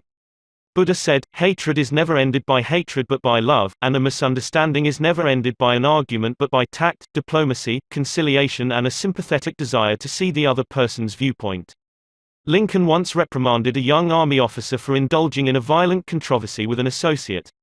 No man who is resolved to make the most of himself, said Lincoln, can spare time for personal contention. Still less can he afford to take the consequences, including the vitiation of his temper and the loss of self-control. Yield larger things to which you show no more than equal rights, and yield lesser ones though clearly your own. Better give your path to a dog than be bitten by him in contesting for the right. Even killing the dog would not cure the bite. In an article in Bits and Pieces, some suggestions are made on how to keep a disagreement from becoming an argument. Welcome the disagreement. Remember the slogan, when two partners always agree, one of them is not necessary. If there is some point you haven't thought about, be thankful if it is brought to your attention. Perhaps this disagreement is your opportunity to be corrected before you make a serious mistake. Distrust your first instinctive impression. Our first natural reaction in a disagreeable situation is to be defensive. Be careful. Keep calm and watch out for your first reaction. It may be you at your worst, not your best. Control your temper. Remember, you can measure the size of a person by what makes him or her angry. Listen first. Give your opponents a chance to talk. Let them finish. Do not resist, defend or debate. This only raises barriers. Try to build bridges of understanding. Don't build higher barriers of misunderstanding. Look for areas of agreement. When you have heard your opponents out, dwell first on the points and areas on which you agree. Be honest, look for areas where you can admit error and say so. Apologize for your mistakes. It will help disarm your opponents and reduce defensiveness. Promise to think over your opponent's ideas and study them carefully. And mean it. Your opponents may be right. It is a lot easier at this stage to agree to think about the points than to move rapidly ahead and find yourself in a position where your opponents can say, "We tried to tell you, but you wouldn't listen." Thank your opponents sincerely for their interest. Anyone who takes the time to disagree with you is interested in the same things you are. Think of them as people who really want to help you, and you may turn your opponents into friends. Postpone action to give both sides time to think through the problem. Suggest that a new meeting be held later that day or the next day, when all the facts may be brought to bear. In preparation for this meeting, ask yourself some hard questions. Could my opponents be right? Partly right? Is there truth or merit in their position or argument? Is my reaction one that will relieve the problem, or will it just relieve any frustration? Will my reaction drive my opponents further away or draw them closer to me? Will my reaction elevate the estimation good people have of me? Will I win or lose? What price will I have to pay if I win? If I am quiet about it, will the disagreement blow over? Is this difficult situation an opportunity for me? Bits and Pieces, published by the Economics Press, Fairfield, NJ. Opera tenor Jan Pearce, after he was married nearly 50 years, once said, "My wife and I made a pact a long time ago, and we've kept it no matter how angry we've grown with each other. When one yells, the other should listen because when two people yell, there is no communication, just noise and bad vibrations." Principle 1. The only way to get the best of an argument is to avoid it. A sure way of making enemies and how to avoid it. When Theodore Roosevelt was in the White House, he confessed that if he could be right 75% of the time, he would reach the highest measure of his expectation. If that was the highest rating that one of the most distinguished men of the 20th century could hope to obtain, what about you and me? If you can be sure of being right only 55% of the time, you can go down to Wall Street and make $1 million a day. If you can't be sure of being right even 55% of the time, why should you tell other people they are wrong? You can tell people they are wrong by a look or an intonation or a gesture just as eloquently as you can in words, and if you tell them they are wrong, do you make them want to agree with you? Never. For you have struck a direct blow at their intelligence, judgment, pride and self-respect. That will make them want to strike back. But it will never make them want to change their minds. You may then hurl at them all the logic of a Plato or an Immanuel Kant, but you will not alter their opinions, for you have hurt their feelings. Never begin by announcing, "I am going to prove so and so to you." That's bad. That's tantamount to saying, "I'm smarter than you are, I'm going to tell you a thing or two and make you change your mind." That is a challenge. It arouses opposition and makes the listener want to battle with you before you even start. It is difficult, under even the most benign conditions, to change people's minds. So why make it harder? Why handicap yourself? If you are going to prove anything, don't let anybody know it. Do it so subtly, so adroitly, that no one will feel that you are doing it. This was expressed succinctly by Alexander Pope: men must be taught as if you taught them not, and things unknown proposed as things forgot. Over 300 years ago Galileo said, "You cannot teach a man anything, you can only help him to find it within himself." As Lord Chesterfield said to his son, "Be wiser than other people if you can, but do not tell them so." Socrates said repeatedly to his followers in Athens, "One thing only I know, and that is that I know nothing." Well, I can't hope to be any smarter than Socrates, so I have quit telling people they are wrong. And I find that it pays. If a person makes a statement that you think is wrong, yes, even that you know is wrong, isn't it better to begin by saying, "Well, now, look, I thought otherwise, but I may be wrong. I frequently am. And if I am wrong, I want to be put right. Let's examine the facts." There's magic, positive magic, in such phrases as, "I may be wrong. I frequently am." Let's examine the facts. Nobody in the heavens above or on earth beneath or in the waters under the earth will ever object to your saying, "I may be wrong." Let's examine the facts. One of our class members who used this approach in dealing with customers was Harold Reinke, a Dodge dealer in Billings, Montana. He reported that because of the pressures of the automobile business, he was often hard-boiled and callous when dealing with customers' complaints. This caused flared tempers, loss of business and general unpleasantness. He told his class, "Recognizing that this was getting me nowhere fast, I tried a new tack. I would say something like this: our dealership has made so many mistakes that I am frequently ashamed. We may have erred in your case. Tell me about it." This approach becomes quite disarming, and by the time the customer releases his feelings, he is usually much more reasonable when it comes to settling the matter. In fact, several customers have thanked me for having such an understanding attitude. And 2 of them have even brought in friends to buy new cars.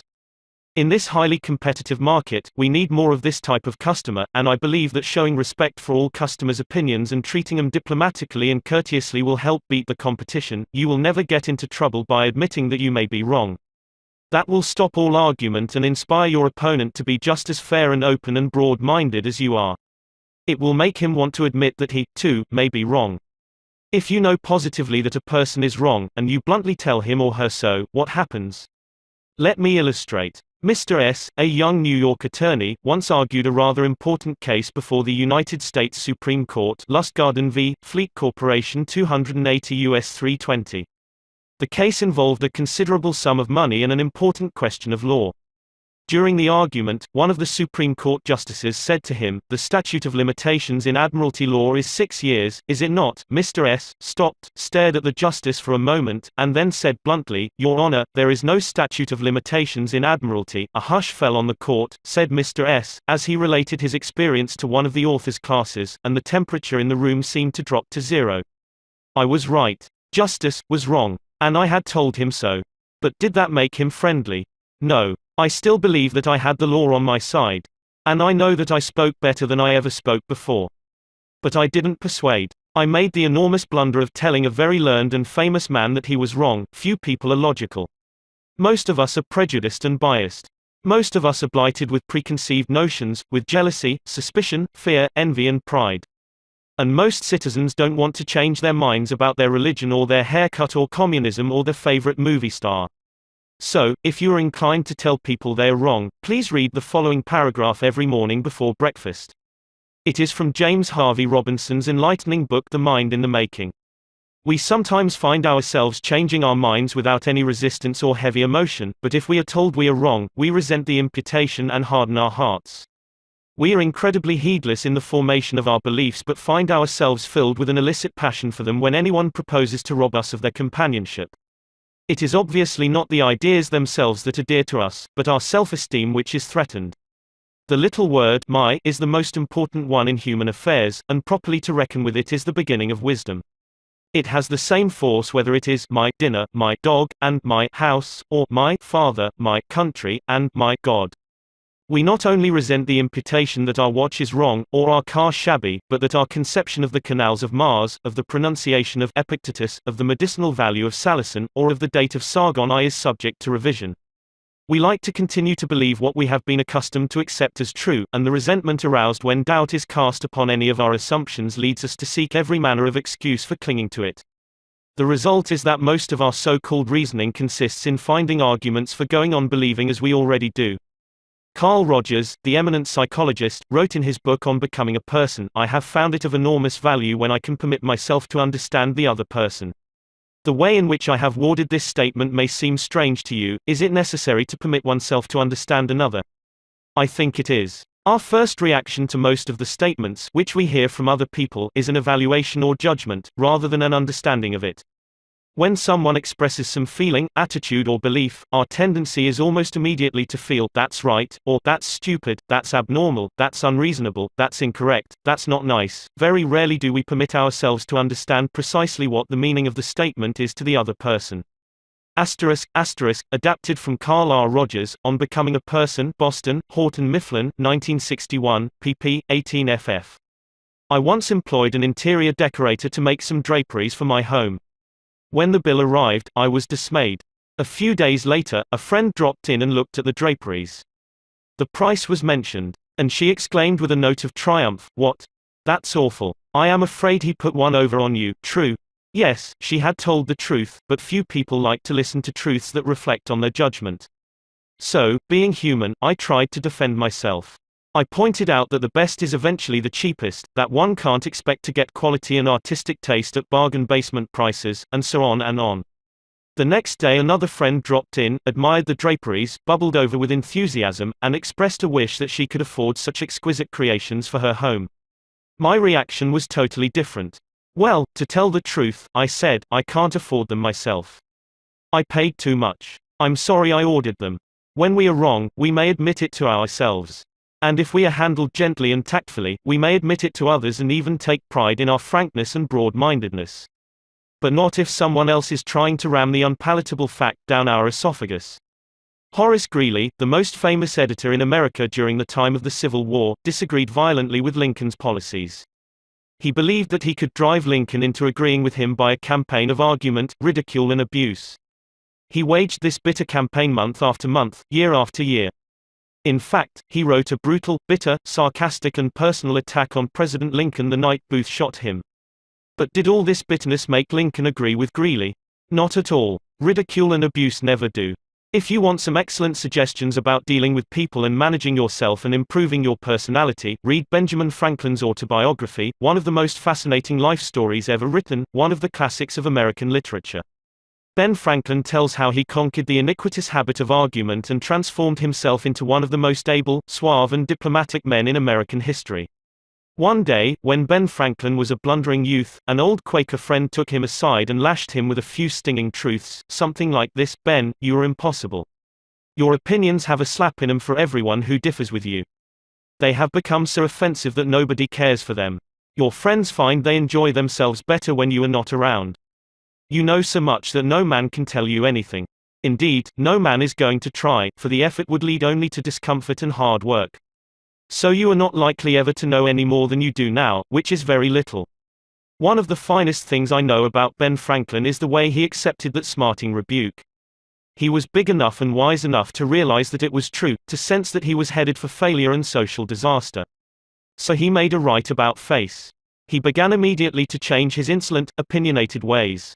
"I made it a rule," said Franklin, "to forbear all direct contradiction to the sentiment of others, and all positive assertion of my own. I even forbade myself the use of every word or expression in the language that imported a fixed opinion, such as certainly, undoubtedly, etc., and I adopted, instead of them, I conceive, I apprehend, or I imagine a thing to be so, or it so appears to me at present." When another asserted something that I thought an error, I denied myself the pleasure of contradicting him abruptly, and of showing immediately some absurdity in his proposition, and in answering I began by observing that in certain cases or circumstances his opinion would be right, but in the present case there appeared or seemed to me some difference, etc. I soon found the advantage of this change in my manner. The conversations I engaged in went on more pleasantly. The modest way in which I proposed my opinions procured them a readier reception and less contradiction. I had less mortification when I was found to be in the wrong, and I more easily prevailed with others to give up their mistakes and join with me when I happened to be in the right. And this mode, which I at first put on with some violence to natural inclination, became at length so easy, and so habitual to me, that perhaps for these 50 years past no one has ever heard a dogmatical expression escape me. And to this habit, after my character of integrity, I think it principally owing that I had earned so much weight with my fellow citizens when I proposed new institutions, or alterations in the old, and so much influence in public councils when I became a member, for I was but a bad speaker, never eloquent, subject to much hesitation in my choice of words, hardly correct in language, and yet I generally carried my points. How do Ben Franklin's methods work in business? Let's take 2 examples. Catherine A. Allred of Kings Mountain, North Carolina, is an industrial engineering supervisor for a yarn processing plant. She told one of our classes how she handled a sensitive problem before and after taking our training. Part of my responsibility, she reported, deals with setting up and maintaining incentive systems and standards for our operators so they can make more money by producing more yarn. The system we were using had worked fine when we had only 2 or 3 different types of yarn, but recently we had expanded our inventory and capabilities to enable us to run more than 12 different varieties. The present system was no longer adequate to pay the operators fairly for the work being performed and give them an incentive to increase production. I had worked up a new system which would enable us to pay the operator by the class of yam she was running at any one particular time. With my new system in hand, I entered the meeting determined to prove to the management that my system was the right approach. I told them in detail how they were wrong and showed where they were being unfair and how I had all the answers they needed. To say the least, I failed miserably. I had become so busy defending my position on the new system that I had left them no opening to graciously admit the problems on the old one. The issue was dead. After several sessions of this course, I realized all too well where I had made my mistakes. I called another meeting and this time I asked where they felt the problems were. We discussed each point, and I asked them their opinions on which was the best way to proceed. With a few low-keyed suggestions, at proper intervals, I let them develop my system themselves. At the end of the meeting when I actually presented my system, they enthusiastically accepted it. I am convinced now that nothing good is accomplished and a lot of damage can be done if you tell a person straight out that he or she is wrong. You only succeed in stripping that person of self-dignity and making yourself an unwelcome part of any discussion. Let's take another example, and remember these cases I am citing are typical of the experiences of thousands of other people. R.V. Crowley was a salesman for a lumber company in New York. Crowley admitted that he had been telling hard-boiled lumber inspectors for years that they were wrong. And he had won the arguments too. But it hadn't done any good. For these lumber inspectors, said Mr. Crowley, are like baseball umpires. Once they make a decision, they never change it. Mr. Crowley saw that his firm was losing thousands of dollars through the arguments he won. So while taking my course, he resolved to change tactics and abandon arguments. With what results? Here is the story as he told it to the fellow members of his class. One morning the phone rang in my office. A hot and bothered person at the other end proceeded to inform me that a car of lumber we had shipped into his plant was entirely unsatisfactory. His firm had stopped unloading and requested that we make immediate arrangements to remove the stock from their yard. After about 1/4 of the car had been unloaded, their lumber inspector reported that the lumber was running 55% below grade.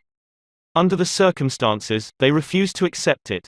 I immediately started for his plant and on the way turned over in my mind the best way to handle the situation. Ordinarily, under such circumstances, I should have quoted grading rules and tried, as a result of my own experience and knowledge as a lumber inspector, to convince the other inspector that the lumber was actually up to grade, and that he was misinterpreting the rules in his inspection. However, I thought I would apply the principles learned in this training. When I arrived at the plant, I found the purchasing agent and the lumber inspector in a wicked humor, both set for an argument and a fight. We walked out to the car that was being unloaded, and I requested that they continue to unload so that I could see how things were going. I asked the inspector to go right ahead and lay out the rejects, as he had been doing, and to put the good pieces in another pile. After watching him for a while, it began to dawn on me that his inspection actually was much too strict and that he was misinterpreting the rules. This particular lumber was white pine, and I knew the inspector was thoroughly schooled in hardwoods but not a competent, experienced inspector on white pine. White pine happened to be my own strong suit, but did I offer any objection to the way he was grading the lumber? None whatever. I kept on watching and gradually began to ask questions as to why certain pieces were not satisfactory. I didn't for one instant insinuate that the inspector was wrong. I emphasized that my only reason for asking was in order that we could give his firm exactly what they wanted in future shipments.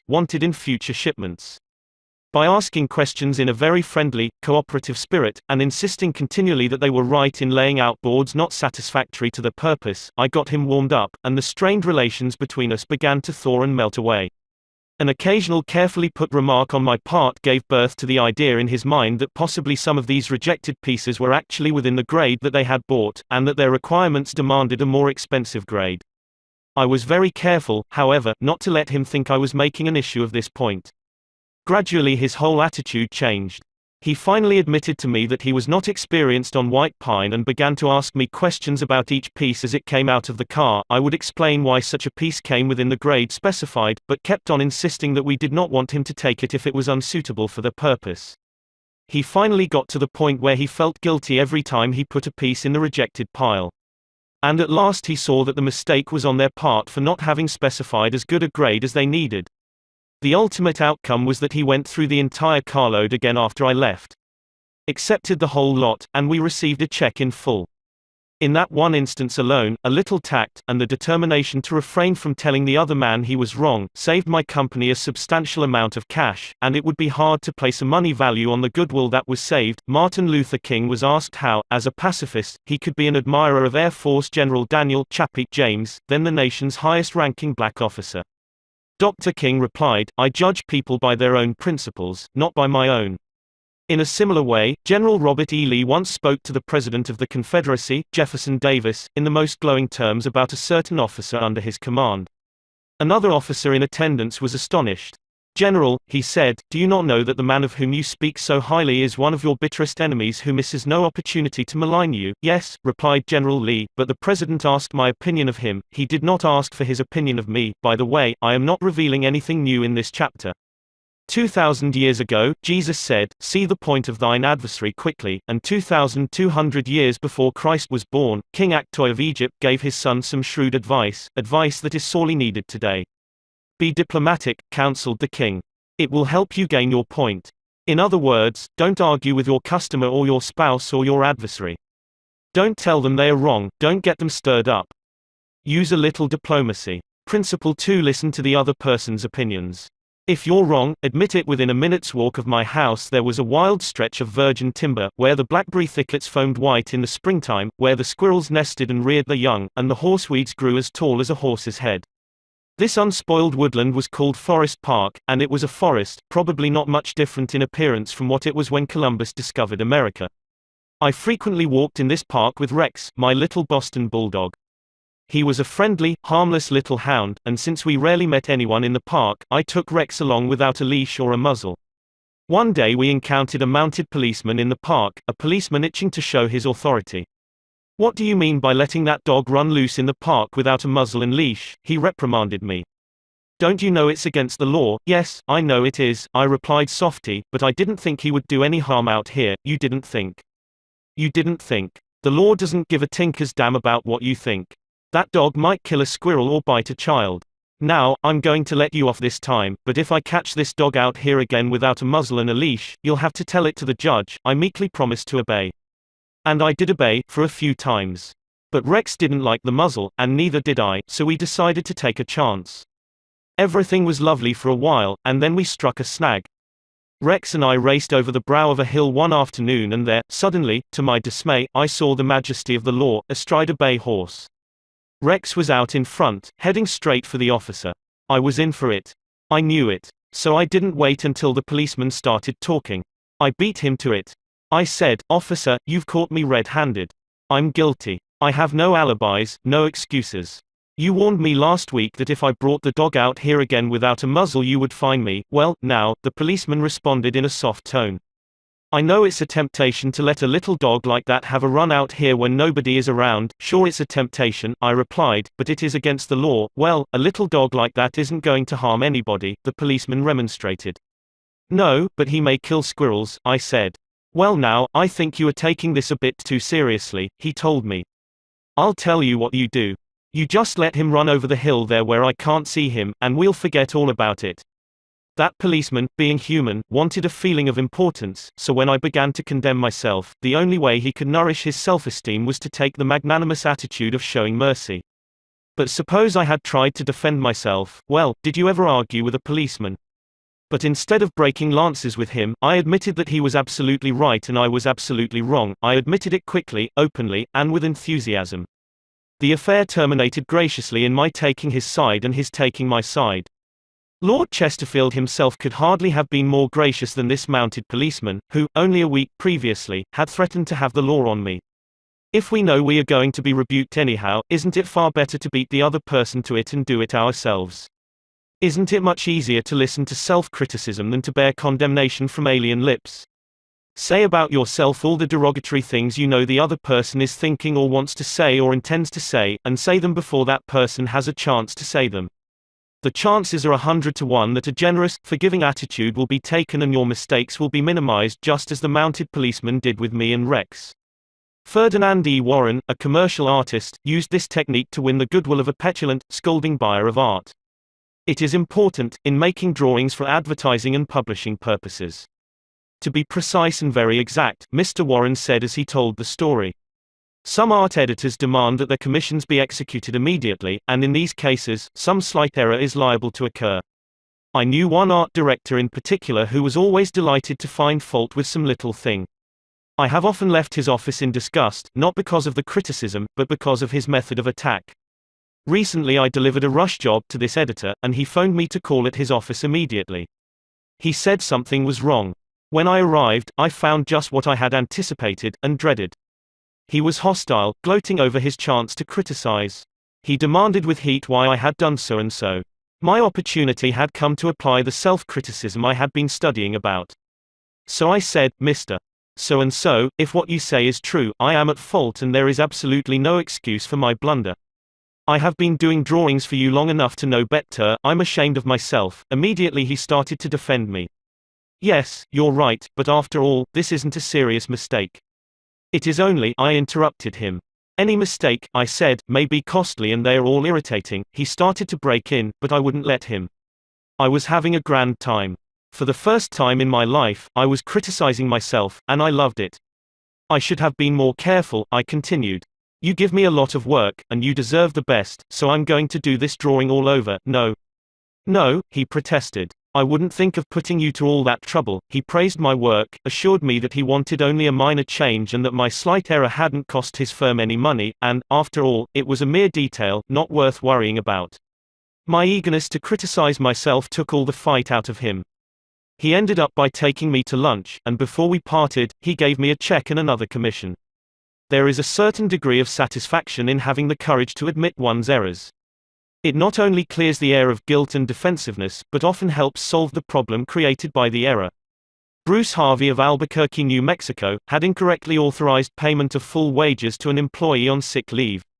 When he discovered his error, he brought it to the attention of the employee and explained that to correct the mistake he would have to reduce his next paycheck by the entire amount of the overpayment. The employee pleaded that as that would cause him a serious financial problem, could the money be repaid over a period of time? In order to do this, Harvey explained, he would have to obtain his supervisor's approval. And this, I knew, reported Harvey, would result in a boss-type explosion. While trying to decide how to handle this situation better, I realized that the whole mess was my fault and I would have to admit it to my boss. I walked into his office, told him that I had made a mistake and then informed him of the complete facts. He replied in an explosive manner that it was the fault of the personnel department. I repeated that it was my fault. He exploded again about carelessness in the accounting department. Again I explained it was my fault. He blamed 2 other people in the office. But each time I reiterated it was my fault. Finally, he looked at me and said, "Okay, it was your fault. Now straighten it out." The error was corrected and nobody got into trouble. I felt great because I was able to handle a tense situation and had the courage not to seek alibis. My boss has had more respect for me ever since. Any fool can try to defend his or her mistakes, and most fools do, but it raises one above the herd and gives one a feeling of nobility and exaltation to admit one's mistakes. For example, one of the most beautiful things that history records about Robert E. Lee is the way he blamed himself and only himself for the failure of Pickett's charge at Gettysburg. Pickett's charge was undoubtedly the most brilliant and picturesque attack that ever occurred in the Western world. General George E. Pickett himself was picturesque. He wore his hair so long that his auburn locks almost touched his shoulders, and, like Napoleon in his Italian campaigns, he wrote ardent love letters almost daily while on the battlefield. His devoted troops cheered him that tragic July afternoon as he rode off jauntily toward the Union lines, his cap set at a rakish angle over his right ear. They cheered and they followed him, man touching man, rank pressing rank, with banners flying and bayonets gleaming in the sun. It was a gallant sight. Daring. Magnificent. A murmur of admiration ran through the Union lines as they beheld it. Pickett's troops swept forward at any easy trot, through orchard and cornfield, across a meadow and over a ravine. All the time, the enemy's cannon was tearing ghastly holes in their ranks, but on they pressed, grim, irresistible. Suddenly the Union infantry rose from behind the stone wall on Cemetery Ridge where they had been hiding and fired volley after volley into Pickett's onrushing troops. The crest of the hill was a sheet of flame, a slaughterhouse, a blazing volcano. In a few minutes, all of Pickett's brigade commanders except one were down, and 4/5 of his 5,000 men had fallen. General Lewis A. Armistead, leading the troops in the final plunge, ran forward, vaulted over the stone wall, and, waving his cap on the top of his sword, shouted, "Give 'em the steel, boys!" They did. They leaped over the wall, bayoneted their enemies, smashed skulls with clubbed muskets, and planted the battle flags of the South on Cemetery Ridge. The banners waved there only for a moment. But that moment, brief as it was, recorded the high water mark of the Confederacy. Pickett's charge, brilliant, heroic, was nevertheless the beginning of the end. Lee had failed. He could not penetrate the North.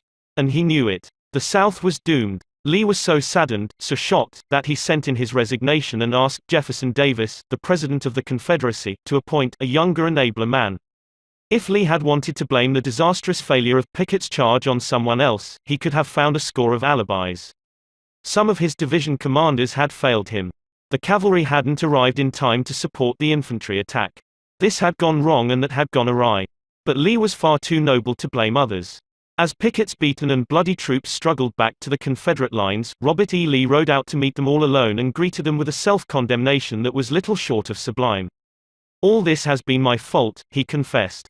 "I and I alone have lost this battle. Few generals in all history have had the courage and character to admit that."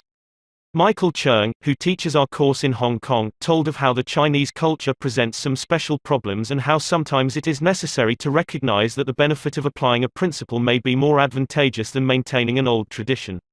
He had one middle-aged class member who had been estranged from his son for many years. The father had been an opium addict but was now cured. In Chinese tradition, an older person cannot take the first step. The father felt that it was up to his son to take the initiative toward a reconciliation. In an early session, he told the class about the grandchildren he had never seen and how much he desired to be reunited with his son. His classmates, all Chinese, understood his conflict between his desire and long-established tradition. The father felt that young people should have respect for their elders and that he was right in not giving in to his desire, but to wait for his son to come to him. Toward the end of the course, the father again addressed his class. "I have pondered this problem," he said. Dale Carnegie says, "If you are wrong, admit it quickly and emphatically. It is too late for me to admit it quickly, but I can admit it emphatically. I wronged my son. He was right in not wanting to see me and to expel me from his life. I may lose face by asking a younger person's forgiveness, but I was at fault and it is my responsibility to admit this." The class applauded and gave him their full support. At the next class he told how he went to his son's house, asked for and received forgiveness and was now embarked on a new relationship with his son, his daughter-in-law and the grandchildren he had at last met. Elbert Hubbard was one of the most original authors who ever stirred up a nation, and his stinging sentences often aroused fierce resentment. But Hubbard, with his rare skill for handling people, frequently turned his enemies into friends. For example, when some irritated reader wrote in to say that he didn't agree with such and such an article and ended by calling Hubbard this and that, Elbert Hubbard would answer like this: "Come to think it over, I don't entirely agree with it myself. Not everything I wrote yesterday appeals to me today. I am glad to learn what you think on the subject. The next time you are in the neighborhood you must visit us and we'll get this subject threshed out for all time. So here is a handclasp over the miles, and I am, yours sincerely." What could you say to a man who treated you like that? When we are right, let's try to win people gently and tactfully to our way of thinking, and when we are wrong, and that will be surprisingly often, if we are honest with ourselves, let's admit our mistakes quickly and with enthusiasm. Not only will that technique produce astonishing results, but, believe it or not, it is a lot more fun, under the circumstances, than trying to defend oneself. Principle 3: If you are wrong, admit it quickly and emphatically. A drop of honey: if your temper is aroused and you tell him a thing or two, you will have a fine time unloading your feelings. But what about the other person? Will he share your pleasure? Will your belligerent tones, your hostile attitude, make it easy for him to agree with you? "If you come at me with your fists doubled," said Woodrow Wilson, "I think I can promise you that mine will double as fast as yours, but if you come to me and say, 'Let us sit down and take counsel together, and, if we differ from each other, understand why it is that we differ, just what the points at issue are,' we will presently find that we are not so far apart after all, that the points on which we differ are few and the points on which we agree are many, and that if we only have the patience and the candor and the desire to get together, we will get together." Nobody appreciated the truth of Woodrow Wilson's statement more than John D. Rockefeller Jr. back in 1915. Rockefeller was the most fiercely despised man in Colorado. One of the bloodiest strikes in the history of American industry had been shocking the state for 2 terrible years. Irate, belligerent miners were demanding higher wages from the Colorado Fuel and Iron Company. Rockefeller controlled that company. Property had been destroyed, troops had been called out. Blood had been shed. Strikers had been shot, their bodies riddled with bullets. At a time like that, with the air seething with hatred, Rockefeller wanted to win the strikers to his way of thinking. And he did it. How? Here's the story. After weeks spent in making friends, Rockefeller addressed the representatives of the strikers.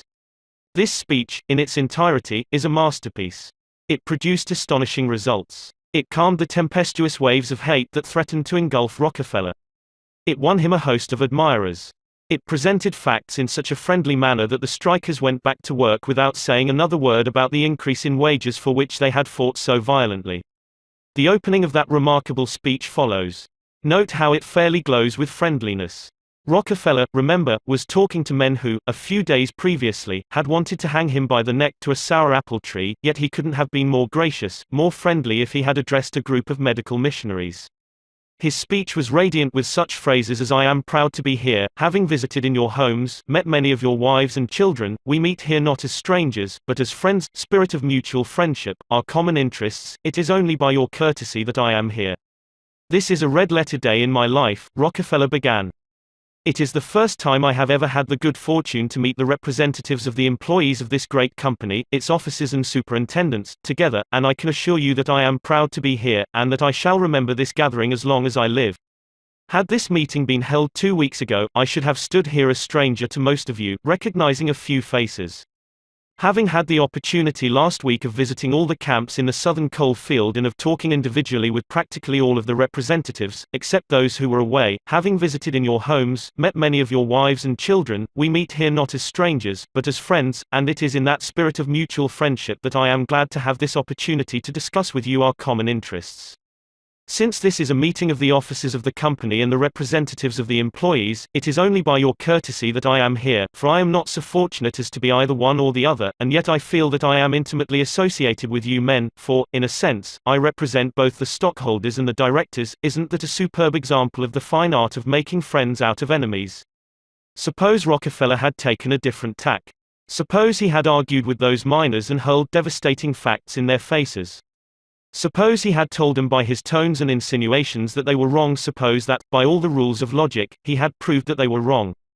What would have happened? More anger would have been stirred up, more hatred, more revolt. If a man's heart is rankling with discord and ill feeling toward you, you can't win him to your way of thinking with all the logic in Christendom. Scolding parents and domineering bosses and husbands and nagging wives ought to realize that people don't want to change their minds. They can't be forced or driven to agree with you or me. But they may possibly be led to, if we are gentle and friendly, ever so gentle and ever so friendly. Lincoln said that, in effect, over 100 years ago. Here are his words: "It is an old and true maxim that, a drop of honey catches more flies than a gallon of gall, so with men, if you would win a man to your cause, first convince him that you are his sincere friend, therein is a drop of honey that catches his heart, which, say what you will, is the great high road to his reason." Business executives have learned that it pays to be friendly to strikers. For example, when 2,500 employees in the White Motor Company's plant struck for higher wages and a union shop, Robert F. Black, then president of the company, didn't lose his temper and condemn and threaten and talk of tyranny and communists. He actually praised the strikers. He published an advertisement in the Cleveland papers, complimenting them on the peaceful way in which they laid down their tools. Finding the strike pickets idle, he bought them a couple of dozen baseball bats and gloves and invited them to play ball on vacant lots.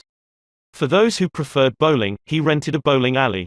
This friendliness on Mr. Black's part did what friendliness always does, it begot friendliness.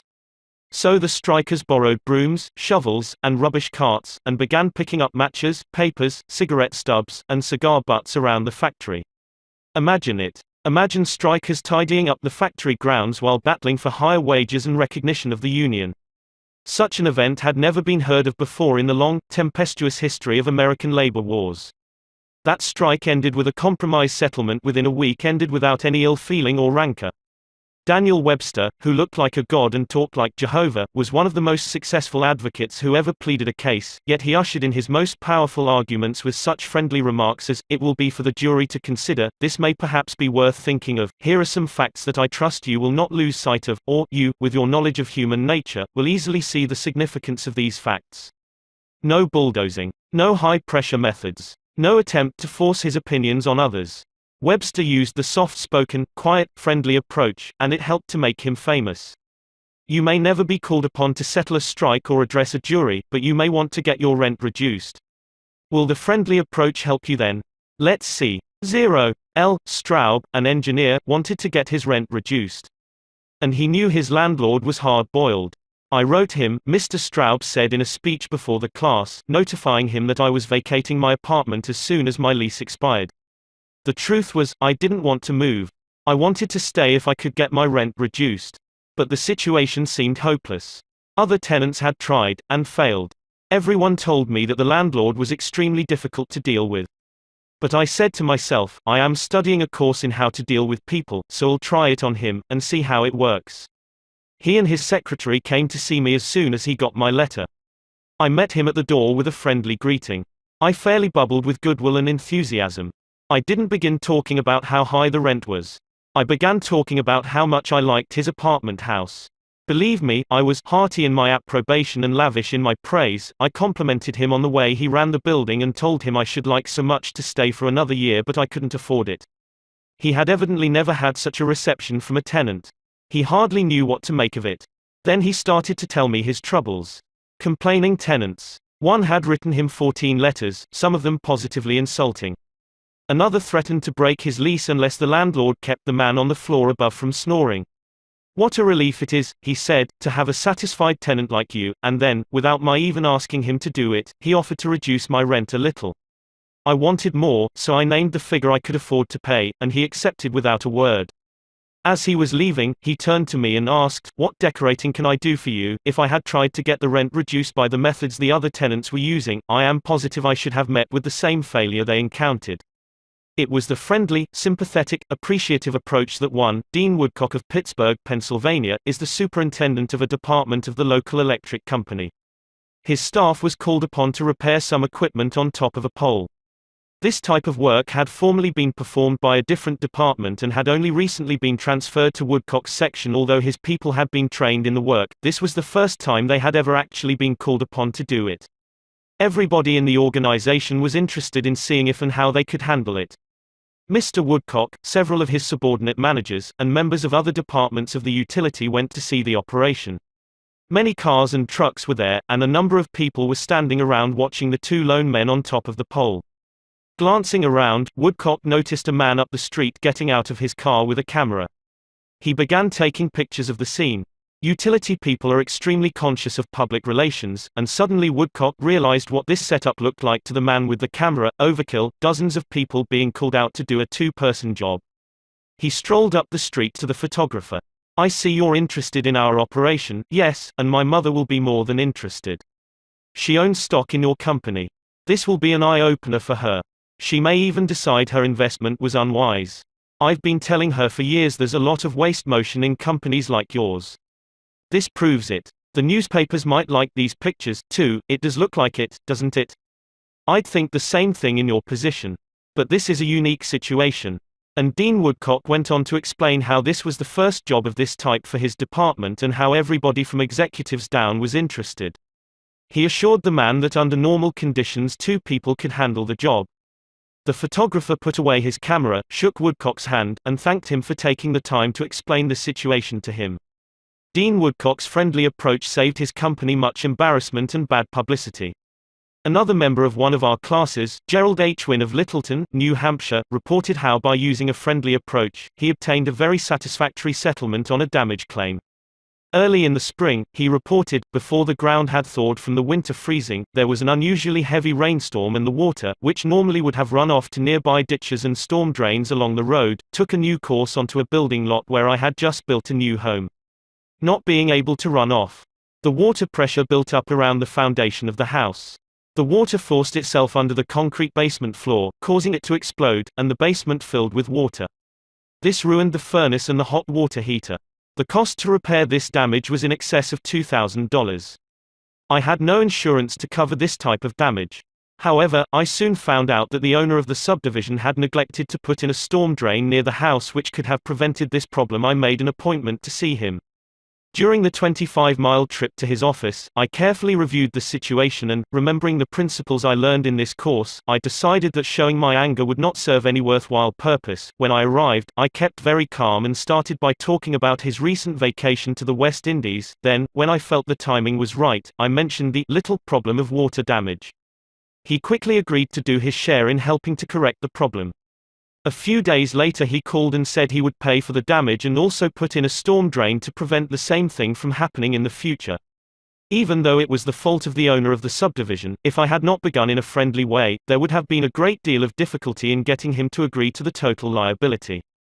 Years ago, when I was a barefoot boy walking through the woods to a country school out in northwest Missouri, I read a fable about the sun and the wind. They quarreled about which was the stronger, and the wind said, "I'll prove I am. See the old man down there with a coat? I bet I can get his coat off him quicker than you can." So the sun went behind a cloud, and the wind blew until it was almost a tornado, but the harder it blew, the tighter the old man clutched his coat to him. Finally, the wind calmed down and gave up, and then the sun came out from behind the clouds and smiled kindly on the old man. Presently, he mopped his brow and pulled off his coat. The sun then told the wind that gentleness and friendliness were always stronger than fury and force. The use of gentleness and friendliness is demonstrated day after day by people who have learned that a drop of honey catches more flies than a gallon of gall. F. Gail Connor of Lutherville, Maryland, proved this when he had to take his 4-month-old car to the service department of the car dealer for the 3rd time. He told our class, "It was apparent that talking to, reasoning with or shouting at the service manager was not going to lead to a satisfactory resolution of my problems. I walked over to the showroom and asked to see the agency owner, Mr. White. After a short wait, I was ushered into Mr. White's office. I introduced myself and explained to him that I had bought my car from his dealership because of the recommendations of friends who had had previous dealings with him. I was told that his prices were very competitive, and his service was outstanding." He smiled with satisfaction as he listened to me. I then explained the problem I was having with the service department. "I thought you might want to be aware of any situation that might tarnish your fine reputation," I added. He thanked me for calling this to his attention and assured me that my problem would be taken care of. Not only did he personally get involved, but he also lent me his car to use while mine was being repaired. Aesop was a Greek slave who lived at the court of Croesus and spun immortal fables 600 years before Christ. Yet the truths he taught about human nature are just as true in Boston and Birmingham now as they were 26 centuries ago in Athens. The sun can make you take off your coat more quickly than the wind, and kindliness, the friendly approach and appreciation can make people change their minds more readily than all the bluster and storming in the world. Remember what Lincoln said, "A drop of honey catches more flies than a gallon of gall." Principle 4. Begin in a friendly way. The secret of Socrates in talking with people: don't begin by discussing the things on which you differ. Begin by emphasizing, and keep on emphasizing, the things on which you agree.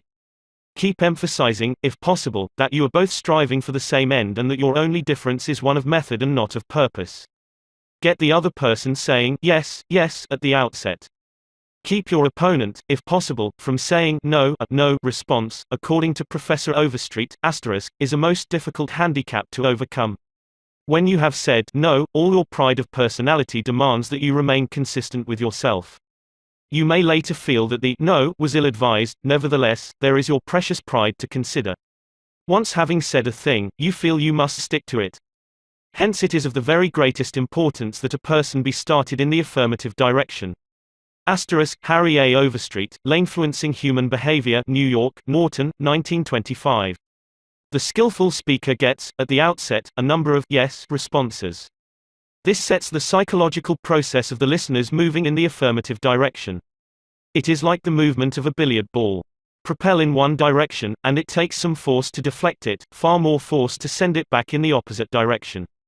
The psychological patterns here are quite clear. When a person says no, and really means it, he or she is doing far more than saying a word of 2 letters. The entire organism, glandular, nervous, muscular, gathers itself together into a condition of rejection. There is, usually in minute but sometimes in observable degree, a physical withdrawal or readiness for withdrawal. The whole neuromuscular system, in short, sets itself on guard against acceptance. When, to the contrary, a person says yes, none of the withdrawal activities takes place.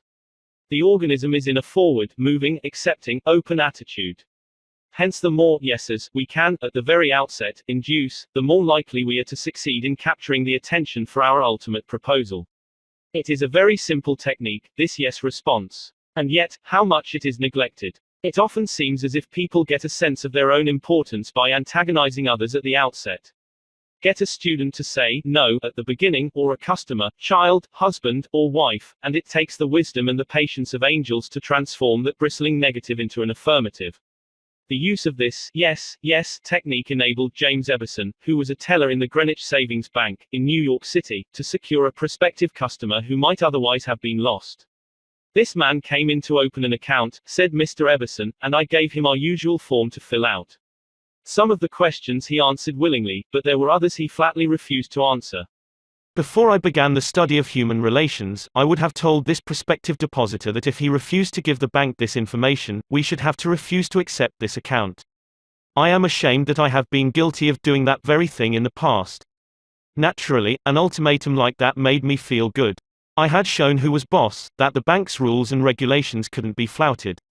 But that sort of attitude certainly didn't give a feeling of welcome and importance to the man who had walked in to give us his patronage. I resolved this morning to use a little horse sense. I resolved not to talk about what the bank wanted but about what the customer wanted. And above all else, I was determined to get him saying yes from the very start. So I agreed with him. I told him the information he refused to give was not absolutely necessary. However, I said, suppose you have money in this bank at your death. Wouldn't you like to have the bank transfer it to your next of kin, who is entitled to it according to law? Yes, of course, he replied. Don't you think, I continued, that it would be a good idea to give us the name of your next of kin so that, in the event of your death, we could carry out your wishes without error or delay? Again he said, yes. The young man's attitude softened and changed when he realized that we weren't asking for this information for our sake but for his sake. Before leaving the bank, this young man not only gave me complete information about himself but he opened, at my suggestion, a trust account, naming his mother as the beneficiary for his account, and he had gladly answered all the questions concerning his mother also. I found that by getting him to say yes from the outset, he forgot the issue at stake and was happy to do all the things I suggested. Joseph Allison, a sales representative for Westinghouse Electric Company, had this story to tell. There was a man in my territory that our company was most eager to sell to. My predecessor had called on him for 10 years without selling anything. When I took over the territory, I called steadily for 3 years without getting an order. Finally, after 13 years of calls and sales talk, we sold him a few motors. If these proved to be all right, an order for several hundred more would follow. Such was my expectation, right? I knew they would be all right. So when I called 3 weeks later, I was in high spirits. The chief engineer greeted me with this shocking announcement, Allison, I can't buy the remainder of the motors from you. Why? I asked in amazement. Why? Because your motors are too hot. I can't put my hand on them. I knew it wouldn't do any good to argue. I had tried that sort of thing too long. So I thought of getting the yes response. Well, now look, Mr. Smith, I said. I agree with you 100%. If those motors are running too hot, you ought not to buy any more of them. You must have motors that won't run any hotter than standards set by the National Electrical Manufacturers Association. Isn't that so? He agreed it was. I had gotten my first yes. The Electrical Manufacturers Association regulations say that a properly designed motor may have a temperature of 72 degrees Fahrenheit above room temperature. Is that correct? Yes, he agreed. That's quite correct. But your motors are much hotter. I didn't argue with him. I merely asked, how hot is the mill room? Oh, he said, about 75 degrees Fahrenheit. Well, I replied, if the mill room is 75 degrees and you add 72 to that, that makes a total of 147 degrees Fahrenheit. Wouldn't you scald your hand if you held it under a spigot of hot water at a temperature of 147 degrees Fahrenheit? Again he had to say, yes. Well, I suggested, wouldn't it be a good idea to keep your hands off those motors? Well, I guess you're right, he admitted.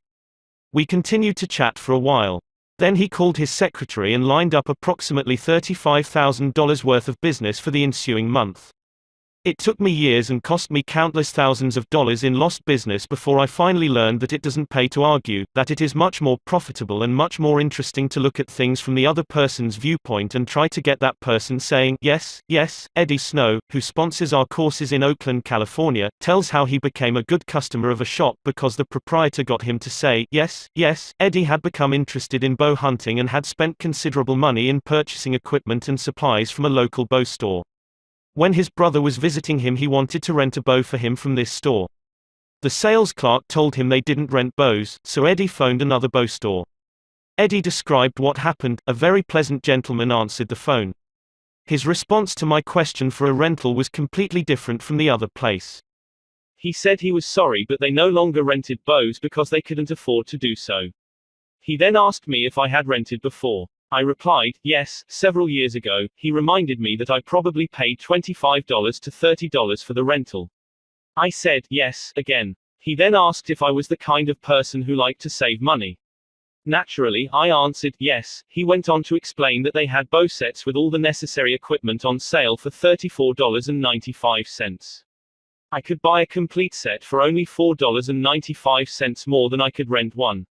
He explained that is why they had discontinued renting them. Did I think that was reasonable? My yes response led to a purchase of the set, and when I picked it up I purchased several more items at this shop and have since become a regular customer. Socrates, the gadfly of Athens, was one of the greatest philosophers the world has ever known.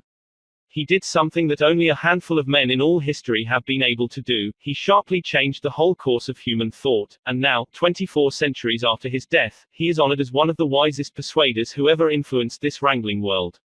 His method: did he tell people they were wrong? Oh, no, not Socrates. He was far too adroit for that. His whole technique, now called the Socratic method, was based upon getting a yes, yes response. He asked questions with which his opponent would have to agree. He kept on winning one admission after another until he had an armful of yeses. He kept on asking questions until finally, almost without realizing it, his opponents found themselves embracing a conclusion they would have bitterly denied a few minutes previously. The next time we attempted to tell someone he or she is wrong, let's remember old Socrates and ask a gentle question, a question that will get the yes, yes response. The Chinese have a proverb pregnant with the age-old wisdom of the Orient: he who treads softly goes far. They have spent 5,000 years studying human nature, those cultured Chinese, and they have garnered a lot of perspicacity. He who treads softly goes far. Principle 5: get the other person saying, yes, yes, immediately. The safety valve in handling complaints must people trying to win others to their way of thinking do too much talking themselves. Let the other people talk themselves out. They know more about the business and problems than you do. So ask them questions. Let them tell you a few things. If you disagree with them, you may be tempted to interrupt. But don't. It is dangerous. They won't pay attention to you while they still have a lot of ideas of their own crying for expression. So listen patiently and with an open mind. Be sincere about it. Encourage them to express their ideas fully. Does this policy pay in business? Let's see. Here is the story of a sales representative who was forced to try it.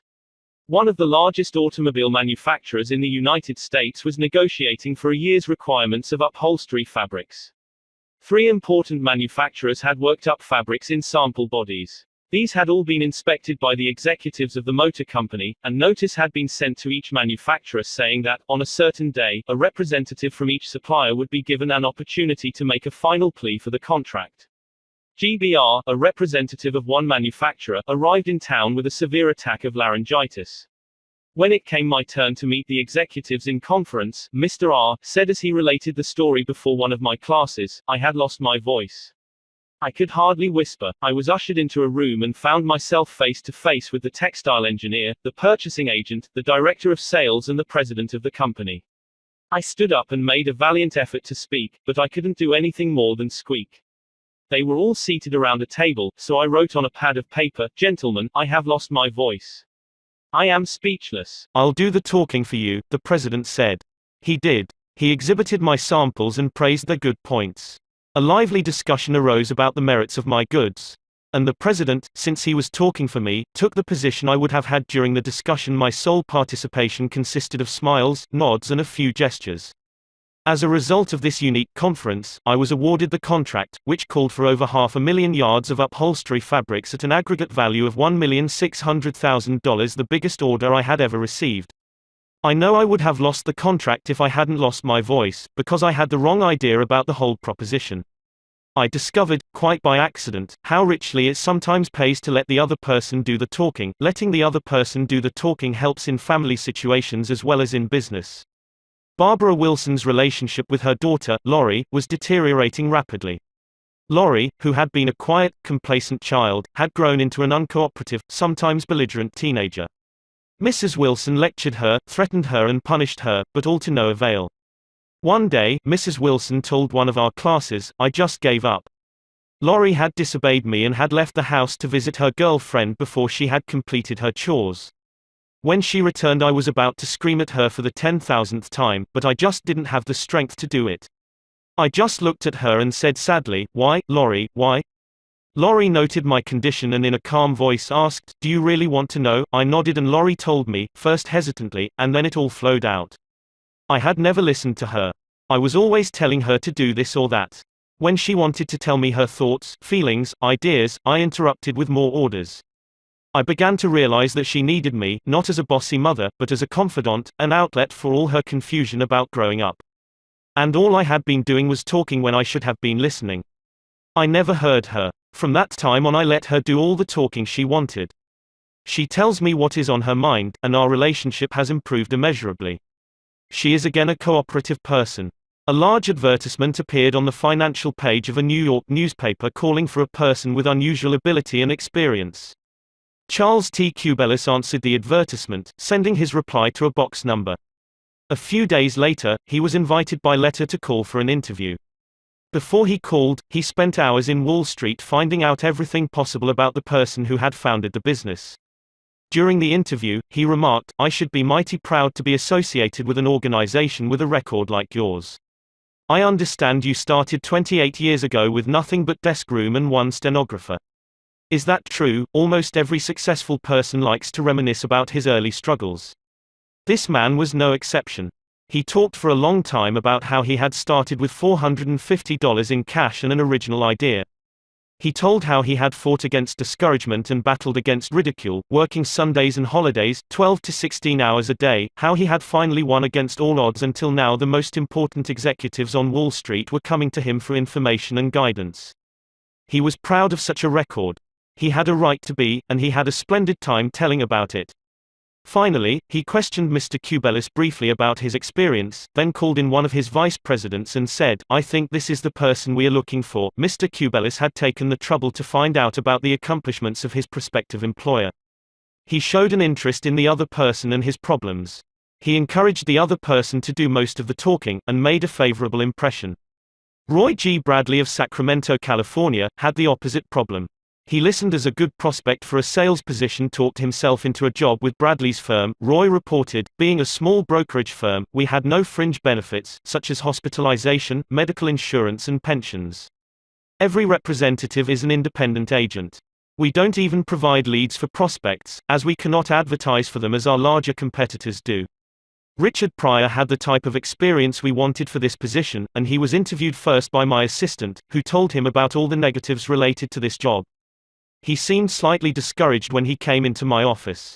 I mentioned the one benefit of being associated with my firm, that of being an independent contractor and therefore virtually being self-employed.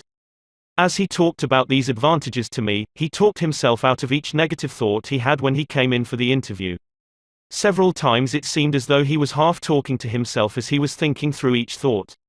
At times I was tempted to add to his thoughts, however, as the interview came to a close I felt he had convinced himself, very much on his own, that he would like to work for my firm. Because I had been a good listener and let Dick do most of the talking, he was able to weigh both sides fairly in his mind, and he came to the positive conclusion, which was a challenge he created for himself. We hired him and he has been an outstanding representative for our firm. Even our friends would much rather talk to us about their achievements than listen to us boast about ours. La Rochefoucauld, the French philosopher, said, "If you want enemies, excel your friends, but if you want friends, let your friends excel you." Why is that true? Because when our friends excel us, they feel important, but when we excel them, they, or at least some of them, will feel inferior and envious. By far the best-liked placement counselor in the Midtown personnel agency in New York City was Henrietta G. It hadn't always been that way. During the first few months of her association with the agency, Henrietta didn't have a single friend among her colleagues. Why? Because every day she would brag about the placements she had made, the new accounts she had opened, and anything else she had accomplished. "I was good at my work and proud of it," Henrietta told one of our classes. But instead of my colleagues sharing my triumphs, they seemed to resent them. I wanted to be liked by these people. I really wanted them to be my friends. After listening to some of the suggestions made in this course, I started to talk about myself less and listen more to my associates. They also had things to boast about and were more excited about telling me about their accomplishments than about listening to my boasting. Now, when we have some time to chat, I ask them to share their joys with me, and I only mention my achievements when they ask. Principle 6: Let the other person do a great deal of the talking. How to get cooperation? Don't you have much more faith in ideas that you discover for yourself than in ideas that are handed to you on a silver platter? If so, isn't it bad judgment to try to ram your opinions down the throats of other people? Isn't it wiser to make suggestions, and let the other person think out the conclusion? Adolf Seltz of Philadelphia, sales manager in an automobile showroom and a student in one of my courses, suddenly found himself confronted with the necessity of injecting enthusiasm into a discouraged and disorganized group of automobile salespeople. Calling a sales meeting, he urged his people to tell him exactly what they expected from him. As they talked, he wrote their ideas on the blackboard. He then said, "I'll give you all these qualities you expect from me. Now I want you to tell me what I have a right to expect from you." The replies came quick and fast: loyalty, honesty, initiative, optimism, teamwork, 8 hours a day of enthusiastic work. The meeting ended with a new courage, a new inspiration. One salesperson volunteered to work 14 hours a day, and Mr. Seltz reported to me that the increase of sales was phenomenal. "The people had made a sort of moral bargain with me," said Mr. Seltz, "and as long as I lived up to my part in it, they were determined to live up to theirs. Consulting them about their wishes and desires was just the shot in the arm they needed. No one likes to feel that he or she is being sold something or told to do a thing. We much prefer to feel that we are buying of our own accord or acting on our own ideas. We like to be consulted about our wishes, our wants, our thoughts." Take the case of Eugene Wesson. He lost countless thousands of dollars in commissions before he learned this truth. Mr. Wesson sold sketches for a studio that created designs for stylists and textile manufacturers. Mr. Wesson had called on one of the leading stylists in New York once a week, every week for 3 years. "He never refused to see me," said Mr. Wesson, "but he never bought. He always looked over my sketches very carefully and then said, 'No, Wesson, I guess we don't get together today.'" After 150 failures, Wesson realized he must be in a mental rut, so he resolved to devote one evening a week to the study of influencing human behavior, to help him develop new ideas and generate new enthusiasm. He decided on this new approach. With half a dozen unfinished artist sketches under his arm, he rushed over to the buyer's office. "I want you to do me a little favor, if you will," he said. "Here are some uncompleted sketches. Won't you please tell me how we could finish them up in such a way that you could use them?" The buyer looked at the sketches for a while without uttering a word. Finally he said, "Leave these with me for a few days, Wesson, and then come back and see me." Wesson returned 3 days later, got his suggestions, took the sketches back to the studio and had them finished according to the buyer's ideas. The result? All accepted. After that, this buyer ordered scores of other sketches from Wesson, all drawn according to the buyer's ideas. "I realized why I had failed for years to sell him," said Mr. Wesson. "I had urged him to buy what I thought he ought to have. Then I changed my approach completely. I urged him to give me his ideas. This made him feel that he was creating the designs. And he was. I didn't have to sell him. He bought, letting the other person feel that the idea is his or hers not only works in business and politics, it works in family life as well. Paul M. Davis of Tulsa, Oklahoma, told his class how he applied this principle. My family and I enjoyed one of the most interesting sightseeing vacation trips we have ever taken. I had long dreamed of visiting such historic sites as the Civil War battlefield in Gettysburg, Independence Hall in Philadelphia, and our nation's capital. Valley Forge, Jamestown and the restored colonial village of Williamsburg were high on the list of things I wanted to see. In March, my wife, Nancy, mentioned that she had ideas for our summer vacation, which included a tour of the western states, visiting points of interest in New Mexico, Arizona, California and Nevada. She had wanted to make this trip for several years. But we couldn't obviously make both trips. Our daughter, Anne, had just completed a course in U.S. history in junior high school and had become very interested in the events that had shaped our country's growth. I asked her how she would like to visit the places she had learned about on our next vacation. She said she would love to. 2 evenings later, as we sat around the dinner table, Nancy announced that if we all agreed, the summer's vacation would be to the eastern states, that it would be a great trip for Anne and thrilling for all of us.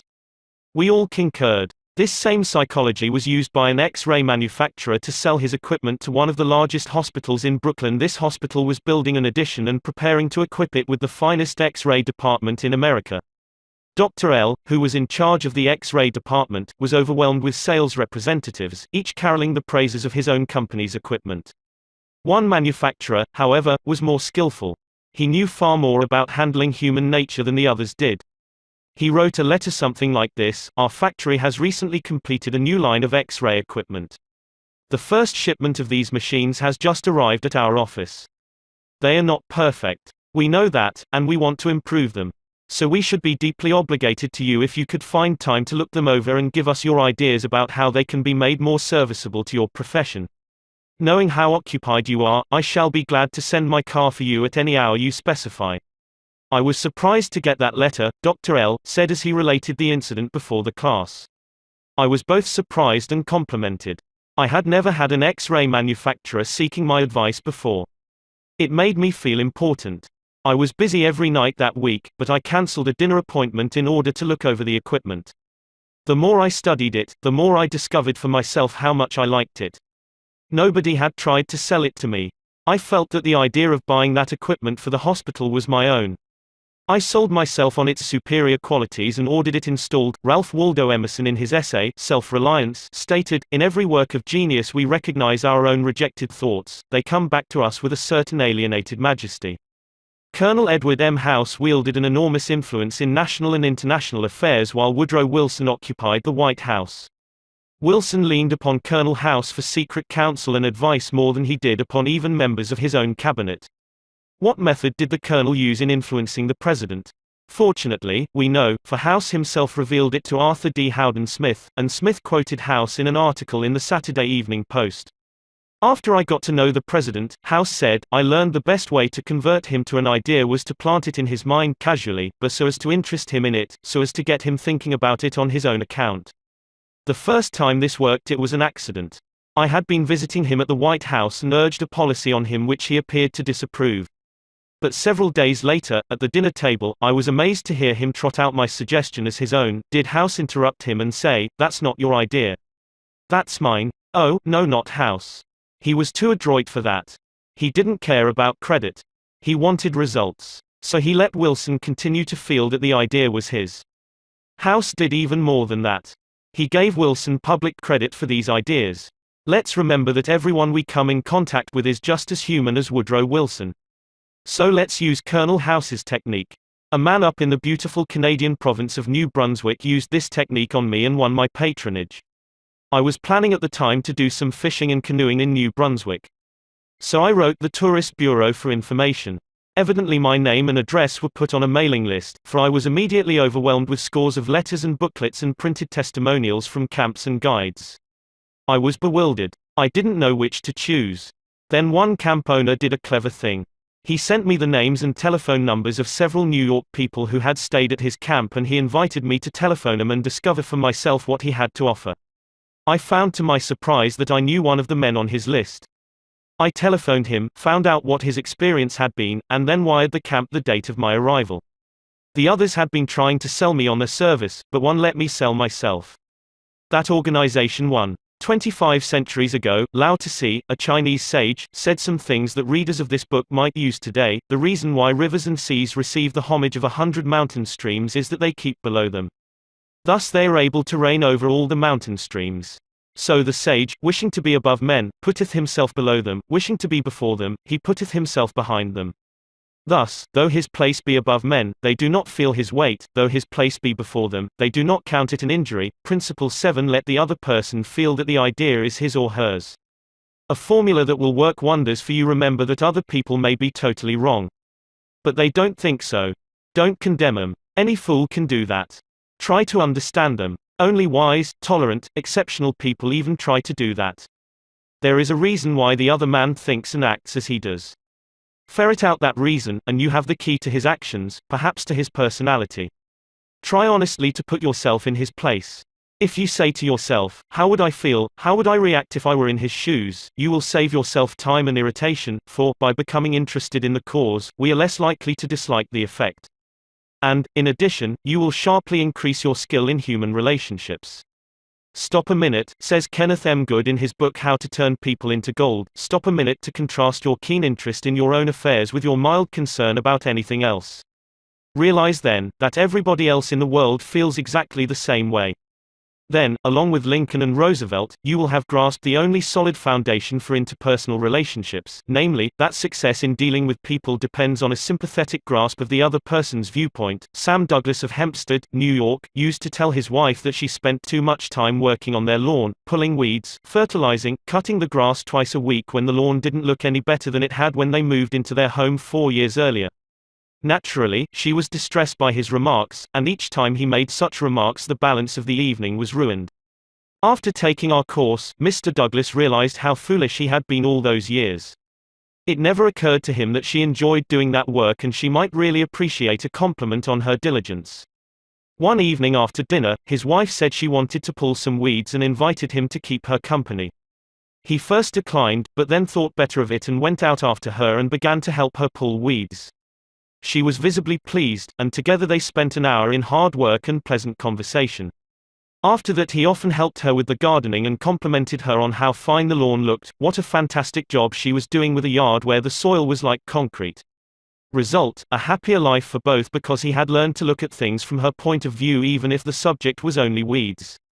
In his book Getting Through to People, Dr. Gerald S. Nirenberg commented, "Cooperativeness in conversation is achieved when you show that you consider the other person's ideas and feelings as important as your own.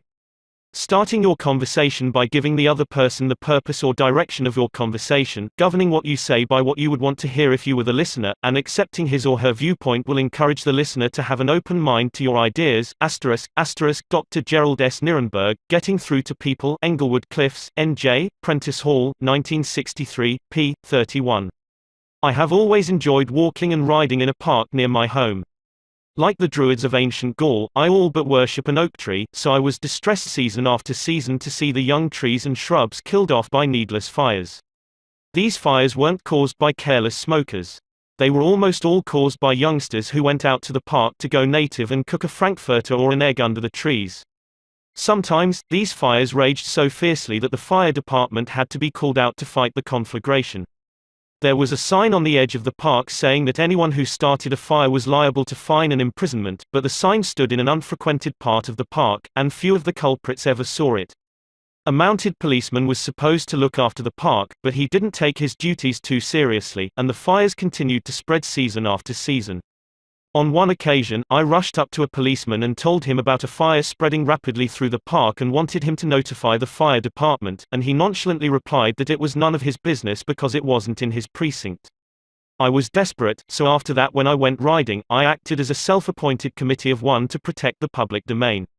In the beginning, I am afraid I didn't even attempt to see the other people's point of view. When I saw a fire blazing under the trees, I was so unhappy about it, so eager to do the right thing, that I did the wrong thing.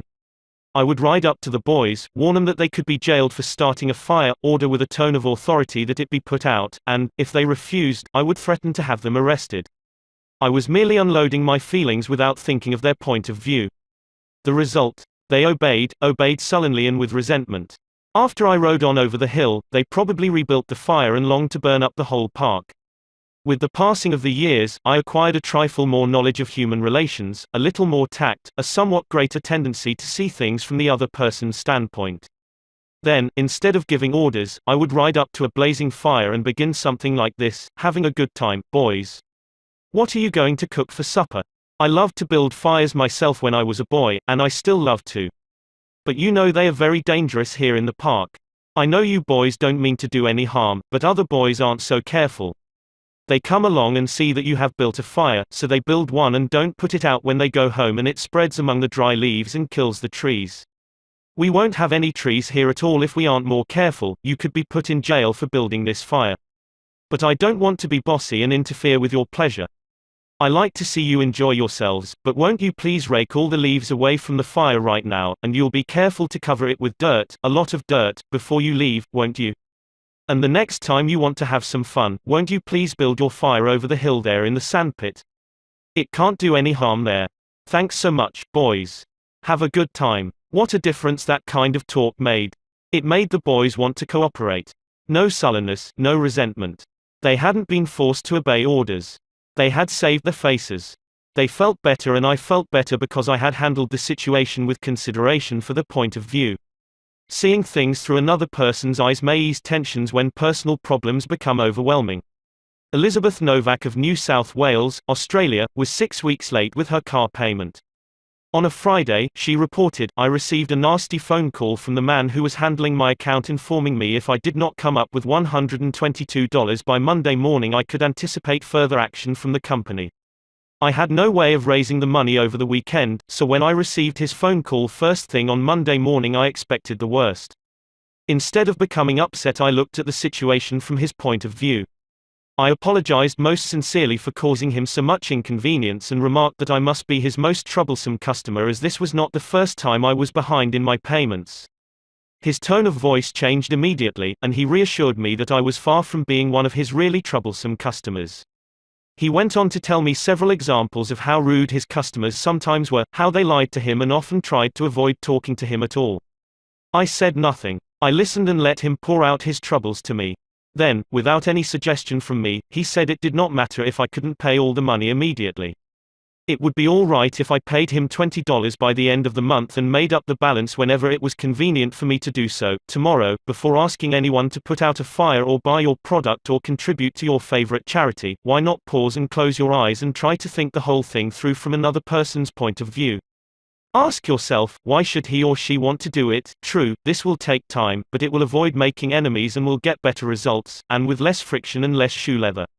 I would rather walk the sidewalk in front of a person's office for 2 hours before an interview, said Dean Donham of the Harvard Business School, than step into that office without a perfectly clear idea of what I was going to say and what that person, from my knowledge of his or her interests and motives, was likely to answer. That is so important that I am going to repeat it in italics for the sake of emphasis. I would rather walk the sidewalk in front of a person's office for 2 hours before an interview than step into that office without a perfectly clear idea of what I was going to say and what that person, from my knowledge of his or her interests and motives, was likely to answer. If, as a result of reading this book, you get only one thing, an increased tendency to think always in terms of the other person's point of view, and see things from that person's angle as well as your own, if you get only that one thing from this book, it may easily prove to be one of the stepping stones of your career. Principle 8. Try honestly to see things from the other person's point of view. What everybody wants. Wouldn't you like to have a magic phrase that would stop arguments, eliminate ill feeling, create goodwill, and make the other person listen attentively? Yes? All right. Here it is. I don't blame you one iota for feeling as you do. If I were you, I would undoubtedly feel just as you do. An answer like that will soften the most cantankerous old cuss alive. And you can say that and be 100% sincere, because if you were the other person, you, of course, would feel just as he does. Take Al Capone, for example. Suppose you had inherited the same body and temperament and mind that Al Capone had. Suppose you had had his environment and experiences. You would then be precisely what he was, and where he was. For it is those things, and only those things, that made him what he was. The only reason, for example, that you are not a rattlesnake is that your mother and father weren't rattlesnakes. You deserve very little credit for being what you are, and remember, the people who come to you irritated, bigoted, unreasoning, deserve very little discredit for being what they are. Feel sorry for the poor devils. Pity them. Sympathize with them. Say to yourself, there, but for the grace of God, go I. 3/4 of the people you will ever meet are hungering and thirsting for sympathy. Give it to them, and they will love you. I once gave a broadcast about the author of Little Women, Louisa May Alcott. Naturally, I knew she had lived and written her immortal books in Concord, Massachusetts. But, without thinking what I was saying, I spoke of visiting her old home in Concord, New Hampshire. If I had said New Hampshire only once, it might have been forgiven. But, alas and alack. I said it twice. I was deluged with letters and telegrams, stinging messages that swirled around my defenseless head like a swarm of hornets. Many were indignant, a few insulting. One colonial dame, who had been reared in Concord, Massachusetts, and who was then living in Philadelphia, vented her scorching wrath upon me. She couldn't have been much more bitter if I had accused Miss Alcott of being a cannibal from New Guinea. As I read the letter, I said to myself, thank God, I am not married to that woman. I felt like writing and telling her that although I had made a mistake in geography, she had made a far greater mistake in common courtesy. That was to be just my opening sentence. Then I was going to roll up my sleeves and tell her what I really thought. But I didn't. I controlled myself. I realized that any hot-headed fool could do that, and that most fools would do just that. I wanted to be above fools. So I resolved to try to turn her hostility into friendliness. It would be a challenge, a sort of game one could play. I said to myself, after all, if I were she, I would probably feel just as she does, so I determined to sympathize with her viewpoint. The next time I was in Philadelphia, I called her on the telephone. The conversation went something like this: me, Mrs. So-and-so, you wrote me a letter a few weeks ago, and I want to thank you for it. She, in incisive, cultured, well-bred tones, to whom have I the honor of speaking? Me, I am a stranger to you. My name is Dale Carnegie. You listened to a broadcast I gave about Louisa May Alcott a few Sundays ago, and I made the unforgivable blunder of saying that she had lived in Concord, New Hampshire. It was a stupid blunder, and I want to apologize for it. It was so nice of you to take the time to write me. She, I am sorry, Mr. Carnegie, that I wrote as I did. I lost my temper. I must apologize. Me, no. You are not the one to apologize, I am. Any school child would have known better than to have said what I said. I apologized over the air the following Sunday, and I want to apologize to you personally now. She, I was born in Concord, Massachusetts. My family has been prominent in Massachusetts affairs for 2 centuries, and I am very proud of my native state. I was really quite distressed to hear you say that Miss Alcott had lived in New Hampshire. But I am really ashamed of that letter. Me, I assure you that you were not 1/10 as distressed as I am. My error didn't hurt Massachusetts, but it did hurt me.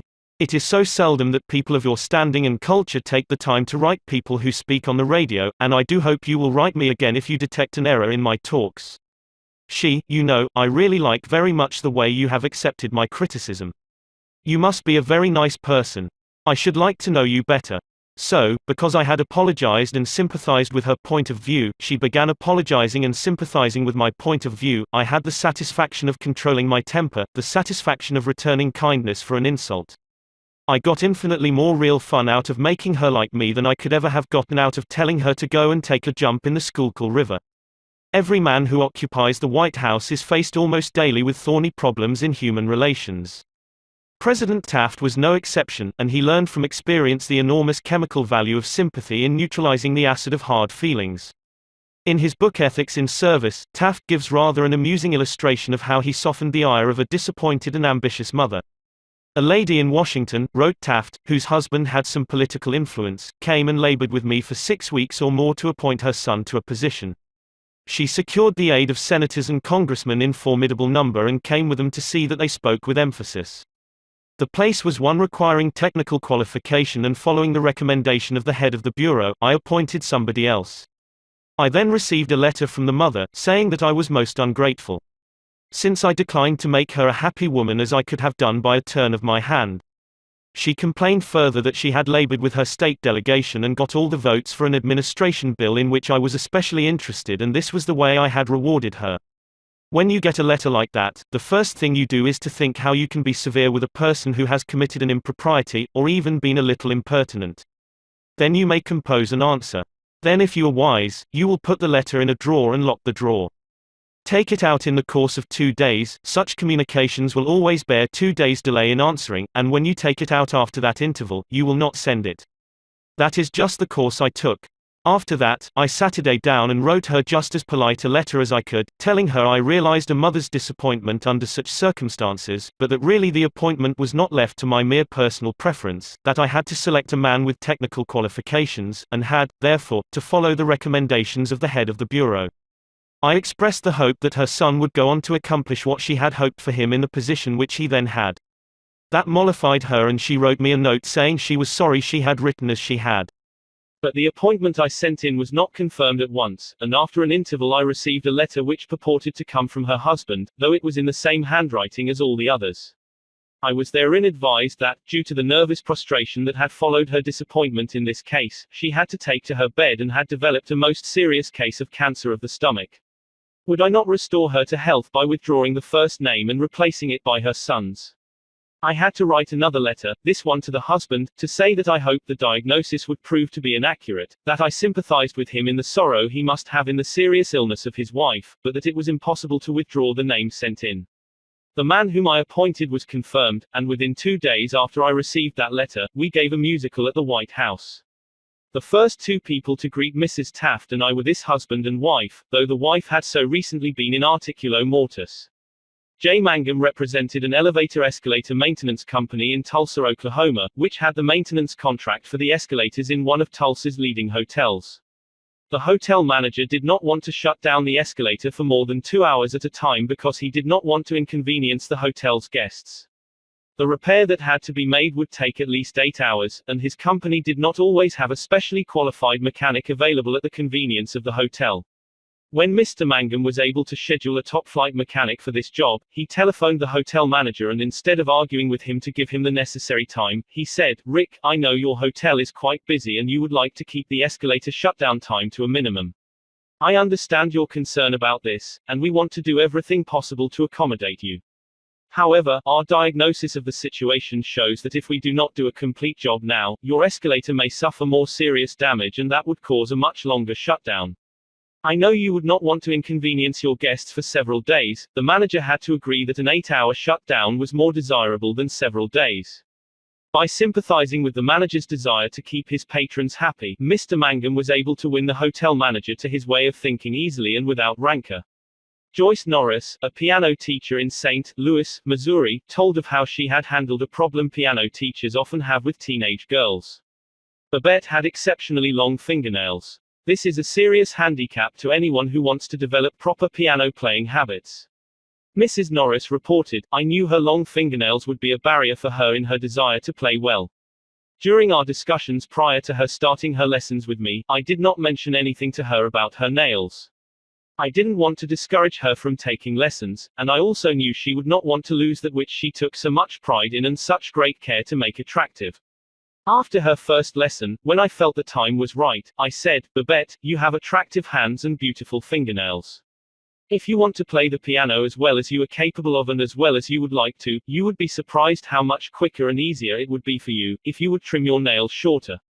Just think about it, okay?'" She made a face which was definitely negative. I also talked to her mother about this situation, again mentioning how lovely her nails were.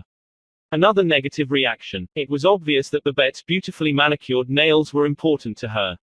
The following week Babette returned for her second lesson. Much to my surprise, the fingernails had been trimmed. I complimented her and praised her for making such a sacrifice. I also thanked her mother for influencing Babette to cut her nails. Her reply was, "Oh, I had nothing to do with it." Babette decided to do it on her own, and this is the first time she has ever trimmed her nails for anyone. Did Mrs. Norris threaten Babette? Did she say she would refuse to teach a student with long fingernails? No, she did not. She let Babette know that her fingernails were a thing of beauty and it would be a sacrifice to cut them. She implied, "I sympathize with you, I know it won't be easy, but it will pay off in your better musical development." Sol Hurrick was probably America's #1 impresario. For almost half a century he handled artists, such world-famous artists as Chaliapin, Isadora Duncan, and Pavlova. Mr. Hurrick told me that one of the first lessons he had learned in dealing with his temperamental stars was the necessity for sympathy and more sympathy with their idiosyncrasies. For 3 years, he was impresario for Fyodor Chaliapin, one of the greatest bassos who ever thrilled the ritzy box holders at the Metropolitan, yet Chaliapin was a constant problem. He carried on like a spoiled child. To put it in Mr. Hurrick's own inimitable phrase, he was a hell of a fellow in every way. For example, Chaliapin would call up Mr. Hurrick about noon of the day he was going to sing and say, "Sol, I feel terrible. My throat is like raw hamburger. It is impossible for me to sing tonight." Did Mr. Hurrick argue with him? Oh, no. He knew that an entrepreneur couldn't handle artists that way. So he would rush over to Chaliapin's hotel, dripping with sympathy. "What a pity," he would mourn. "What a pity. My poor fellow. Of course, you cannot sing. I will cancel the engagement at once. It will only cost you a couple of $1,000s, but that is nothing in comparison to your reputation." Then Chaliapin would sigh and say, "Perhaps you had better come over later in the day. Come at 5 and see how I feel then." At 5 o'clock, Mr. Hurrick would again rush to his hotel, dripping with sympathy. Again he would insist on cancelling the engagement, and again Chaliapin would sigh and say, "Well, maybe you had better come to see me later. I may be better then." At 7:30 the great basso would consent to sing, only with the understanding that Mr. Hurrick would walk out on the stage of the Metropolitan and announce that Chaliapin had a very bad cold and was not in good voice. Mr. Hurrick would lie and say he would do it, for he knew that was the only way to get the basso out on the stage. Dr. Arthur I. Gates said in his splendid book Educational Psychology, "Sympathy the human species universally craves. The child eagerly displays his injury, or even inflicts a cut or bruise in order to reap abundant sympathy. For the same purpose adults show their bruises, relate their accidents, illness, especially details of surgical operations. Self-pity, for misfortunes real or imaginary, is in some measure, practically a universal practice. So, if you want to win people to your way of thinking, put in practice, Principle 9: be sympathetic with the other person's ideas and desires. An appeal that everybody likes. I was reared on the edge of the Jesse James country out in Missouri, and first visited the James farm at Carnegie, Missouri, where the son of Jesse James was then living. His wife told me stories of how Jesse robbed trains and held up banks and then gave money to the neighboring farmers to pay off their mortgages. Jesse James probably regarded himself as an idealist at heart, just as Dutch Schultz, Two Gun, Crowley, Al Capone and many other organized crime godfathers did generations later. The fact is that all people you meet have a high regard for themselves and like to be fine and unselfish in their own estimation. Pierpont Morgan observed, in one of his analytical interludes, that a person usually has two reasons for doing a thing, one that sounds good and a real one. The person himself will think of the real reason. You don't need to emphasize that. But all of us, being idealists at heart, like to think of motives that sound good. So, in order to change people, appeal to the nobler motives. Is that too idealistic to work in business? Let's see. Let's take the case of Hamilton J. Farrell of the Farrell-Mitchell Company of Glenolden, Pennsylvania. Mr. Farrell had a disgruntled tenant who threatened to move. The tenant's lease still had 4 months to run, nevertheless, he served notice that he was vacating immediately, regardless of lease. "These people had lived in my house all winter, the most expensive part of the year," Mr. Farrell said as he told the story to the class, "and I knew it would be difficult to rent the apartment again before fall. I could see all that rent income going over the hill, and believe me, I saw red. Now, ordinarily, I would have waded into that tenant and advised him to read his lease again. I would have pointed out that if he moved, the full balance of his rent would fall due at once, and that I could, and would, move to collect. However, instead of flying off the handle and making a scene, I decided to try other tactics. So I started like this, Mr. Doe, I said. I have listened to your story, and I still don't believe you intend to move. Years in the renting business have taught me something about human nature, and I sized you up in the first place as being a man of your word. In fact, I'm so sure of it that I'm willing to take a gamble. Now, here's my proposition. Leave your decision on the table for a few days and think it over. If you come back to me between now and the 1st of the month, when your rent is due, and tell me you still intend to move, I give you my word I will accept your decision as final. I will privilege you to move and admit to myself I've been wrong in my judgment. But I still believe you're a man of your word and will live up to your contract. For after all, we are either men or monkeys, and the choice usually lies with ourselves." Well, when the new month came around, this gentleman came to see me and paid his rent in person. He and his wife had talked it over, he said, and decided to stay. They had concluded that the only honorable thing to do was to live up to their lease. When the late Lord Northcliffe found a newspaper using a picture of him which he didn't want published, he wrote the editor a letter. But did he say, "Please do not publish that picture of me anymore, I don't like it"? No, he appealed to a nobler motive. He appealed to the respect and love that all of us have for motherhood. He wrote, "Please do not publish that picture of me anymore. My mother doesn't like it." When John D. Rockefeller Jr. wished to stop newspaper photographers from snapping pictures of his children, he too appealed to the nobler motives. He didn't say, "I don't want the pictures published." No, he appealed to the desire, deep in all of us, to refrain from harming children. He said, "You know how it is, boys. You've got children yourselves, some of you. And you know it's not good for youngsters to get too much publicity." When Cyrus H.K. Curtis, the poor boy from Maine, was starting on his meteoric career, which was destined to make him millions as owner of the Saturday Evening Post and the Ladies' Home Journal, he couldn't afford to pay his contributors the prices that other magazines paid. He couldn't afford to hire first-class authors to write for money alone. So he appealed to their nobler motives. For example, he persuaded even Louisa May Alcott, the immortal author of Little Women, to write for him when she was at the flood tide of her fame, and he did it by offering to send a check for $100, not to her, but to her favorite charity. Right here the skeptic may say, "Oh, that stuff is all right for Northcliffe and Rockefeller or a sentimental novelist. But, I'd like to see you make it work with the tough babies I have to collect bills from." You may be right. Nothing will work in all cases, and nothing will work with all people. If you are satisfied with the results you are now getting, why change? If you are not satisfied, why not experiment?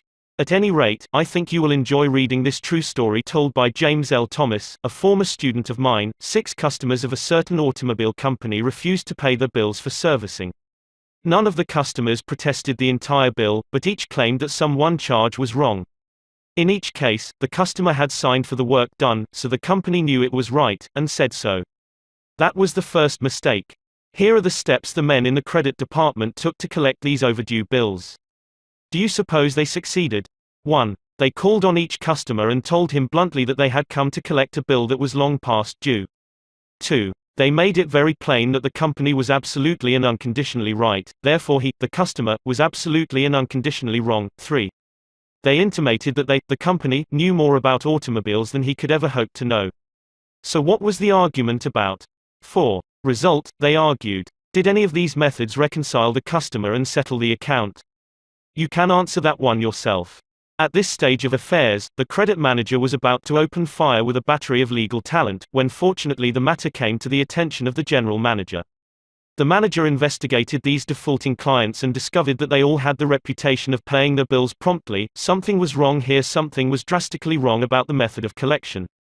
So he called in James L. Thomas and told him to collect these uncollectible accounts. Here, in his words, are the steps Mr. Thromers took. My visit to each customer was likewise to collect a bill long past due, a bill that we knew was absolutely right. But I didn't say a word about that. I explained I had called to find out what it was the company had done, or failed to do. I made it clear that, until I had heard the customer's story, I had no opinion to offer.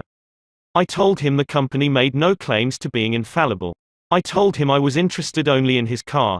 And that he knew more about his car than anyone else in the world, that he was the authority on the subject. I let him talk, and I listened to him with all the interest and sympathy that he wanted, and had expected. Finally, when the customer was in a reasonable mood, I put the whole thing up to his sense of fair play. I appealed to the nobler motives. First, I said, I want you to know I also feel this matter has been badly mishandled. You've been inconvenienced and annoyed and irritated by one of our representatives. That should never have happened. I'm sorry and, as a representative of the company, I apologize. As I sat today here and listened to your side of the story, I could not help being impressed by your fairness and patience. And now, because you are fair-minded and patient, I am going to ask you to do something for me. It's something that you can do better than anyone else, something you know more about than anyone else. Here is your bill. I know it is safe for me to ask you to adjust it, just as you would do if you were the president of my company. I am going to leave it all up to you. Whatever you say goes. Did he adjust the bill? He certainly did, and got quite a kick out of it. The bills ranged from $150 to $400, but did the customer give himself the best of it? Yes, one of them did. One of them refused to pay a penny of the disputed charge, but the other 5 all gave the company the best of it. And here's the cream of the whole thing, we delivered new cars to all 6 of these customers within the next 2 years. Experience has taught me, says Mr. Thomas, that when no information can be secured about the customer, the only sound basis on which to proceed is to assume that he or she is sincere, honest, truthful and willing and anxious to pay the charges, once convinced they are correct. To put it differently and perhaps more clearly, people are honest and want to discharge their obligations. The exceptions to that rule are comparatively few, and I am convinced that the individuals who are inclined to chisel will in most cases react favorably if you make them feel that you consider them honest, upright and fair. Principle 10 Appeal to the nobler motives. The movies do it. TV does it. Why don't you do it? Many years ago, the Philadelphia Evening Bulletin was being maligned by a dangerous whispering campaign. A malicious rumor was being circulated.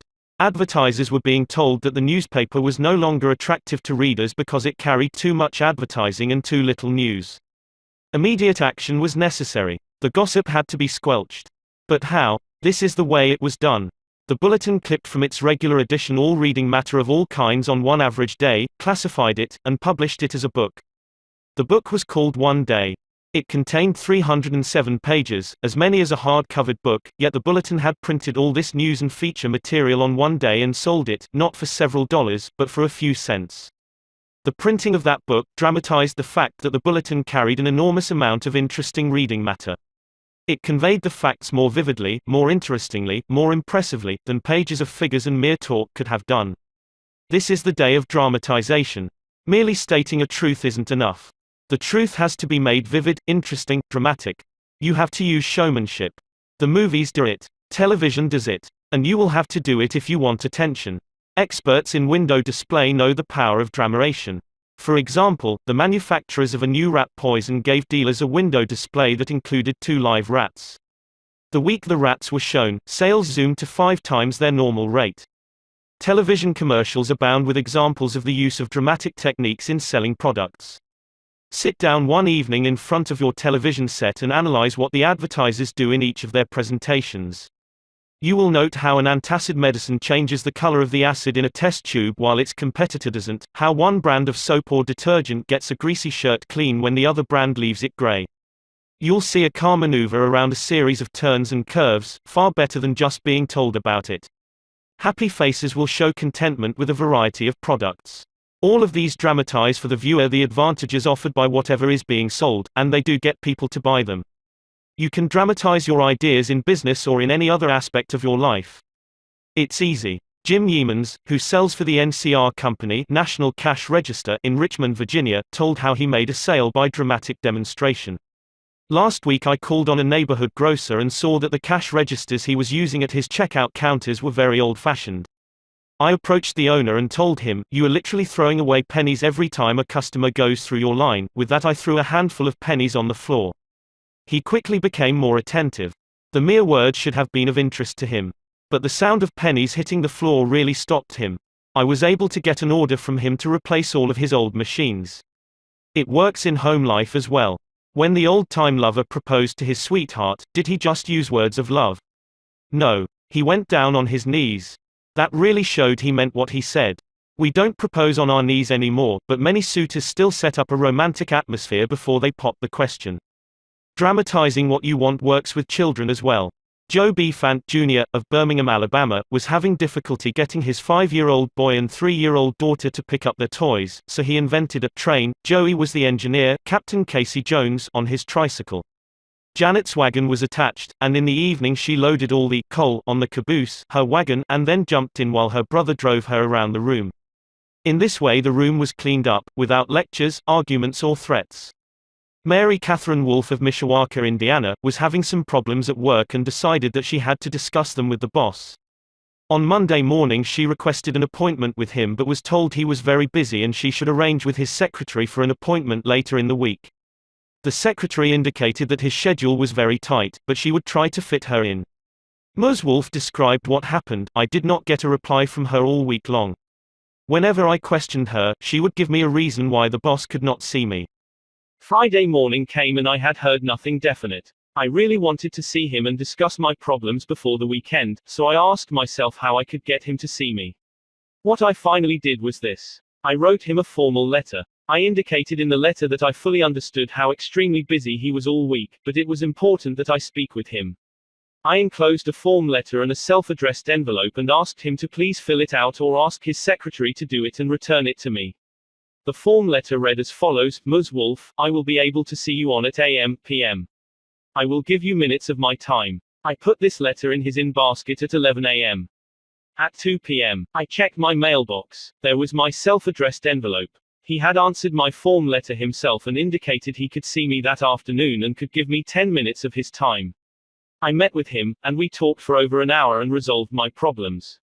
If I had not dramatized to him the fact that I really wanted to see him, I would probably be still waiting for an appointment. James B. Boynton had to present a lengthy market report. His firm had just finished an exhaustive study for a leading brand of cold cream. Data were needed immediately about the competition in this market. The prospective customer was one of the biggest and most formidable men in the advertising business. And his first approach failed almost before he began. The first time I went in, Mr. Boynton explains, I found myself sidetracked into a futile discussion of the methods used in the investigation. He argued and I argued. He told me I was wrong, and I tried to prove that I was right. I finally won my point, to my own satisfaction, but my time was up, the interview was over, and I still hadn't produced results. The second time, I didn't bother with tabulations of figures and data. I went to see this man, I dramatized my facts. As I entered his office, he was busy on the phone.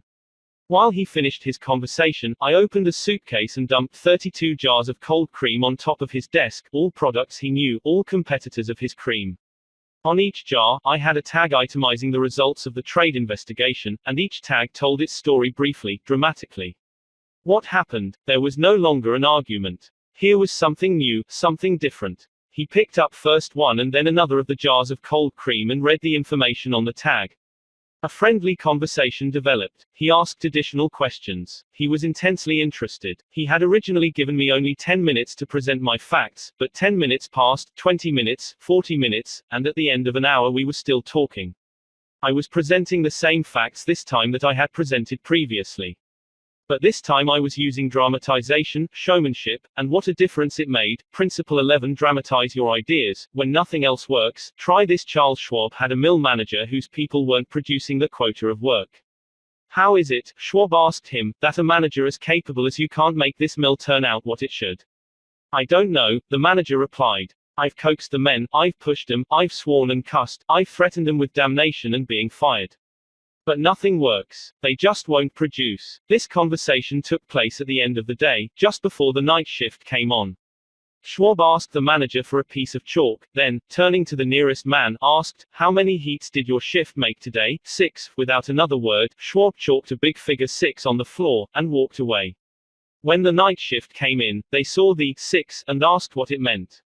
The big boss was in here today, the day people said. He asked us how many heats we made, and we told him 6. He chalked it down on the floor. The next morning Schwab walked through the mill again. The night shift had rubbed out 6 and replaced it with a big 7. When the day shift reported for work the next morning, they saw a big 7 chalked on the floor. So the night shift thought they were better than the day shift, did they? Well, they would show the night shift a thing or two. The crew pitched in with enthusiasm, and when they quit that night, they left behind them an enormous, swaggering 10 things were stepping up. Shortly this mill, which had been lagging way behind in production, was turning out more work than any other mill in the plant. The principle. Let Charles Schwab say it in his own words, the way to get things done, say Schwab, is to stimulate competition. I do not mean in a sordid, money-getting way, but in the desire to excel. The desire to excel. The challenge. Throwing down the gauntlet. An infallible way of appealing to people of spirit. Without a challenge, Theodore Roosevelt would never have been President of the United States. The Rough Rider, just back from Cuba, was picked for governor of New York State. The opposition discovered he was no longer a legal resident of the state, and Roosevelt, frightened, wished to withdraw. Then Thomas Collier Platt, then U.S. Senator from New York, threw down the challenge. Turning suddenly on Theodore Roosevelt, he cried in a ringing voice, "Is the hero of San Juan Hill a coward?" Roosevelt stayed in the fight, and the rest is history. A challenge not only changed his life, it had a real effect upon the future of his nation. All men have fears, but the brave put down their fears and go forward, sometimes to death, but always to victory, was the motto of the King's Guard in ancient Greece. What greater challenge can be offered than the opportunity to overcome those fears? When Al Smith was governor of New York, he was up against it. Sing Sing, at the time the most notorious penitentiary west of Devil's Island, was without a warden. Scandals had been sweeping through the pristine walls, scandals and ugly rumors. Smith needed a strong man to rule Sing Sing, an Iron Man. But who? He sent for Louis E. Laws of New Hampton. How about going up to take charge of Sing Sing, he said jovially when Laws stood before him. They need a man up there with experience. Laws was flabbergasted. He knew the dangers of Sing Sing.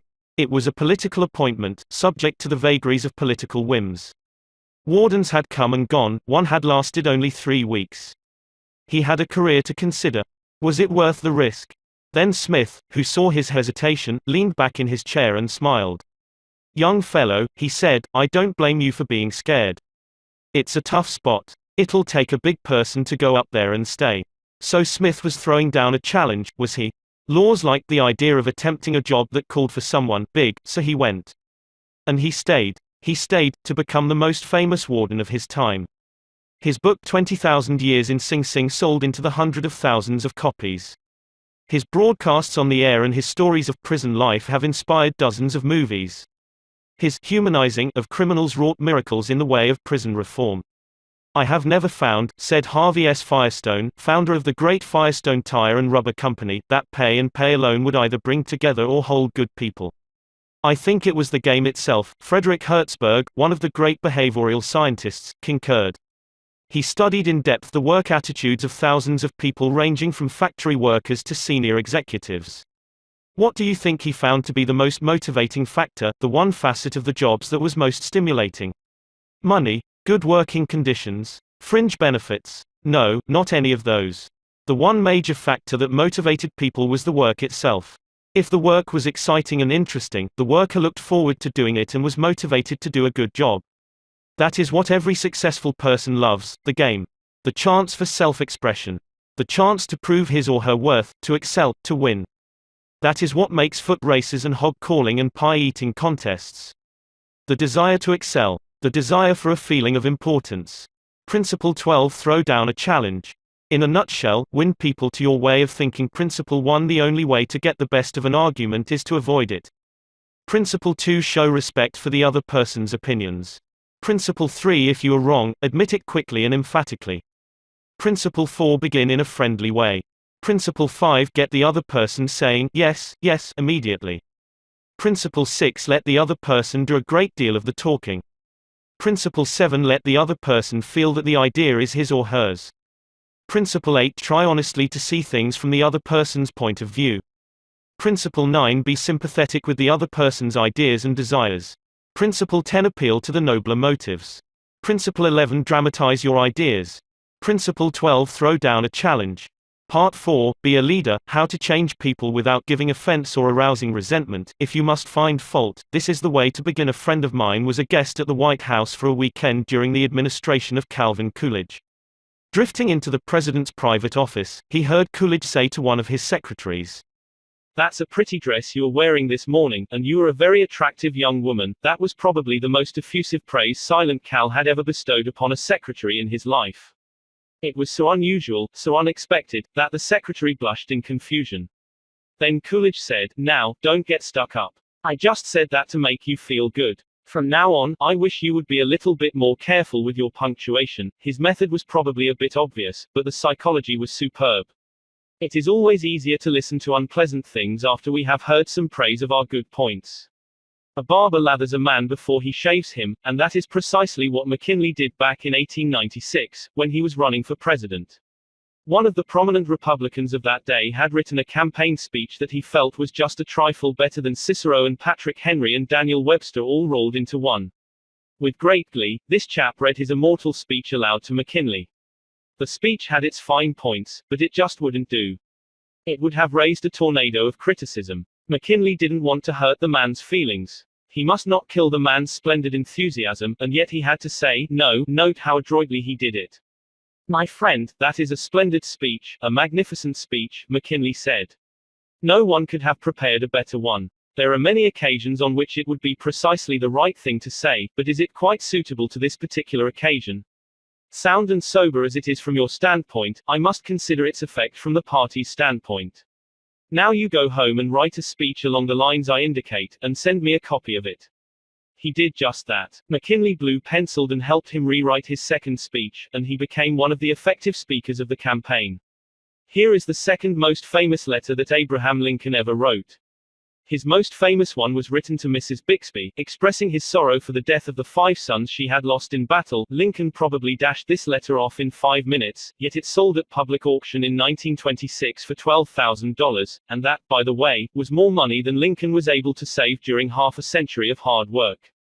The letter was written to General Joseph Hooker on April 26, 1863, during the darkest period of the Civil War. For 18 months, Lincoln's generals had been leading the Union Army from one tragic defeat to another.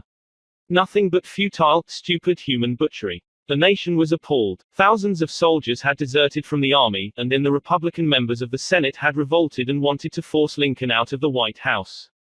"We are now on the brink of destruction," Lincoln said. "It appears to me that even the Almighty is against us. I can hardly see a ray of hope." Such was the black sorrow and chaos out of which this letter came.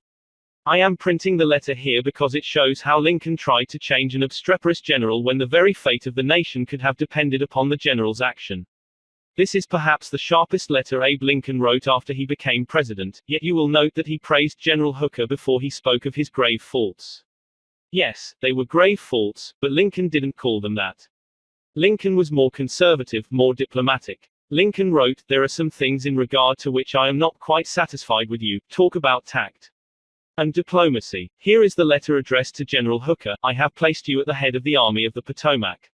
Of course, I have done this upon what appears to me to be sufficient reasons, and yet I think it best for you to know that there are some things in regard to which I am not quite satisfied with you.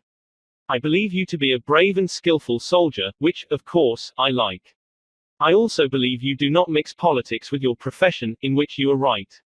You have confidence in yourself, which is a valuable if not an indispensable quality.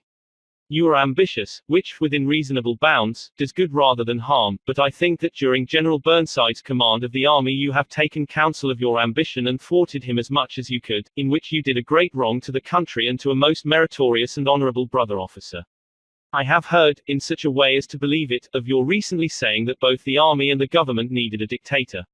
Of course, it was not for this, but in spite of it, that I have given you command. Only those generals who gain successes can set up as dictators. What I now ask of you is military success, and I will risk the dictatorship. The government will support you to the utmost of its ability, which is neither more nor less than it has done and will do for all commanders. I much fear that the spirit which you have aided to infuse into the army, of criticizing the commander and withholding confidence from him, will now turn upon you. I shall assist you, as far as I can, to put it down. Neither you nor Napoleon, if he were alive again, could get any good out of an army while such spirit prevails in it, and now beware of rashness. Beware of rashness, but with energy and sleepless vigilance go forward and give us victories. You are not a Coolidge, a McKinley or a Lincoln. You want to know whether this philosophy will operate for you in everyday business contacts. Will it? Let's see. Let's take the case of W. P. Gore of the Walk Company, Philadelphia. The Walk Company had contracted to build and complete a large office building in Philadelphia by a certain specified date. Everything was going along well, the building was almost finished, when suddenly the subcontractor making the ornamental bronze work to go on the exterior of this building declared that he couldn't make delivery on schedule. What? An entire building held up. Heavy penalties. Distressing losses. All because of one man.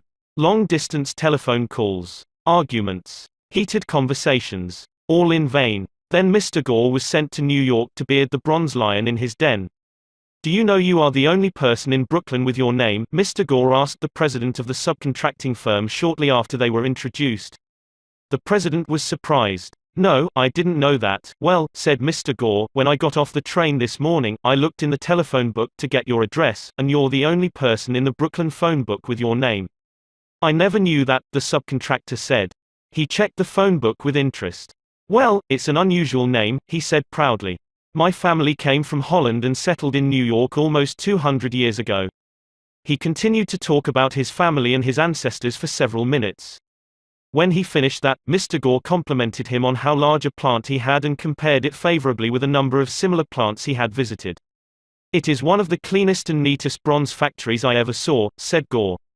"I've spent a lifetime building up this business," the subcontractor said, "and I am rather proud of it. Would you like to take a look around the factory?" During this tour of inspection, Mr. Gore complimented the other man on his system of fabrication and told him how and why it seemed superior to those of some of his competitors. Gore commented on some unusual machines, and the subcontractor announced that he himself had invented those machines.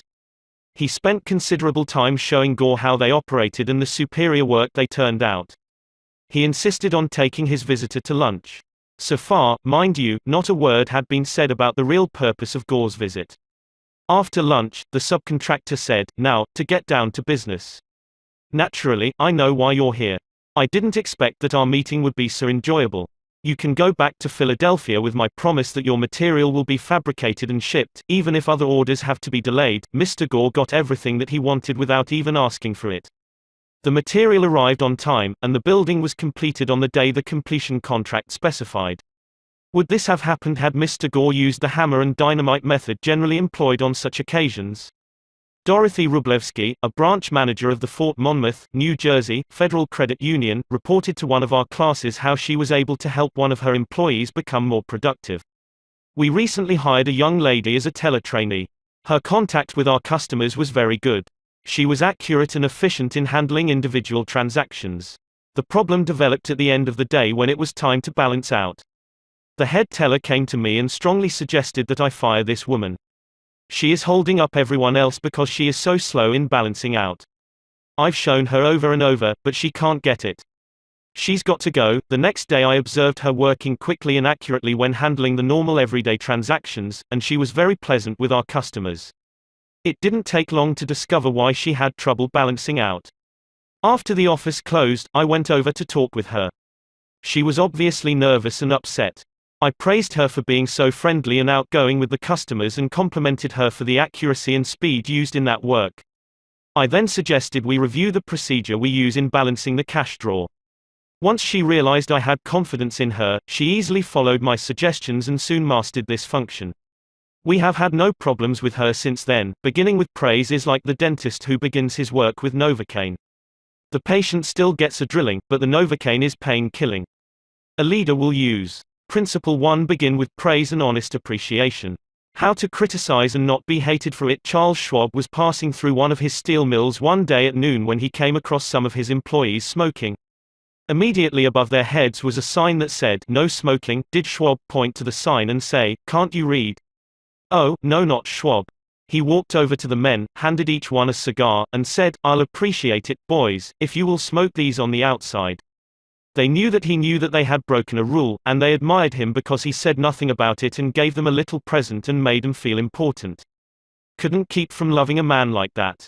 Could you? John Wanamaker used the same technique. Wanamaker used to make a tour of his great store in Philadelphia every day. Once he saw a customer waiting at a counter. No one was paying the slightest attention to her. The salespeople, they were in a huddle at the far end of the counter laughing and talking among themselves. Wanamaker didn't say a word. Quietly slipping behind the counter, he waited on the woman himself and then handed the purchase to the salespeople to be wrapped as he went on his way. Public officials are often criticized for not being accessible to their constituents. They are busy people, and the fault sometimes lies in overprotective assistants who don't want to overburden their bosses with too many visitors. Carl Langford, who has been mayor of Orlando, Florida, the home of Disney World, for many years, frequently admonished his staff to allow people to see him. Claimed he had an open-door policy, yet the citizens of his community were blocked by secretaries and administrators when they called. Finally, the mayor found the solution. He removed the door from his office. His aides got the message, and the mayor has had a truly open administration since the day his door was symbolically thrown away. Simply changing one three-letter word can often spell the difference between failure and success in changing people without giving offense or arousing resentment. Many people begin their criticism with sincere praise followed by the word "but" and ending with a critical statement. For example, in trying to change a child's careless attitude toward studies, we might say, "We're really proud of you, Johnny, for raising your grades this term. But if you had worked harder on your algebra, the results would have been better." In this case, Johnny might feel encouraged until he heard the word "but." He might then question the sincerity of the original praise. To him, the praise seemed only to be a contrived lead into a critical inference of failure. Credibility would be strained, and we probably would not achieve our objectives of changing Johnny's attitude toward his studies. This could be easily overcome by changing the word but to and we're really proud of you, Johnny, for raising your grades this term, and by continuing the same conscientious efforts next term, your algebra grade can be up with all the others. Now, Johnny would accept the praise because there was no follow-up of an inference of failure. We have called his attention to the behavior we wish to change indirectly, and the chances are he will try to live up to our expectations. Calling attention to one's mistakes indirectly works wonders with sensitive people who may resent bitterly any direct criticism. Marge Jacob of Woonsocket, Rhode Island, told one of our classes how she convinced some sloppy construction workers to clean up after themselves when they were building additions to her house. For the first few days of the work, when Mrs. Jacob returned from her job, she noticed that the yard was strewn with the cut ends of lumber. She didn't want to antagonize the builders, because they did excellent work.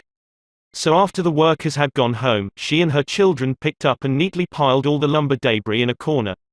The following morning she called the foreman to one side and said, "I'm really pleased with the way the front lawn was left last night. It is nice and clean and does not offend the neighbors." From that day forward the workers picked up and piled the debris to one side, and the foreman came in each day seeking approval of the condition the lawn was left in after a day's work. One of the major areas of controversy between members of the Army Reserves and their regular Army trainers is haircuts. The reservists consider themselves civilians, which they are most of the time, and resent having to cut their hair short. Master Sergeant Harley Kaiser of the 542nd USAR School addressed himself to this problem when he was working with a group of reserve non-commissioned officers. As an old-time regular Army Master Sergeant, he might have been expected to yell at his troops and threaten them. Instead he chose to make his point indirectly. "Gentlemen," he started, "you are leaders. You will be most effective when you lead by example. You must be the example for your men to follow. You know what the Army regulations say about haircuts. I am going to get my hair cut today, although it is still much shorter than some of yours. You look at yourself in the mirror, and if you feel you need a haircut to be a good example, we'll arrange time for you to visit the post barbership." The result was predictable. Several of the candidates did look in the mirror and went to the barbershop that afternoon and received regulation haircuts. Sergeant Kaiser commented the next morning that he already could see the development of leadership qualities in some of the members of the squad. On March 8, 1887, the eloquent Henry Ward Beecher died. The following Sunday, Lyman Abbott was invited to speak in the pulpit left silent by Beecher's passing. Eager to do his best, he wrote, rewrote and polished his sermon with the meticulous care of a Flaubert. Then he read it to his wife. It was poor, as most written speeches are. She might have said, if she had had less judgment, "Lyman, that is terrible. That'll never do. You'll put people to sleep. It reads like an encyclopedia. You ought to know better than that after all the years you have been preaching. For heaven's sake, why don't you talk like a human being? Why don't you act natural? You'll disgrace yourself if you ever read that stuff." That's what she might have said. And, if she had, you know what would have happened. And she knew too. So, she merely remarked that it would make an excellent article for the North American Review. In other words, she praised it and at the same time subtly suggested that it wouldn't do as a speech.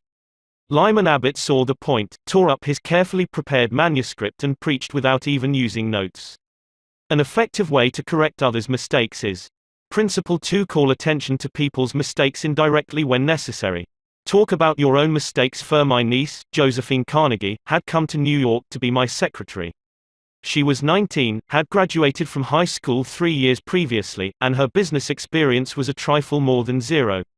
She became one of the most proficient secretaries west of Suez, but in the beginning, she was, well, susceptible to improvement. One day when I started to criticize her, I said to myself, "Just a minute, Dale Carnegie, just a minute. You are twice as old as Josephine. You have had 10,000 times as much business experience. How can you possibly expect her to have your viewpoint, your judgment, your initiative, mediocre though they may be? And just a minute, Dale, what were you doing at 19? Remember the asinine mistakes and blunders you made. Remember the time you did this, and that." After thinking the matter over, honestly and impartially, I concluded that Josephine's batting average at 19 was better than mine had been, and that, I'm sorry to confess, isn't paying Josephine much of a compliment. So, after that, when I wanted to call Josephine's attention to a mistake, I used to begin by saying, "You have made a mistake, Josephine, but the Lord knows, it's no worse than many I have made. You were not born with judgment. That comes only with experience, and you are better than I was at your age. I have been guilty of so many stupid, silly things myself, I have very little inclination to criticize you or anyone. But don't you think it would have been wiser if you had done so and so? It isn't nearly so difficult to listen to a recital of your faults if the person criticizing begins by humbly admitting that he, too, is far from impeccable." E.G. Dilliston, an engineer in Brandon, Manitoba, Canada, was having problems with his new secretary. Letters he dictated were coming to his desk for signature with 2 or 3 spelling mistakes per page. Mr. Dilliston reported how he handled this. "Like many engineers, I have not been noted for my excellent English or spelling. For years I have kept a little black thumb index book for words I had trouble spelling. When it became apparent that merely pointing out the errors was not going to cause my secretary to do more proofreading and dictionary work, I resolved to take another approach. When the next letter came to my attention that had errors in it, I sat down with the typist and said, 'Somehow this word doesn't look right.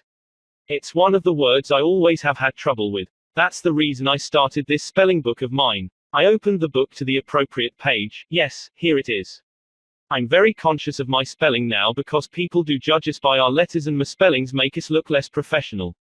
I don't know whether she copied my system or not, but since that conversation, her frequency of spelling errors has been significantly reduced." The polished Prince Bernhard von Bülow learned the sharp necessity of doing this back in 1909. Von Bülow was then the imperial chancellor of Germany, and on the throne sat Wilhelm II. Wilhelm, the haughty, Wilhelm the arrogant, Wilhelm, the last of the German Kaisers, building an army and navy that he boasted could whip their weight in wildcats. Then an astonishing thing happened. The Kaiser said things, incredible things, things that rocked the continent and started a series of explosions heard around the world.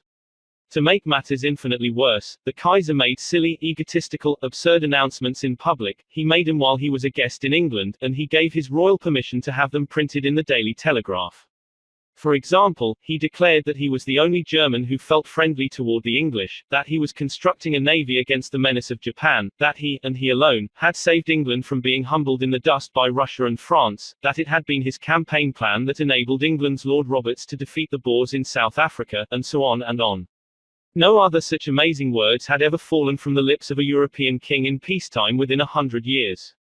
The entire continent buzzed with the fury of a hornet's nest. England was incensed. German statesmen were aghast. And in the midst of all this consternation, the Kaiser became panicky and suggested to Prince von Bülow, the imperial chancellor, that he take the blame. Yes, he wanted von Bülow to announce that it was all his responsibility, that he had advised his monarch to say these incredible things. "But Your Majesty," von Bülow protested, "it seems to me utterly impossible that anybody either in Germany or England could suppose me capable of having advised Your Majesty to say any such thing." The moment those words were out of von Bülow's mouth, he realized he had made a grave mistake. The Kaiser blew up. "You consider me a donkey," he shouted, "capable of blunders you yourself could never have committed." Von Bülow knew that he ought to have praised before he condemned, but since that was too late, he did the next best thing. He praised after he had criticized. And it worked a miracle.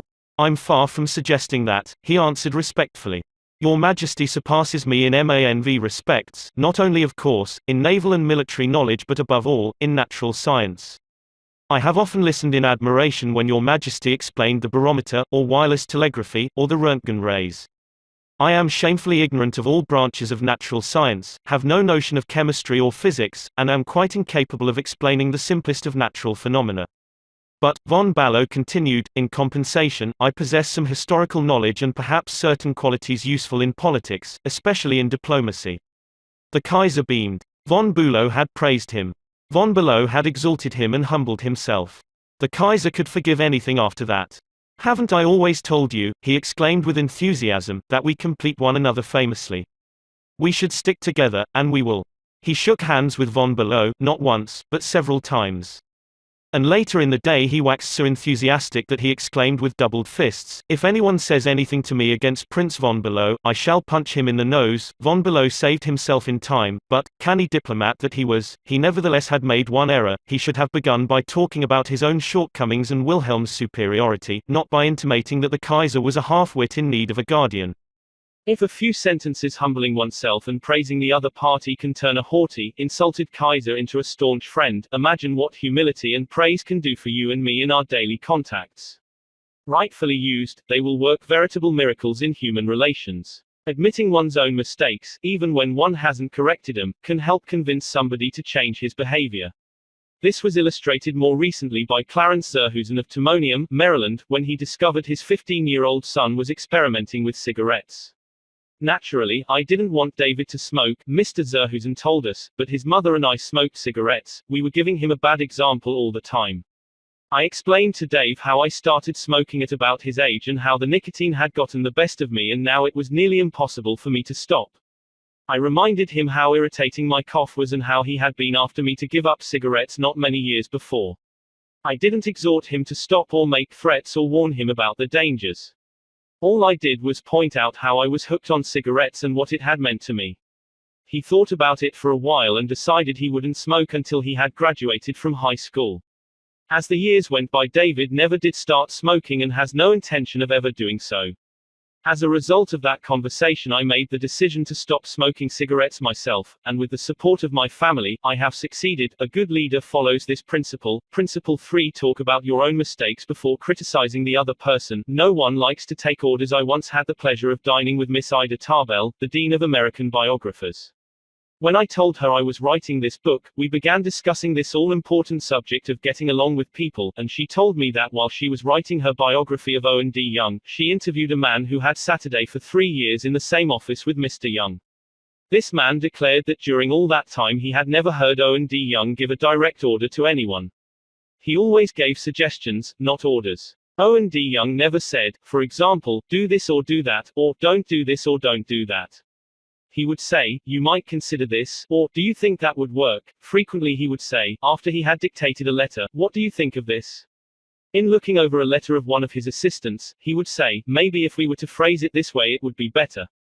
He always gave people the opportunity to do things themselves. He never told his assistants to do things, he let them do them, let them learn from their mistakes. A technique like that makes it easy for a person to correct errors. A technique like that saves a person's pride and gives him or her a feeling of importance. It encourages cooperation instead of rebellion. Resentment caused by a brash order may last a long time even if the order was given to correct an obviously bad situation. Dan Santarelli, a teacher at a vocational school in Wyoming, Pennsylvania, told one of our classes how one of his students had blocked the entranceway to one of the school's shops by illegally parking his car in it. One of the other instructors stormed into the classroom and asked in an arrogant tone, whose car is blocking the driveway? When the student who owned the car responded, the instructor screamed, move that car and move it right now, or I'll wrap a chain around it and drag it out of there. Now that student was wrong. The car should not have been parked there. But from that day on, not only did that student resent the instructor's action, but all the students in the class did everything they could to give the instructor a hard time and make his job unpleasant. How could he have handled it differently? If he had asked in a friendly way, whose car is in the driveway, and then suggested that if it were moved, other cars could get in and out.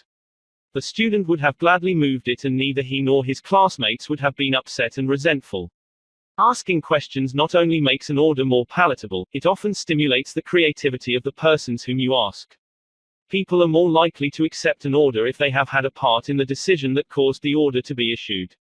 When Ian MacDonald of Johannesburg, South Africa, the general manager of a small manufacturing plant specializing in precision machine parts, had the opportunity to accept a very large order, he was convinced that he would not meet the promised delivery date.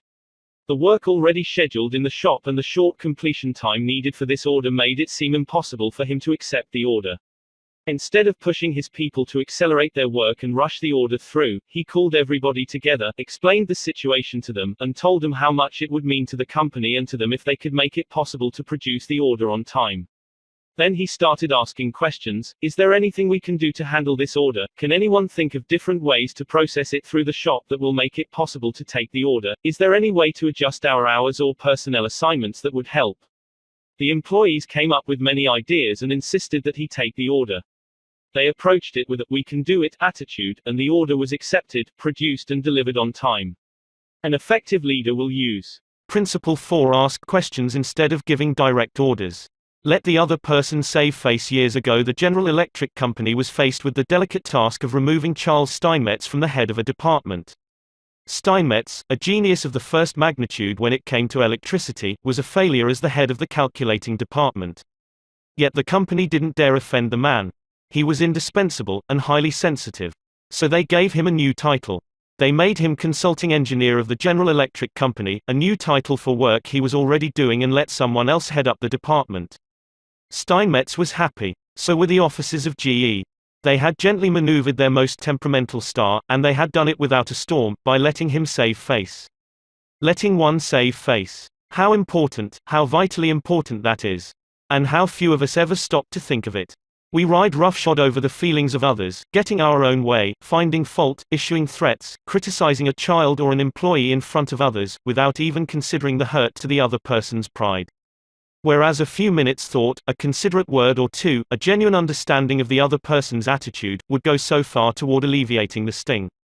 Let's remember that the next time we are faced with the distasteful necessity of discharging or reprimanding an employee. Firing employees is not much fun. Getting fired is even less fun. I'm quoting now from a letter written me by Marshall A. Granger, a certified public accountant. Our business is mostly seasonal. Therefore we have to let a lot of people go after the income tax rush is over. It's a byword in our profession that no one enjoys wielding the axe. Consequently, the custom has developed of getting it over as soon as possible, and usually in the following way: sit down, Mr. Smith. The season's over, and we don't seem to see any more assignments for you. Of course, you understood you were only employed for the busy season anyhow, etc., etc. The effect on these people is one of disappointment and a feeling of being let down. Most of them are in the accounting field for life, and they retain no particular love for the firm that drops them so casually. I recently decided to let our seasonal personnel go with a little more tact and consideration. So I call each one in only after carefully thinking over his or her work during the winter. And I've said something like this: Mr. Smith, you've done a fine job. If he has. That time we sent you to Newark, you had a tough assignment. You were on the spot, but you came through with flying colors, and we want you to know the firm is proud of you. You've got the stuff, you're going a long way, wherever you're working. This firm believes in you, and is rooting for you, and we don't want you to forget it. Effect. The people go away feeling a lot better about being fired. They don't feel let down. They know if we had work for them, we'd keep them on. And when we need them again, they come to us with a keen personal affection. At one session of our course, 2 class members discussed the negative effects of fault-finding versus the positive effects of letting the other person save face. Fred Clark of Harrisburg, Pennsylvania, told of an incident that occurred in his company. At one of our production meetings, a vice president was asking very pointed questions of one of our production supervisors regarding a production process. His tone of voice was aggressive and aimed at pointing out faulty performance on the part of the supervisor. Not wanting to be embarrassed in front of his peers, the supervisor was evasive in his responses. This caused the vice president to lose his temper, berate the supervisor, and accuse him of lying. Any working relationship that might have existed prior to this encounter was destroyed in a few brief moments. This supervisor, who was basically a good worker, was useless to our company from that time on. A few months later he left our firm and went to work for a competitor, where I understand he is doing a fine job. Another class member, Anna Mazzone, related how a similar incident had occurred at her job, but what a difference in approach and results. Ms. Mazzone, a marketing specialist for a food packer, was given her first major assignment, the test marketing of a new product. She told the class, when the results of the test came in, I was devastated. I had made a serious error in my planning, and the entire test had to be done all over again. To make this worse, I had no time to discuss it with my boss before the meeting in which I was to make my report on the project. When I was called on to give the report, I was shaking with fright. I had all I could do to keep from breaking down, but I resolved I would not cry and have all those men make remarks about women not being able to handle a management job because they are too emotional. I made my report briefly and stated that due to an error I would repeat the study before the next meeting. I sat a day down, expecting my boss to blow up. Instead, he thanked me for my work and remarked that it was not unusual for a person to make an error on a new project and that he had confidence that the repeat survey would be accurate and meaningful to the company. He assured me, in front of all my colleagues, that he had faith in me and I knew I had done my best, and that my lack of experience, not my lack of ability, was the reason for the failure. I left that meeting with my head in the air and with the determination that I would never let that boss of mine down again, even if we are right and the other person is definitely wrong. We only destroy ego by causing someone to lose face. The legendary French aviation pioneer and author Antoine de Saint-Exupéry wrote, "I have no right to say or do anything that diminishes a man in his own eyes. What matters is not what I think of him, but what he thinks of himself. Hurting a man in his dignity is a crime. A real leader will always follow." Principle 5. Let the other person save face. How to spur people on to success. Pete Barlow was an old friend of mine. He had a dog and pony act and spent his life traveling with circuses and vaudeville shows. I loved to watch Pete train new dogs for his act. I noticed that the moment a dog showed the slightest improvement, Pete patted and praised him and gave him meat and made a great to-do about it. That's nothing new. Animal trainers have been using that same technique for centuries. Why, I wonder, don't we use the same common sense when trying to change people that we use when trying to change dogs? Why don't we use meat instead of a whip? Why don't we use praise instead of condemnation? Let us praise even the slightest improvement. That inspires the other person to keep on improving. In his book I Ain't Much, Baby But I'm All I Got, the psychologist Jess Lair comments, "Praise is like sunlight to the warm human spirit, we cannot flower and grow without it." And yet, while most of us are only too ready to apply to others the cold wind of criticism, we are somehow reluctant to give our fellow the warm sunshine of praise. Jess Lair, I Ain't Much, Baby, But I'm All I Got. Greenwich, Con. Fawcett, 1976, p.248. I can look back at my own life and see where a few words of praise have sharply changed my entire future. Can't you say the same thing about your life? History is replete with striking illustrations of the sheer witchery rays. For example, many years ago a boy of 10 was working in a factory in Naples. He longed to be a singer, but his first teacher discouraged him. "You can't sing," he said. "You haven't any voice at all. It sounds like the wind in the shutters." But his mother, a poor peasant woman, put her arms about him and praised him and told him she knew he could sing. She could already see an improvement, and she went barefoot in order to save money to pay for his music lessons. That peasant mother's praise and encouragement changed that boy's life. His name was Enrico Caruso, and he became the greatest and most famous opera singer of his age. In the early 19th century, a young man in London aspired to be a writer. But everything seemed to be against him. He had never been able to attend school more than 4 years. His father had been flung in jail because he couldn't pay his debts, and this young man often knew the pangs of hunger. Finally, he got a job pasting labels on bottles of blacking in a rat-infested warehouse, and he slept at night in a dismal attic room with 2 other boys, guttersnipes from the slums of London. He had so little confidence in his ability to write that he sneaked out and mailed his first manuscript in the dead of night so nobody would laugh at him. Story after story was refused. Finally, the great day came when one was accepted. True, he wasn't paid a shilling for it, but one editor had praised him. One editor had given him recognition. He was so thrilled that he wandered aimlessly around the streets with tears rolling down his cheeks.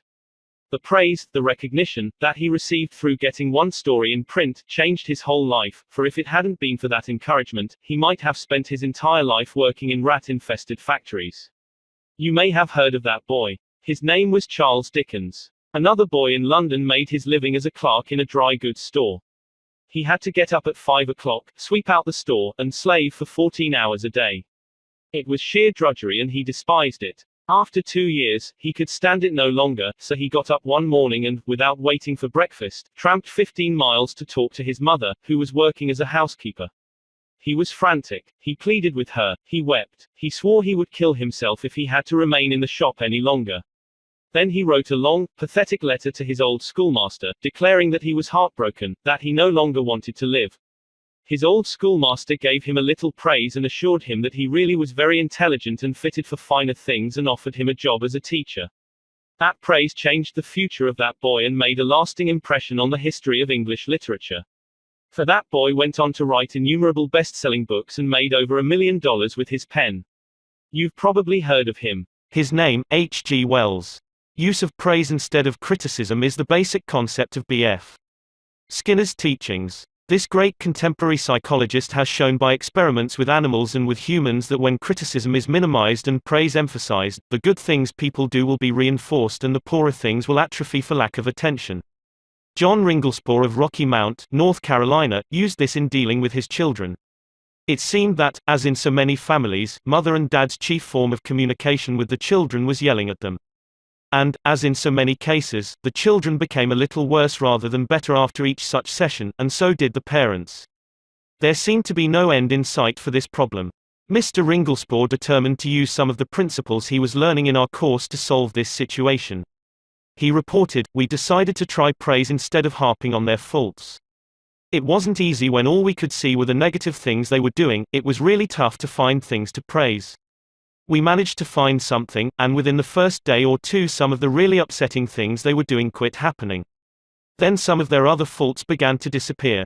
They began capitalizing on the praise we were giving them. They even began going out of their way to do things right." Neither of us could believe it.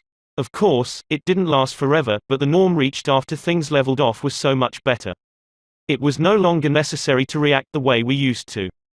The children were doing far more right things than wrong ones. All of this was a result of praising the slightest improvement in the children rather than condemning everything they did wrong. This works on the job too. Keith Roper of Woodland Hills, California, applied this principle to a situation in his company.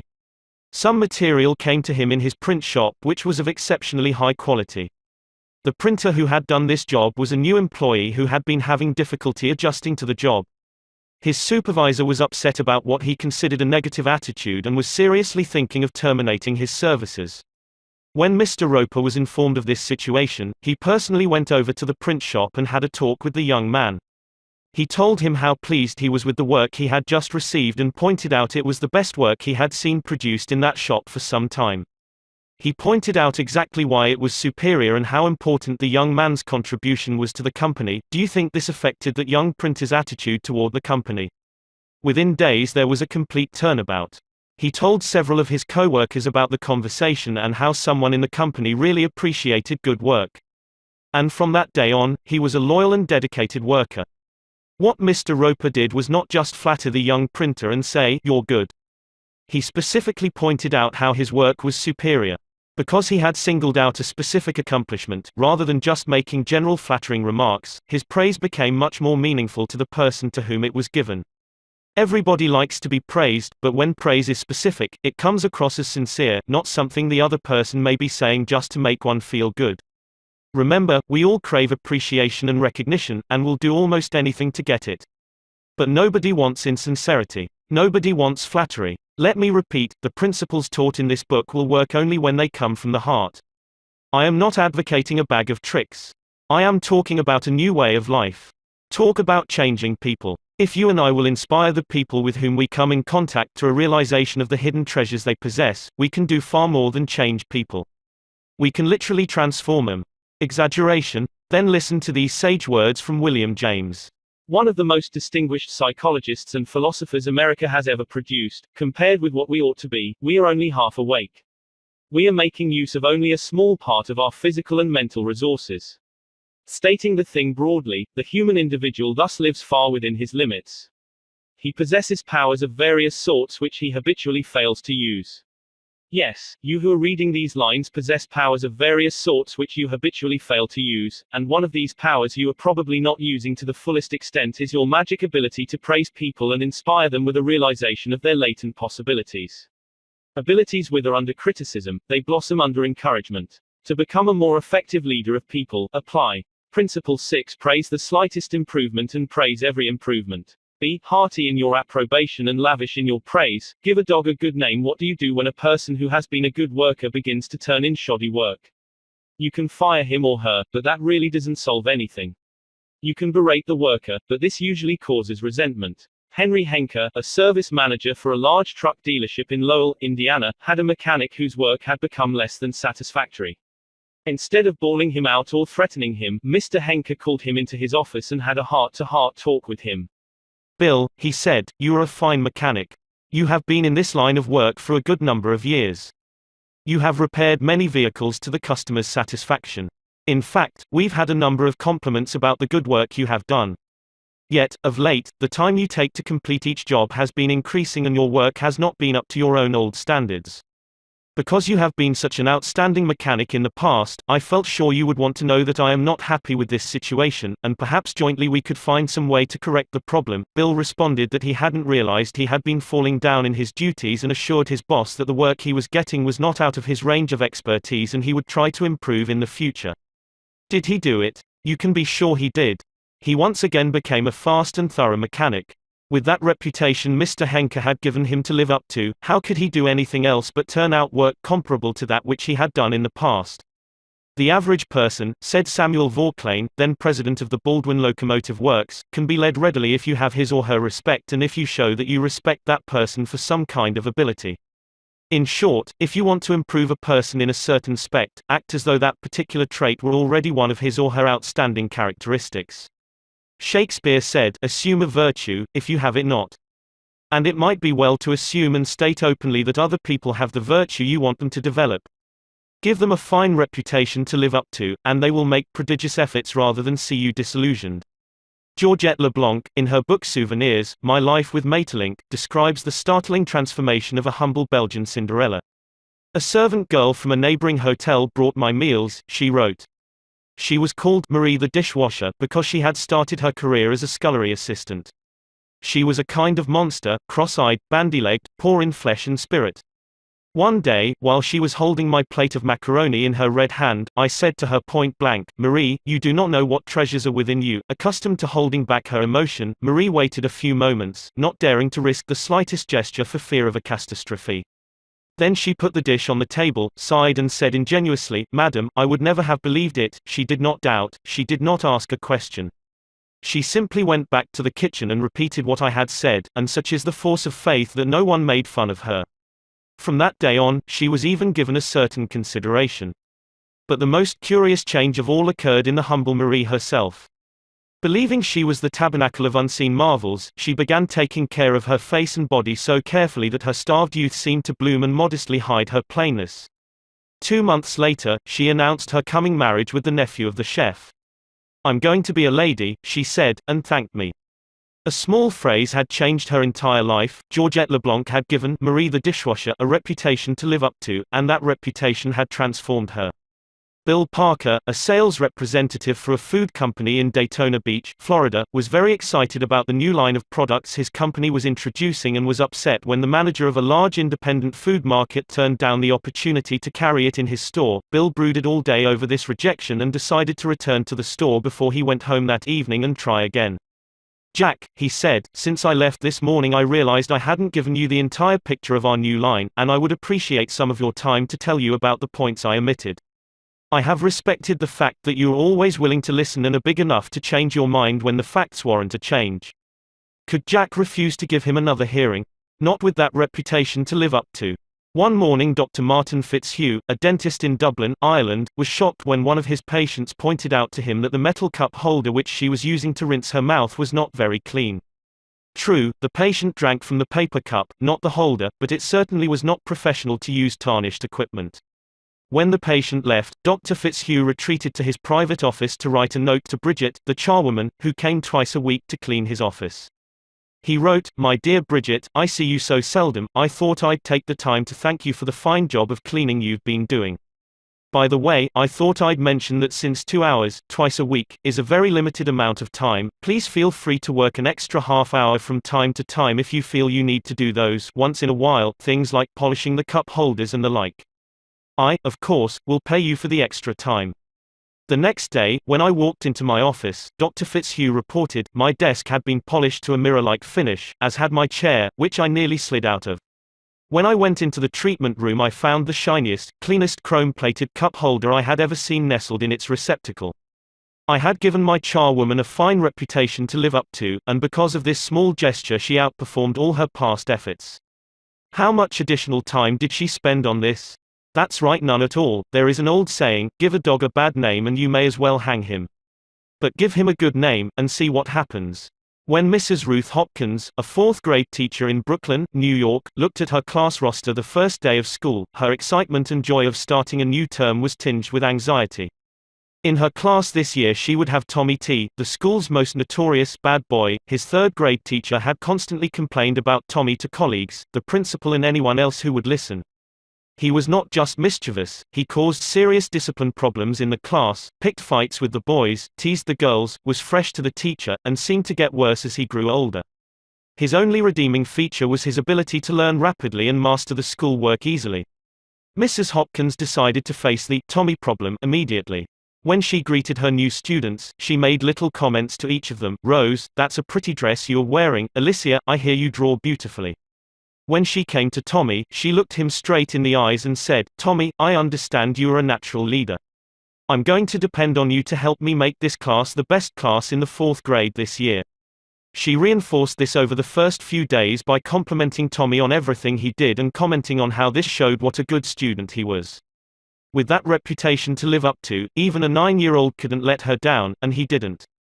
If you want to excel in that difficult leadership role of changing the attitude or behavior of others, use Principle 7. Give the other person a fine reputation to live up to. Make the fault seem easy to correct. A bachelor friend of mine, about 40 years old, became engaged, and his fiancée persuaded him to take some belated dancing lessons.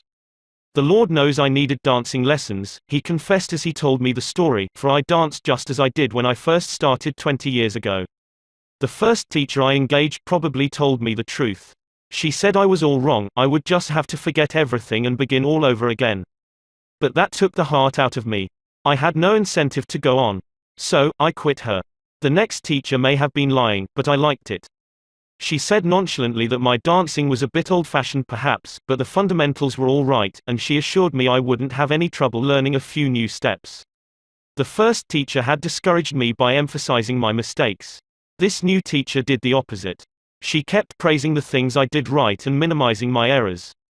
You have a natural sense of rhythm, she assured me. You really are a natural-born dancer. Now my common sense tells me that I always have been and always will be a 4th-rate dancer, yet, deep in my heart, I still like to think that maybe she meant it. To be sure, I was paying her to say it, but why bring that up? At any rate, I know I am a better dancer than I would have been if she hadn't told me I had a natural sense of rhythm. That encouraged me. That gave me hope. That made me want to improve. Tell your child, your spouse, or your employee that he or she is stupid or dumb at a certain thing, has no gift for it, and is doing it all wrong, and you have destroyed almost every incentive to try to improve. But use the opposite technique, be liberal with your encouragement, make the thing seem easy to do, let the other person know that you have faith in his ability to do it, that he has an undeveloped flair for it, and he will practice until the dawn comes in the window in order to excel. Lowell Thomas, a superb artist in human relations, used this technique. He gave you confidence, inspired you with courage and faith. For example, I spent a weekend with Mr. and Mrs. Thomas, and on Saturday night, I was asked to sit in on a friendly bridge game before a roaring fire. Bridge? Oh, no, not me. I knew nothing about it. The game had always been a black mystery to me. No, impossible. Why, Dale, it is no trick at all, Lowell replied. There is nothing to bridge except memory and judgment. You've written articles on memory. Bridge will be a cinch for you. It's right up your alley, and presto, almost before I realized what I was doing, I found myself for the first time at a bridge table. All because I was told I had a natural flair for it and the game was made to seem easy. Speaking of bridge reminds me of Ely Culbertson, whose books on bridge have been translated into a dozen languages and have sold more than 1 million copies. Yet he told me he never would have made a profession out of the game if a certain young woman hadn't assured him he had a flair for it. When he came to America in 1922, he tried to get a job teaching in philosophy and sociology, but he couldn't.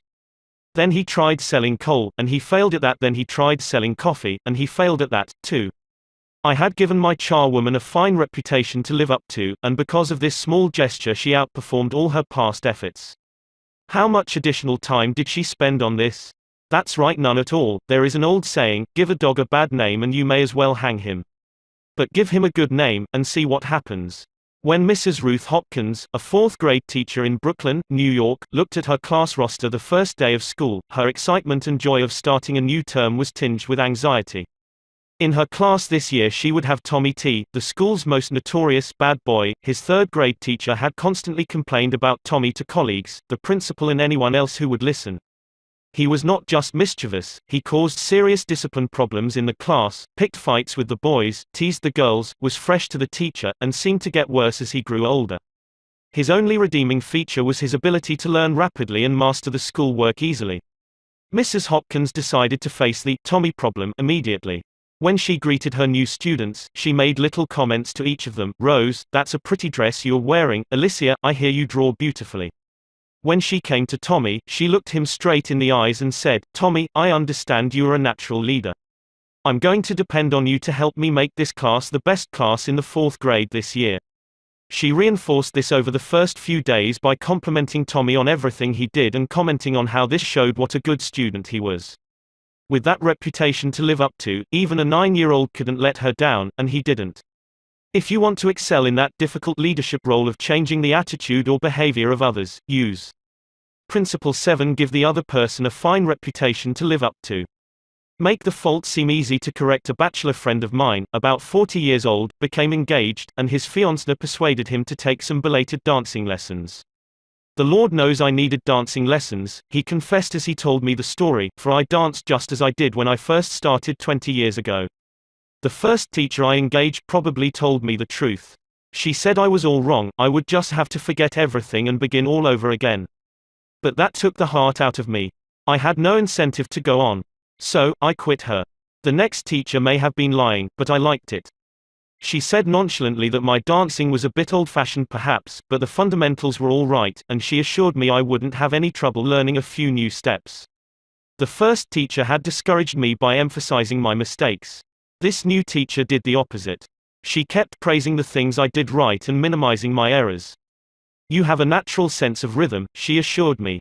You really are a natural-born dancer. Now my common sense tells me that I always have been and always will be a 4th-rate dancer, yet, deep in my heart, I still like to think that maybe she meant it. To be sure, I was paying her to say it, but why bring that up?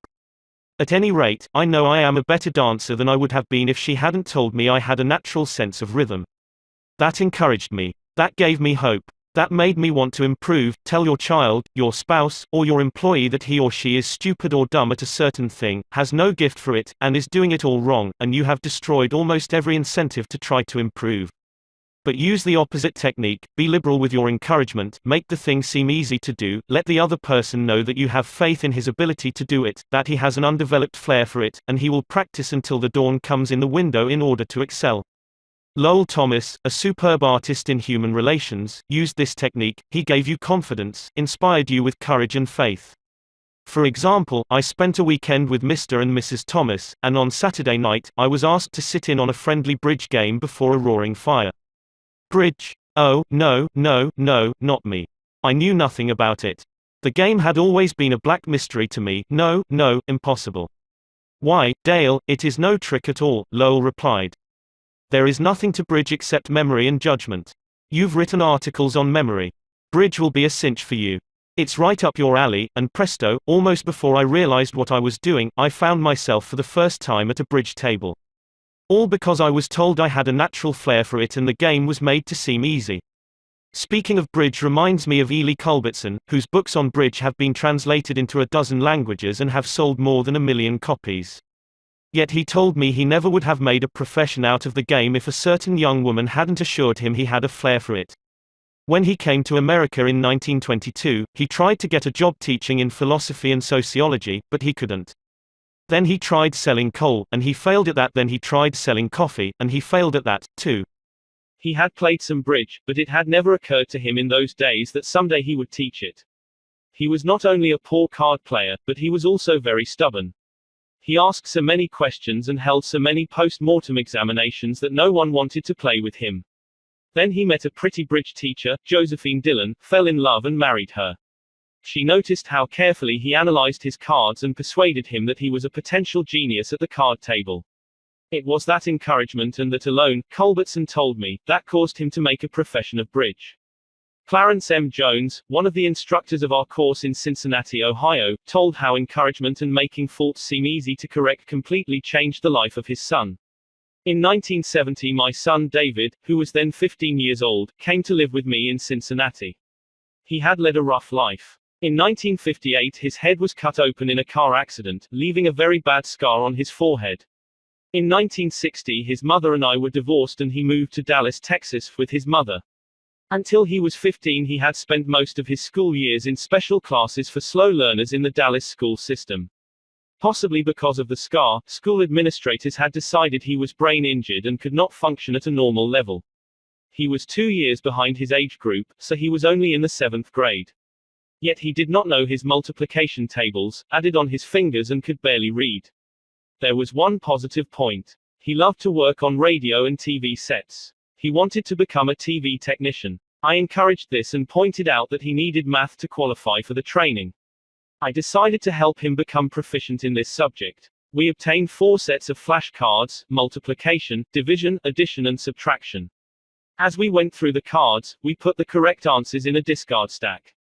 When David missed one, I gave him the correct answer and then put the card in the repeat stack until there were no cards left.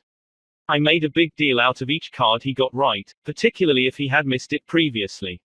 Each night we would go through the repeat stack until there were no cards left.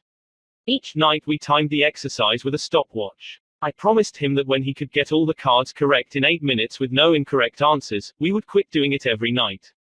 This seemed an impossible goal to David. The first night it took 52 minutes, the second night, 48, then 45, 44, 41, then under 40 minutes. We celebrated each reduction. I'd call in my wife, and we would both hug him and we'd all dance a jig. At the end of the month he was doing all the cards perfectly in less than 8 minutes. When he made a small improvement he would ask to do it again. He had made the fantastic discovery that learning was easy and fun. Naturally his grades in algebra took a jump. It is amazing how much easier algebra is when you can multiply. He astonished himself by bringing home a B in math. That had never happened before. Other changes came with almost unbelievable rapidity. His reading improved rapidly, and he began to use his natural talents in drawing. Later in the school year his science teacher assigned him to develop an exhibit. He chose to develop a highly complex series of models to demonstrate the effect of levers. It required skill not only in drawing and model making but in applied mathematics. The exhibit took first prize in his school's science fair and was entered in the city competition and won third prize for the entire city of Cincinnati. That did it. Here was a kid who had flunked 2 grades, who had been told he was brain damaged, who had been called Frankenstein by his classmates and told his brains must have leaked out of the cut on his head. Suddenly he discovered he could really learn and accomplish things. The result, from the last quarter of the 8th grade all the way through high school. He never failed to make the honor roll. In high school he was elected to the National Honor Society. Once he found learning was easy, his whole life changed. If you want to help others to improve, remember. Principle 8. Use encouragement. Make the fault seem easy to correct. Making people glad to do what you want. Back in 1915, America was aghast. For more than a year, the nations of Europe had been slaughtering one another on a scale never before dreamed of in all the bloody annals of mankind. Could peace be brought about? No one knew. But Woodrow Wilson was determined to try. He would send a personal representative, a peace emissary, to counsel with the warlords of Europe. William Jennings Bryan, Secretary of State, Bryan, the peace advocate, longed to go. He saw a chance to perform a great service and make his name immortal. But Wilson appointed another man, his intimate friend and advisor Colonel Edward M. House, and it was House's thorny task to break the unwelcome news to Bryan without giving him offense. Bryan was distinctly disappointed when he heard I was to go to Europe as the peace emissary, Colonel House records in his diary.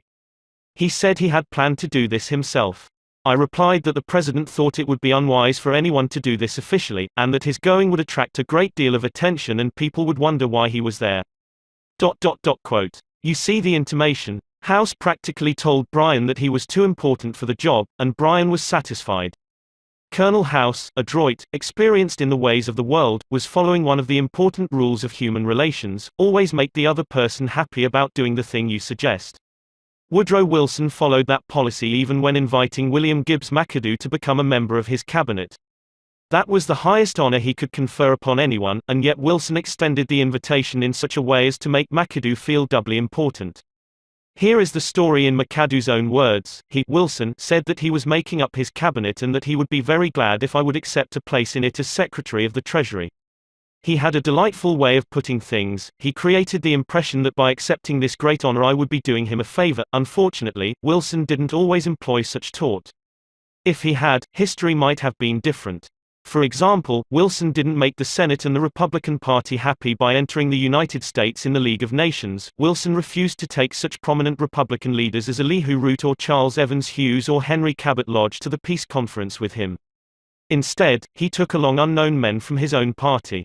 He snubbed the Republicans, refused to let them feel that the League was their idea as well as his, refused to let them have a finger in the pie, and, as a result of this crude handling of human relations, wrecked his own career, ruined his health, shortened his life, caused America to stay out of the League, and altered the history of the world. Statesmen and diplomats aren't the only ones who use this make a person happy yo do things you want them to do approach. Dale O. Ferrier of Fort Wayne, Indiana, told how he encouraged one of his young children to willingly do the chore he was assigned.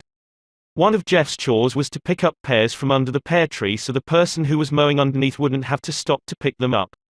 He didn't like this chore, and frequently it was either not done at all or it was done so poorly that the mower had to stop and pick up several pears that he had missed.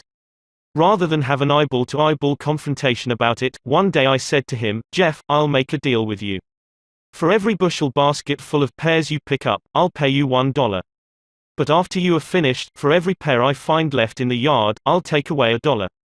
How does that sound? As you would expect, he not only picked up all of the pears, but I had to keep an eye on him to see that he didn't pull a few off the trees to fill up some of the baskets. I knew a man who had to refuse many invitations to speak, invitations extended by friends, invitations coming from people to whom he was obligated, and yet he did it so adroitly that the other person was at least contented with his refusal. How did he do it? Not by merely talking about the fact that he was too busy and too this and too that. No, after expressing his appreciation of the invitation and regretting his inability to accept it, he suggested a substitute speaker. In other words, he didn't give the other person any time to feel unhappy about the refusal, he immediately changed the other person's thoughts to some other speaker who could accept the invitation. Gunter Schmidt, who took our course in West Germany, told of an employee in the food store he managed who was negligent about putting the proper price tags on the shelves where the items were displayed. This caused confusion and customer complaints. Reminders, admonitions, confrontations with her about this did not do much good. Finally, Mr. Schmidt called her into his office and told her he was appointing her supervisor of price tag posting for the entire store and she would be responsible for keeping all of the shelves properly tagged. This new responsibility and title changed her attitude completely, and she fulfilled her duties satisfactorily from then on.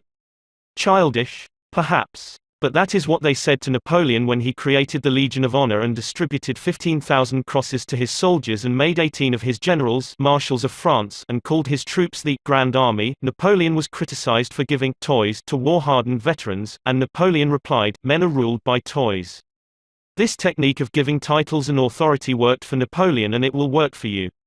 For example, a friend of mine, Mrs. Ernest Gent of Scarsdale, New York, was troubled by boys running across and destroying her lawn. She tried criticism. She tried coaxing. Neither worked. Then she tried giving the worst sinner in the gang a title and a feeling of authority. She made him her detective and put him in charge of keeping all trespassers off her lawn. That solved her problem. Her detective built a bonfire in the backyard, heated an iron red hot, and threatened to brand any boy who stepped on the lawn. The effective leader should keep the following guidelines in mind when it is necessary to change attitudes or behavior. 1. Be sincere. Do not promise anything that you cannot deliver. Forget about the benefits to yourself and concentrate on the benefits to the other person. 2. Know exactly what it is you want the other person to do. 3. Be empathetic. Ask yourself what is it the other person really wants. 4. Consider the benefits that person will receive from doing what you suggest. 5. Match those benefits to the other person's wants. 6. When you make your request, put it in a form that will convey to the other person the idea that he personally will benefit. We could give a curt order like this. John, we have customers coming in tomorrow and I need the stockroom cleaned out. So sweep it out, put the stock in neat piles on the shelves and polish the counter. Or we could express the same idea by showing John the benefits he will get from doing the task. John, we have a job that should be completed right away. If it is done now, we won't be faced with it later. I am bringing some customers in tomorrow to show our facilities. I would like to show them the stockroom, but it is in poor shape. If you could sweep it out, put the stock in neat piles on the shelves, and polish the counter, it would make us look efficient and you will have done your part to provide a good company image. Will John be happy about doing what you suggest? Probably not very happy, but happier than if you had not pointed out the benefits. Assuming you know that John has pride in the way his stockroom looks and is interested in contributing to the company image, he will be more likely to be cooperative. It also will have been pointed out to John that the job would have to be done eventually, and by doing it now, he won't be faced with it later. It is namvé to believe you will always get a favorable reaction from other persons when you use these approaches, but the experience of most people shows that you are more likely to change attitudes this way than by not using these principles, and if you increase your successes by even a mere 10%, you have become 10% more effective as a leader than you were before, and that is your benefit.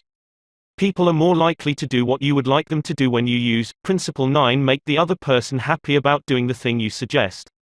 In a nutshell, be a leader. A leader's job often includes changing your people's attitudes and behavior. Some suggestions to accomplish this. Principle 1. Begin with praise and honest appreciation.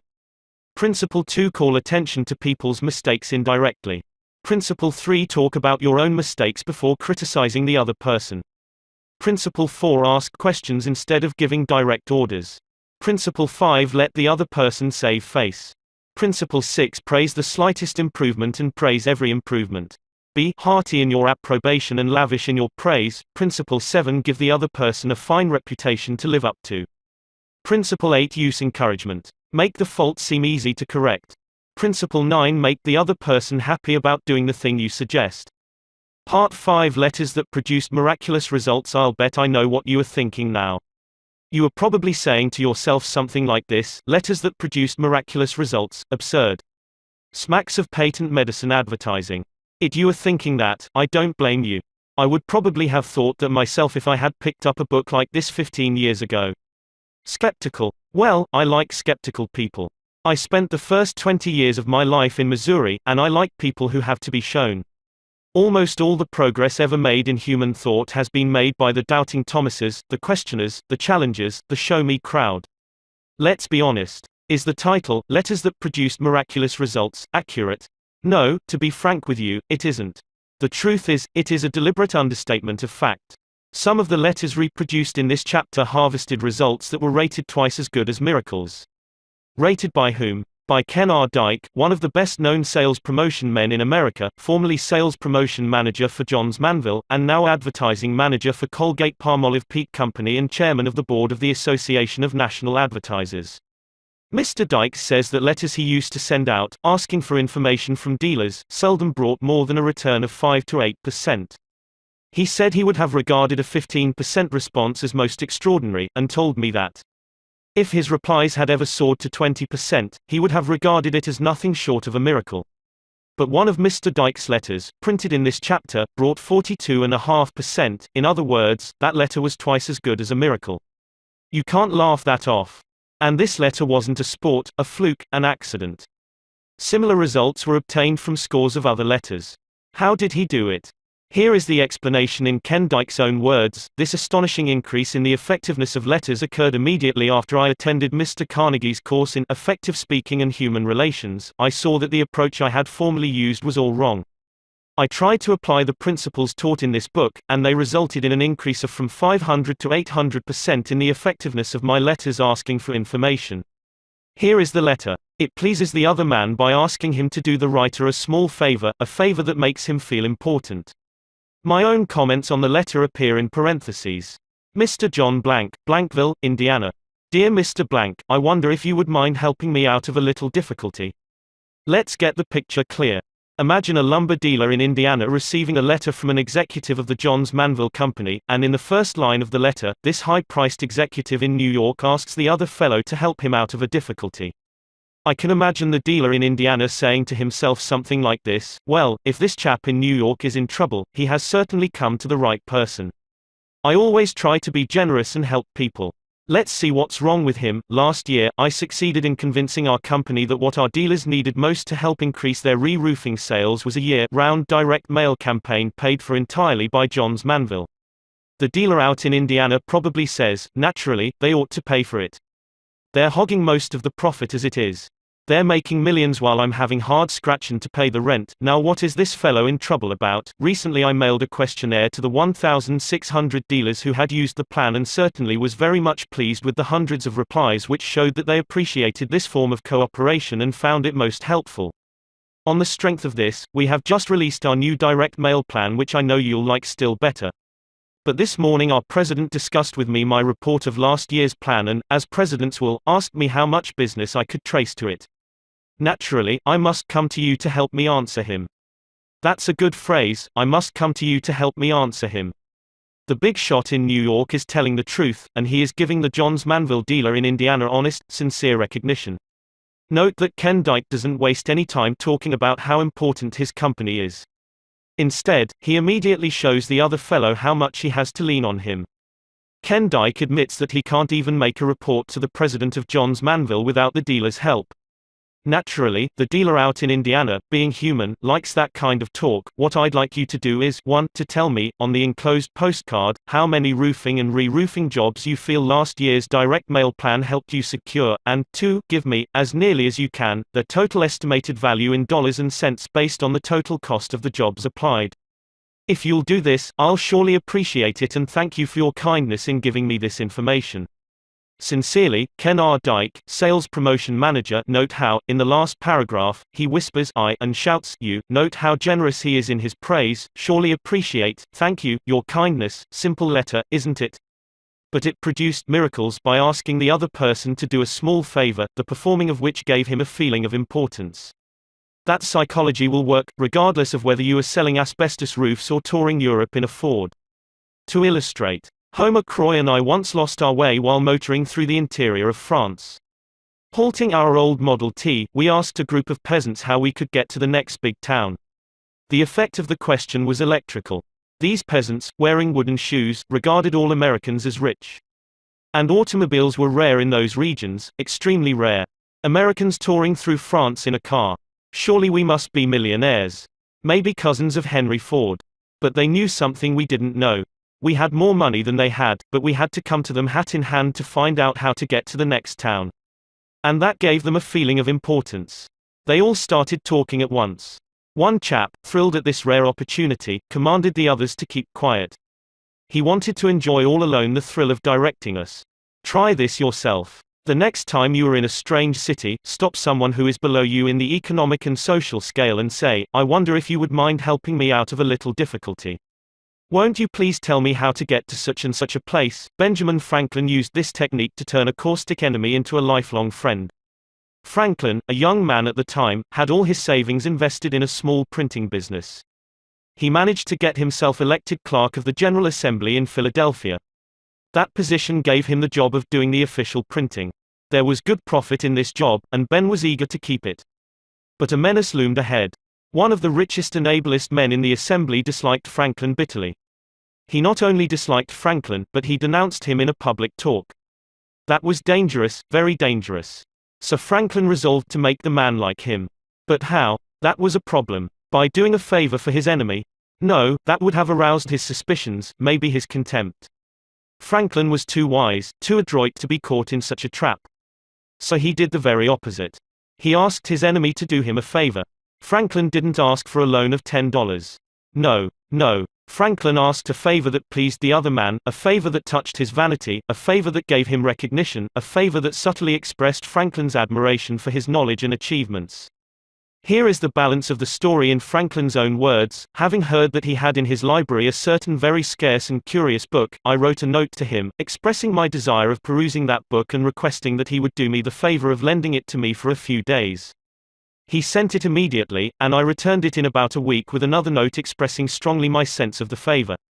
When next we met in the house, he spoke to me, which he had never done before, and with great civility, and he ever afterward manifested a readiness to serve me on all occasions, so that we became great friends and our friendship continued to his death.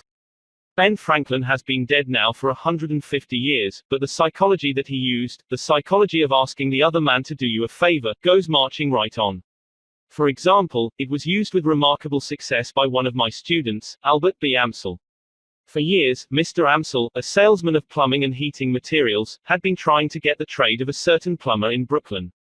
This plumber's business was exceptionally large and his credit unusually good. But Amsel was licked from the beginning. The plumber was one of those disconcerting individuals who pride themselves on being rough, tough, and nasty. Sitting behind his desk with a big cigar tilted in the corner of his mouth, he snarled at Amsel every time he opened the door, "Don't need a thing today."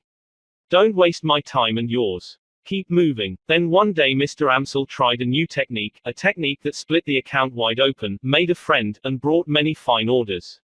Amsel's firm was negotiating for the purchase of a new branch store in Queens Village on Long Island. It was a neighborhood the plumber knew well, and one where he did a great deal of business.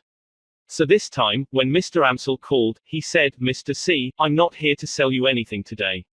I've got to ask you to do me a favor, if you will. Can you spare me just a minute of your time?" Well, said the plumber, shifting his cigar. "What's on your mind?" "Shoot, my firm is thinking of opening up a branch store over in Queens Village," Mr. Amsel said. "Now, you know that locality as well as anyone living. So I've come to you to ask what you think about it. Is it a wise move, or not?" Here was a new situation. For years this plumber had been getting his feeling of importance out of snarling at salesmen and ordering them to keep moving. But here was a salesman begging him for advice, yes, a salesman from a big concern wanting his opinion as to what they should do. "Sit down," he said, pulling forward a chair. And for the next hour, he expatiated on the peculiar advantages and virtues of the plumbing market in Queens Village. He not only approved the location of the store, but he focused his intellect on outlining a complete course of action for the purchase of the property, the stocking of supplies, and the opening of trade. He got a feeling of importance by telling a wholesale plumbing concern how to run its business. From there, he expanded into personal grounds. He became friendly, and told Mr. Amsel of his intimate domestic difficulties and household wars. By the time I left that evening, Mr. Amsel says, I not only had in my pocket a large initial order for equipment, but I had laid the foundations of a solid business friendship. I am playing golf now with this chap who formerly barked and snarled at me. This change in his attitude was brought about by my asking him to do me a little favor that made him feel important. Let's examine another of Ken Dyke's letters, and again note how skillfully he applies this "do me a favor" psychology. A few years ago, Mr. Dyke was distressed at his inability to get businessmen, contractors, and architects to answer his letters asking for information. In those days, he seldom got more than 1% return from his letters to architects and engineers. He would have regarded 2% as very good, and 3% as excellent. And 10%, why, 10% would have been hailed as a miracle. But the letter that follows pulled almost 50%, 5 times as good as a miracle. And what replies? Letters of 2 and 3 pages. Letters glowing with friendly advice and cooperation. Here is the letter. You will observe that in the psychology used, even in the phraseology in some places, the letter is almost identical with that quoted on pages 188 to 89. As you peruse this letter, read between the lines, try to analyze the feeling of the man who got it. Find out why it produced results 5 times as good as a miracle. Johns Manville 22 East 40th Street, New York City. Mr. John Doe, 617 Doe Street, Deauville, New Jersey. Dear Mr. Doe, I wonder if you'll help me out of a little difficulty. About a year ago I persuaded our company that one of the things architects most needed was a catalog which would give them the whole story of all JM building materials and their part in repairing and remodeling homes. The attached catalog resulted, the first of its kind. But now our stock is getting low, and when I mentioned it to our president he said, as presidents will, that he would have no objection to another edition provided, furnished satisfactory evidence that the catalog had done the job for which it was designed. Naturally, I must come to you for help, and 7 a.m. therefore taking the liberty of asking you and 49 other architects in various parts of the country to be the jury. To make it quite easy for you, I have written a few simple questions on the back of this letter. And I'll certainly regard it as a personal favor if you'll check the answers, add any comments that you may wish to make, and then slip this letter into the enclosed stamped envelope. Needless to say, this won't obligate you in any way, and I now leave it to you to say whether the catalog shall be discontinued or reprinted with improvements based on your experience and advice. In any event, rest assured that I shall appreciate your cooperation very much. Thank you. Sincerely yours, Ken R. Dyke, Sales Promotion Manager. Another word of warning. I know from experience that some men, reading this letter, will try to use the same psychology mechanically. They will try to boost the other man's ego, not through genuine, real appreciation, but through flattery and insincerity. And their technique won't work. Remember, we all crave appreciation and recognition, and will do almost anything to get it. But nobody wants insincerity. Nobody wants flattery. Let me repeat, the principles taught in this book will work only when they come from the heart. I am not advocating a bag of tricks. I am talking about a new way of life. Part 6, 7 Rules for Making Your Home Life Happier, How to Dig Your Marital Grave in the Quickest Possible Way. 75 years ago, Napoleon III of France, nephew of Napoleon Bonaparte, fell in love with Marie Eugénique Ignace Augustin de Montijo, Countess of Teba, the most beautiful woman in the world, and married her. His advisors pointed out that she was only the daughter of an insignificant Spanish count. But Napoleon retorted, "What of it? Her grace, her youth, her charm, her beauty filled him with divine felicity." In a speech hurled from the throne, he defied an entire nation. "I have preferred a woman I love and respect," he proclaimed, "to a woman unknown to me." Napoleon and his bride had health, wealth, power, fame, beauty, love, adoration, all the requirements for a perfect romance. Never did the sacred fire of marriage glow with a brighter incandescence. But, alas, the holy flame soon flickered and the incandescence cooled, and turned to embers. Napoleon could make Eugénique an empress, but nothing in all La Belle France, neither the power of his love nor the might of his throne, could keep her from nagging. Bedeviled by jealousy, devoured by suspicion, she flouted his orders, she denied him even a show of privacy. She broke into his office while he was engaged in affairs of state. She interrupted his most important discussions. She refused to leave him alone, always fearing that he might be consorting with another woman. Often, she ran to her sister, complaining of her husband, complaining, weeping, nagging, and threatening. Forcing her way into his study, she stormed at him and abused him. Napoleon, master of a dozen sumptuous palaces, Emperor of France, could not find a cupboard in which he could call his soul his own. And what did Eugénique accomplish by all this? Here is the answer. I am quoting now from E.A. Reinhardt's engrossing book, Napoleon and Eugénique, The Tragicomedy of an Empire. So it came about that Napoleon frequently would steal out by a little side door at night, with a soft hat pulled over his eyes, and, accompanied by one of his intimates, really betake himself to some fair lady who was expecting him, or else stroll about the great city as of old, passing through streets of the kind which an emperor hardly sees outside a fairy tale, and breathing the atmosphere of might-have-beens. That is what nagging accomplished for Eugénique. True, she sat today on the throne of France. True, she was the most beautiful woman in the world. But neither royalty nor beauty can keep love alive amidst the poisonous fumes of nagging. Eugénique could have raised her voice like Job of old and have wailed, "The thing which I greatly feared is come upon me, come upon her." She brought it upon herself, poor woman, by her jealousy and her nagging. Of all the sure-fire, infernal devices ever invented by all the devils in hell for destroying love, nagging is the deadliest. It never fails. Like the bite of the king cobra, it always destroys, always kills. The wife of Count Leo Tolstoy discovered that, after it was too late. Before she passed away, she confessed to her daughters, "I was the cause of your father's death." Her daughters didn't reply. They were both crying. They knew their mother was telling the truth. They knew she had killed him with her constant complaining, her eternal criticisms, and her eternal nagging. Yet Count Tolstoy and his wife ought, by all odds, to have been happy. He was one of the most famous novelists of all time. Two of his masterpieces, War and Peace and Anna Karenina, will forever shine brightly among the literary glories of Earth. Tolstoy was so famous that his admirers followed him around day and night and took down in shorthand every word he uttered. Even if he merely said, "I guess I'll go to bed," even trivial words like that, everything was written down, and now the Russian government is printing every sentence that he ever wrote, and his combined writings will fill 100 volumes.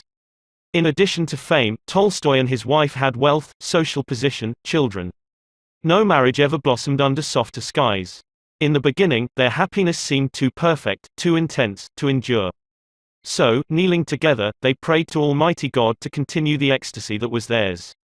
Then an astonishing thing happened. Tolstoy gradually changed. He became a totally different person.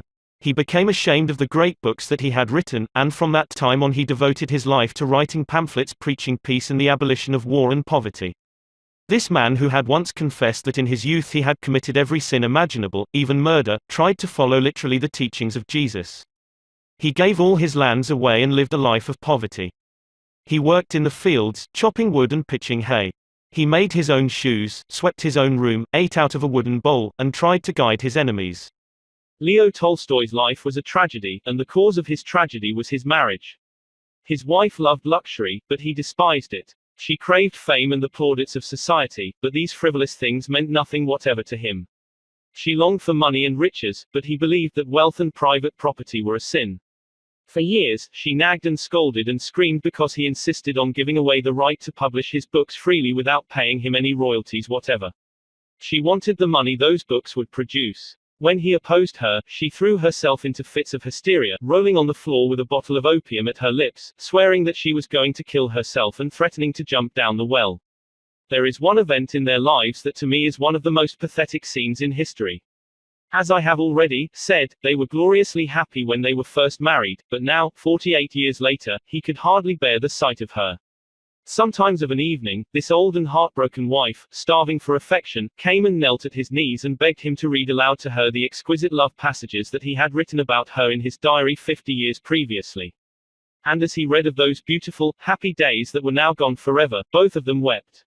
How different, how sharply different, the realities of life were from the romantic dreams they had once dreamed in the long ago.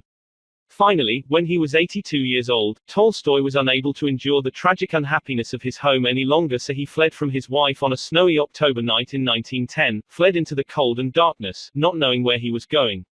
11 days later, he died of pneumonia in a railway station. And his dying request was that she should not be permitted to come into his presence. Such was the price Countess Tolstoy paid for her nagging and complaining and hysteria. The reader may feel that she had much to nag about. Granted. But that is beside the point. The question is, did nagging help her, or did it make a bad matter infinitely worse? I really think I was insane. That is what Countess Tolstoy herself thought about it, after it was too late. The great tragedy of Abraham Lincoln's life also was his marriage. Not his assassination, mind you, but his marriage. When Booth fired, Lincoln never realized he had been shot, but he reaped almost daily, for 23 years, what Herndon, his law partner, described as the bitter harvest of conjugal infelicity. Conjugal infelicity. That is putting it mildly. For almost a quarter of a century, Mrs. Lincoln nagged and harassed the life out of him. She was always complaining, always criticizing her husband, nothing about him was ever right. He was stoop-shouldered, he walked awkwardly and lifted his feet straight up and down like an Indian.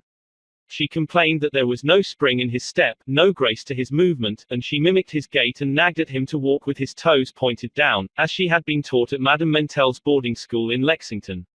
She didn't like the way his huge ears stood out at right angles from his head. She even told him that his nose wasn't straight, that his lower lip stuck out, and he looked consumptive, that his feet and hands were too large, his head too small. Abraham Lincoln and Mary Todd Lincoln were opposites in every way, in training, in background, in temperament, in tastes, in mental outlook. They irritated each other constantly. Mrs. Lincoln's loud, shrill voice, wrote the late Senator Albert J. Beveridge, the most distinguished Lincoln authority of this generation. Mrs. Lincoln's loud, shrill voice could be heard across the street, and her incessant outbursts of wrath were audible to all who lived near the house. Frequently her anger was displayed by other means than words, and accounts of her violence are numerous and unimpeachable. To illustrate, Mr. and Mrs. Lincoln, shortly after their marriage, lived with Mrs. Jacob Early, a doctor's widow in Springfield who was forced to take in boarders. One morning Mr. and Mrs. Lincoln were having breakfast when Lincoln did something that aroused the fiery temper of his wife. What, no one remembers now. But Mrs. Lincoln, in a rage, dashed a cup of hot coffee into her husband's face. And she did it in front of the other boarders. Saying nothing, Lincoln sat there in humiliation and silence while Mrs. Early came with a wet towel and wiped off his face and clothes. Mrs. Lincoln's jealousy was so foolish, so fierce, so incredible, that merely to read about some of the pathetic and disgraceful scenes she created in public, merely reading about them 75 years later makes one gasp with astonishment. She finally went insane, and perhaps the most charitable thing one can say about her is that her disposition was probably always affected by incipient insanity. Did all this nagging and scolding and raging change Lincoln? In one way, yes. It certainly changed his attitude toward her. It made him regret his unfortunate marriage, and it made him avoid her presence as much as possible. Springfield had 11 attorneys, and they couldn't all make a living there, so they used to ride horseback from one county seat to another, following Judge David Davis while he was holding court in various places. In that way, they managed to pick up business from all the county seat towns throughout the 8th Judicial District. The other attorneys always managed to get back to Springfield each Saturday and spend the weekend with their families. But Lincoln didn't. He dreaded to go home, and for 3 months in the spring, and again for 3 months in the autumn, he remained out on the circuit and never went near Springfield. He kept this up year after year. Living conditions in the country hotels were often wretched, but, wretched as they were, he preferred them to his own home and Mrs. Lincoln's constant nagging and wild outbursts of temper. Such are the results that Mrs. Lincoln, the Empress Eugenic, and Countess Tolstoy obtained by their nagging. They brought nothing but tragedy into their lives. They destroyed all that they cherished most. Bessie Hamburger, who has spent 11 years in the domestic relations court in New York City, and has reviewed thousands of cases of desertion, says that one of the chief reasons men leave home is because their wives nag. Or, as the Boston Post puts it, many a wife has made her own marital grave with a series of little digs. So, if you want to keep your home life happy, rule 1 is, don't nag. Love and let live. I may commit many follies in life, Disraeli said, but I never intend to marry for love, and he didn't. He stayed single until he was 35, and then he proposed to a rich widow, a widow 15 years his senior, a widow whose hair was white with the passing of 50 winters. Love? Oh, no, she knew he didn't love her. She knew he was marrying her for her money. So she made just one request. She asked him to wait a year to give her the opportunity to study his character. And at the end of that time, she married him. Sounds pretty prosaic, pretty commercial, doesn't it? Yet paradoxically enough, Disraeli's marriage was one of the most glowing successes in all the battered and bespattered annals of matrimony. The rich widow that Disraeli chose was neither young, nor beautiful, nor brilliant. Far from it, her conversation bubbled with a laugh-provoking display of literary and historical blunders. For example, she never knew which came first, the Greeks or the Romans. Her taste in clothes was bizarre, and her taste in house furnishings was fantastic. But she was a genius, a positive genius at the most important thing in marriage, the art of handling men. She didn't attempt to set up her intellect against Disraeli's. When he came home bored and exhausted after an afternoon of matching repartee with witty duchesses, Mary Ann's frivolous patter permitted him to relax. Home, to his increasing delight, was a place where he could ease into his mental slippers and bask in the warmth of Mary Ann's adoration. These hours he spent at home with his aging wife were the happiest of his life. She was his helpmate, his confidant, his advisor. Every night he hurried home from the House of Commons to tell her the day's news. And, this is important, whatever he undertook, Mary Ann simply did not believe he could fail. For 30 years, Mary Ann lived for Disraeli, and for him alone. Even her wealth she valued only because it made his life easier. In return, she was his heroine. He became an earl after she died, but, even while he was still a commoner, he persuaded Queen Victoria to elevate Mary Ann to the peerage. And so, in 1868, she was made Viscountess Beaconsfield.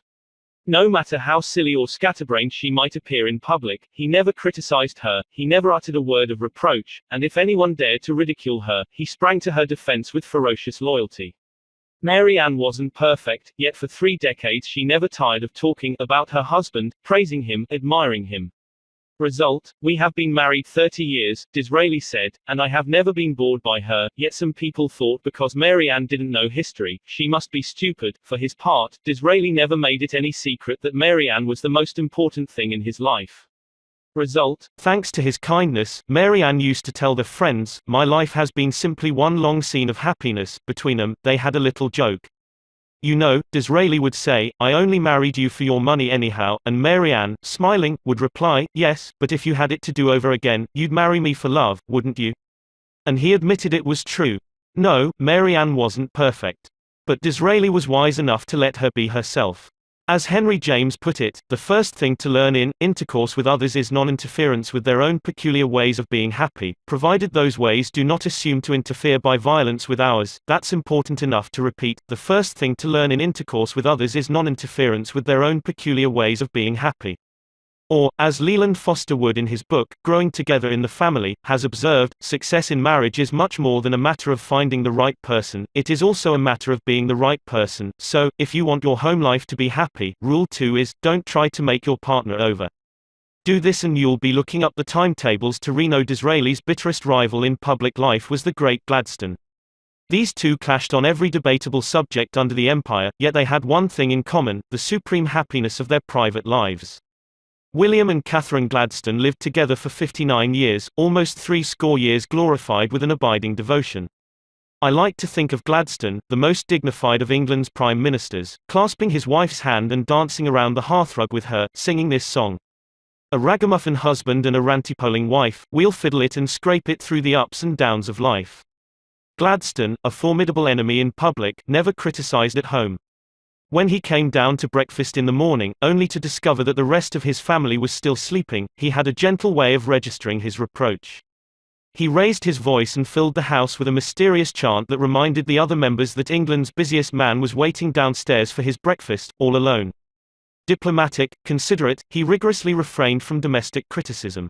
And so, often, did Catherine the Great. Catherine ruled one of the largest empires the world has ever known. Over millions of her subjects she held the power of life and death.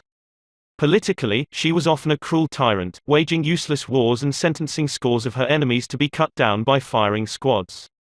Yet if the cook burned the meat, she said nothing. She smiled and ate it with a tolerance that the average American husband would do well to emulate.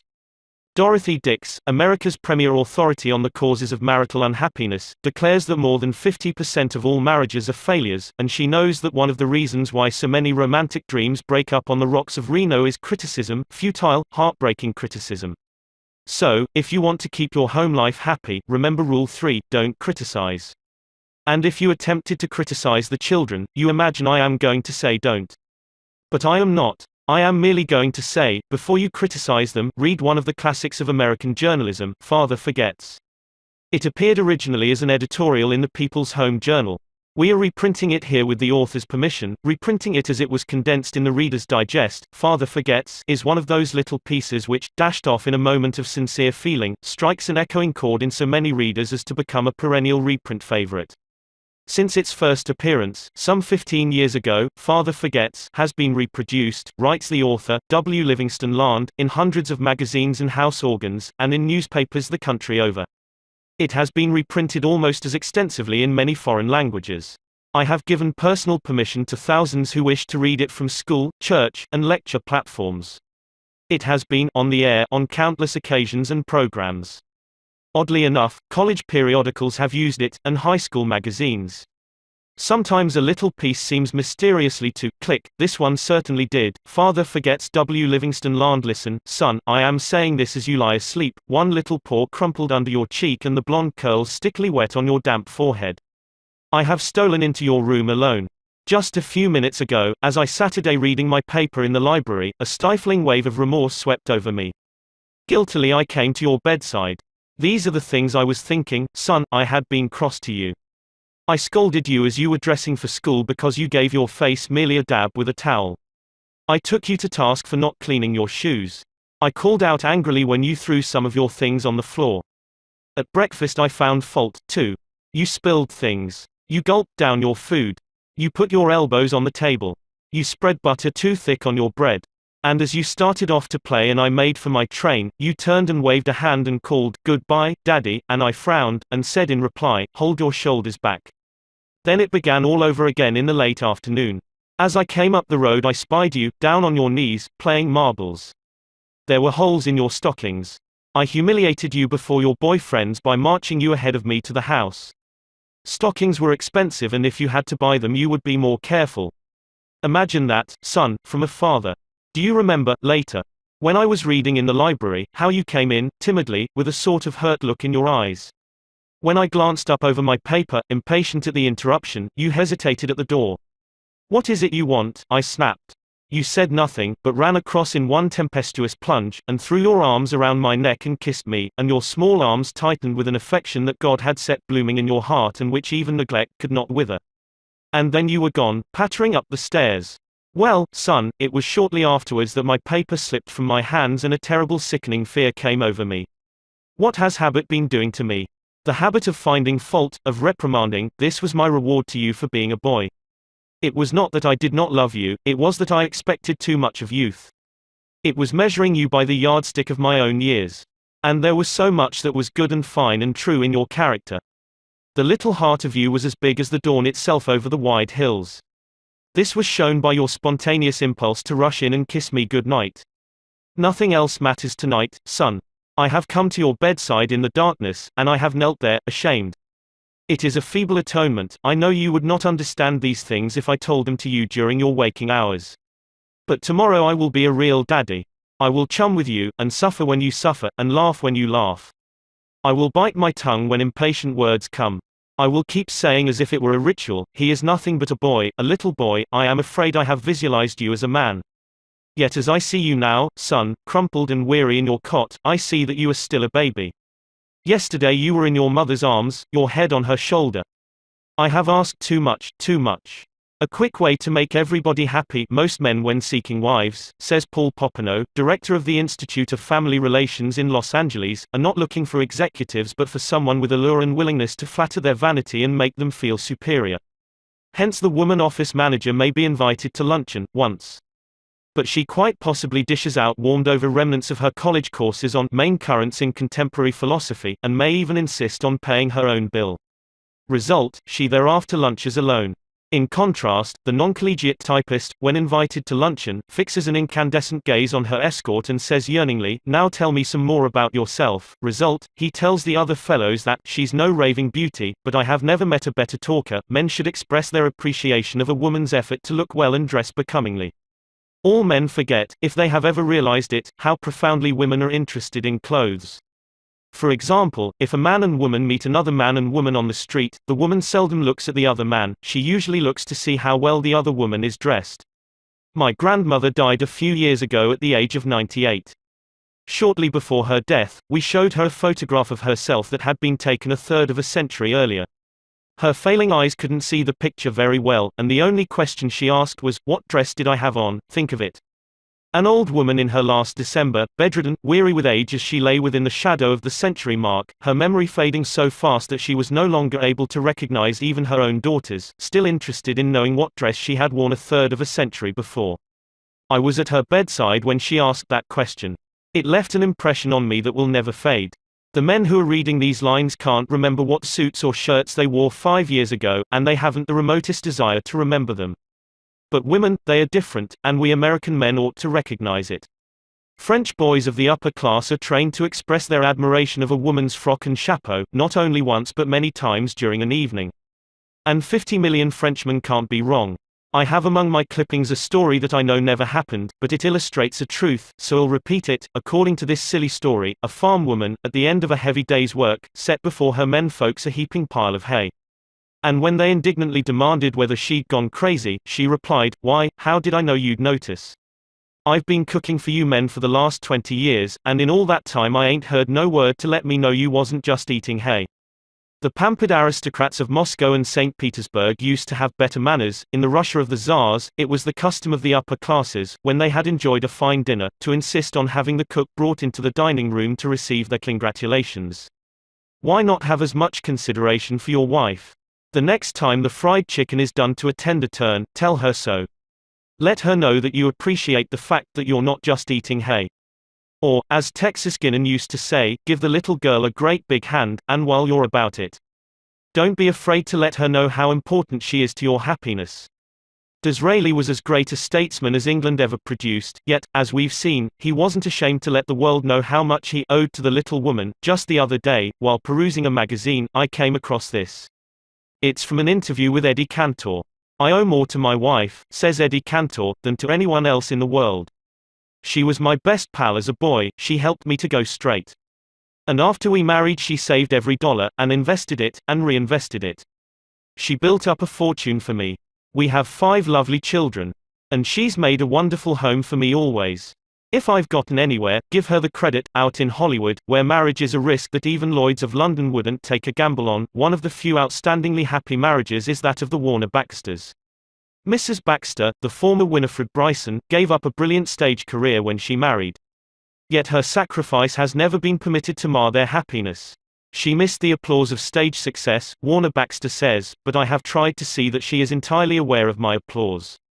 If a woman is to find happiness at all in her husband, she is to find it in his appreciation and devotion. If that appreciation and devotion is actual, there is the answer to his happiness also.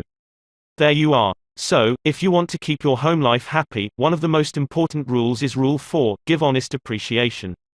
They mean so much to a woman from time immemorial. Flowers have been considered the language of love. They don't cost much, especially in season, and often there for sale on the street corners. Yet, considering the rarity with which the average husband takes home a bunch of daffodils, you might suppose them to be as expensive as orchids and as hard to come by as the edelweiss which flowers on the cloud-swept cliffs of the Alps. Why wait until your wife goes to the hospital to give her a few flowers?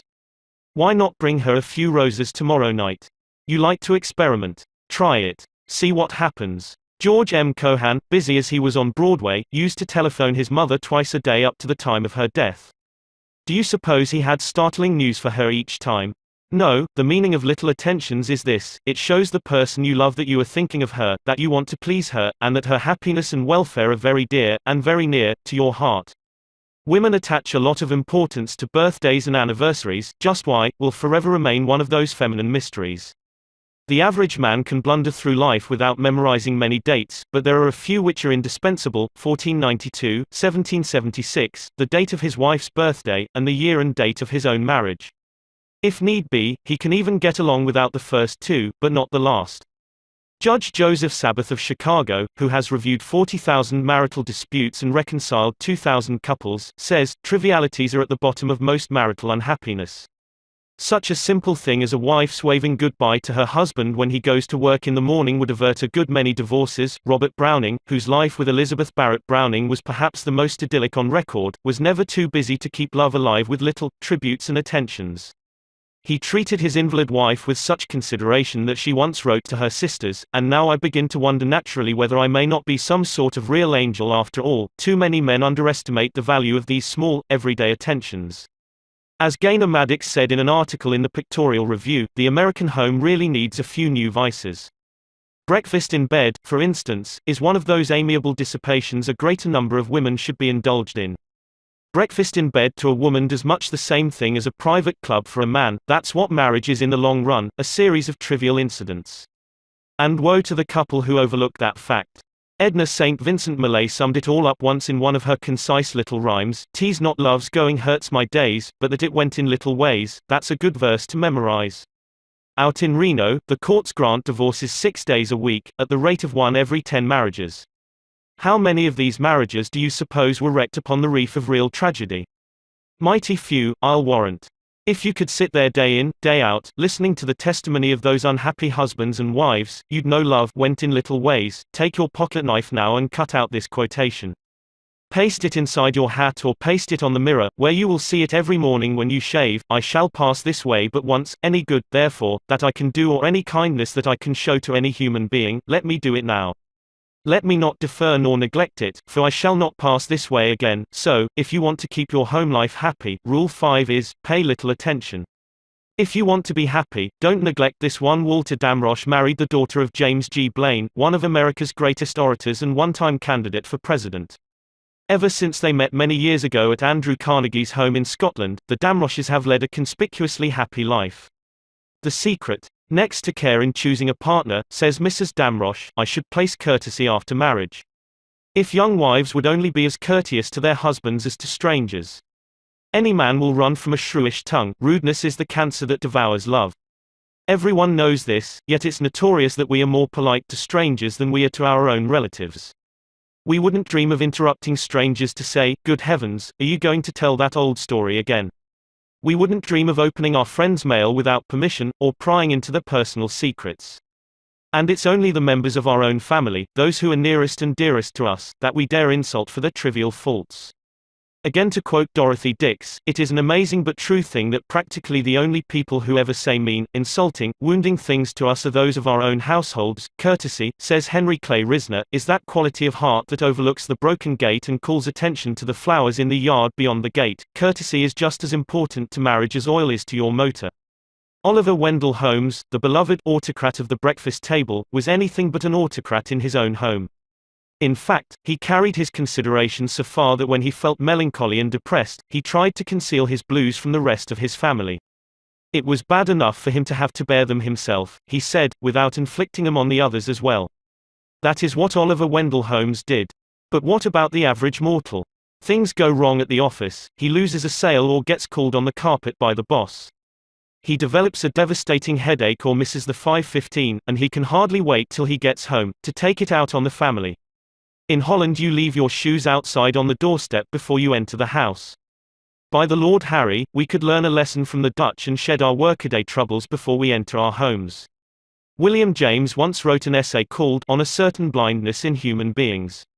It would be worth a special trip to your nearest library to get that essay and read it. Now the blindness in human beings of which this discourse will treat, he wrote, is the blindness with which we all are afflicted in regard to the feelings of creatures and people different from ourselves, the blindness with which we all are afflicted. Many men who wouldn't dream of speaking sharply to a customer, or even to their partners in business, think nothing of barking at their wives. Yet, for their personal happiness, marriage is far more important to them, far more vital, than business. The average man who is happily married is happier by far than the genius who lives in solitude.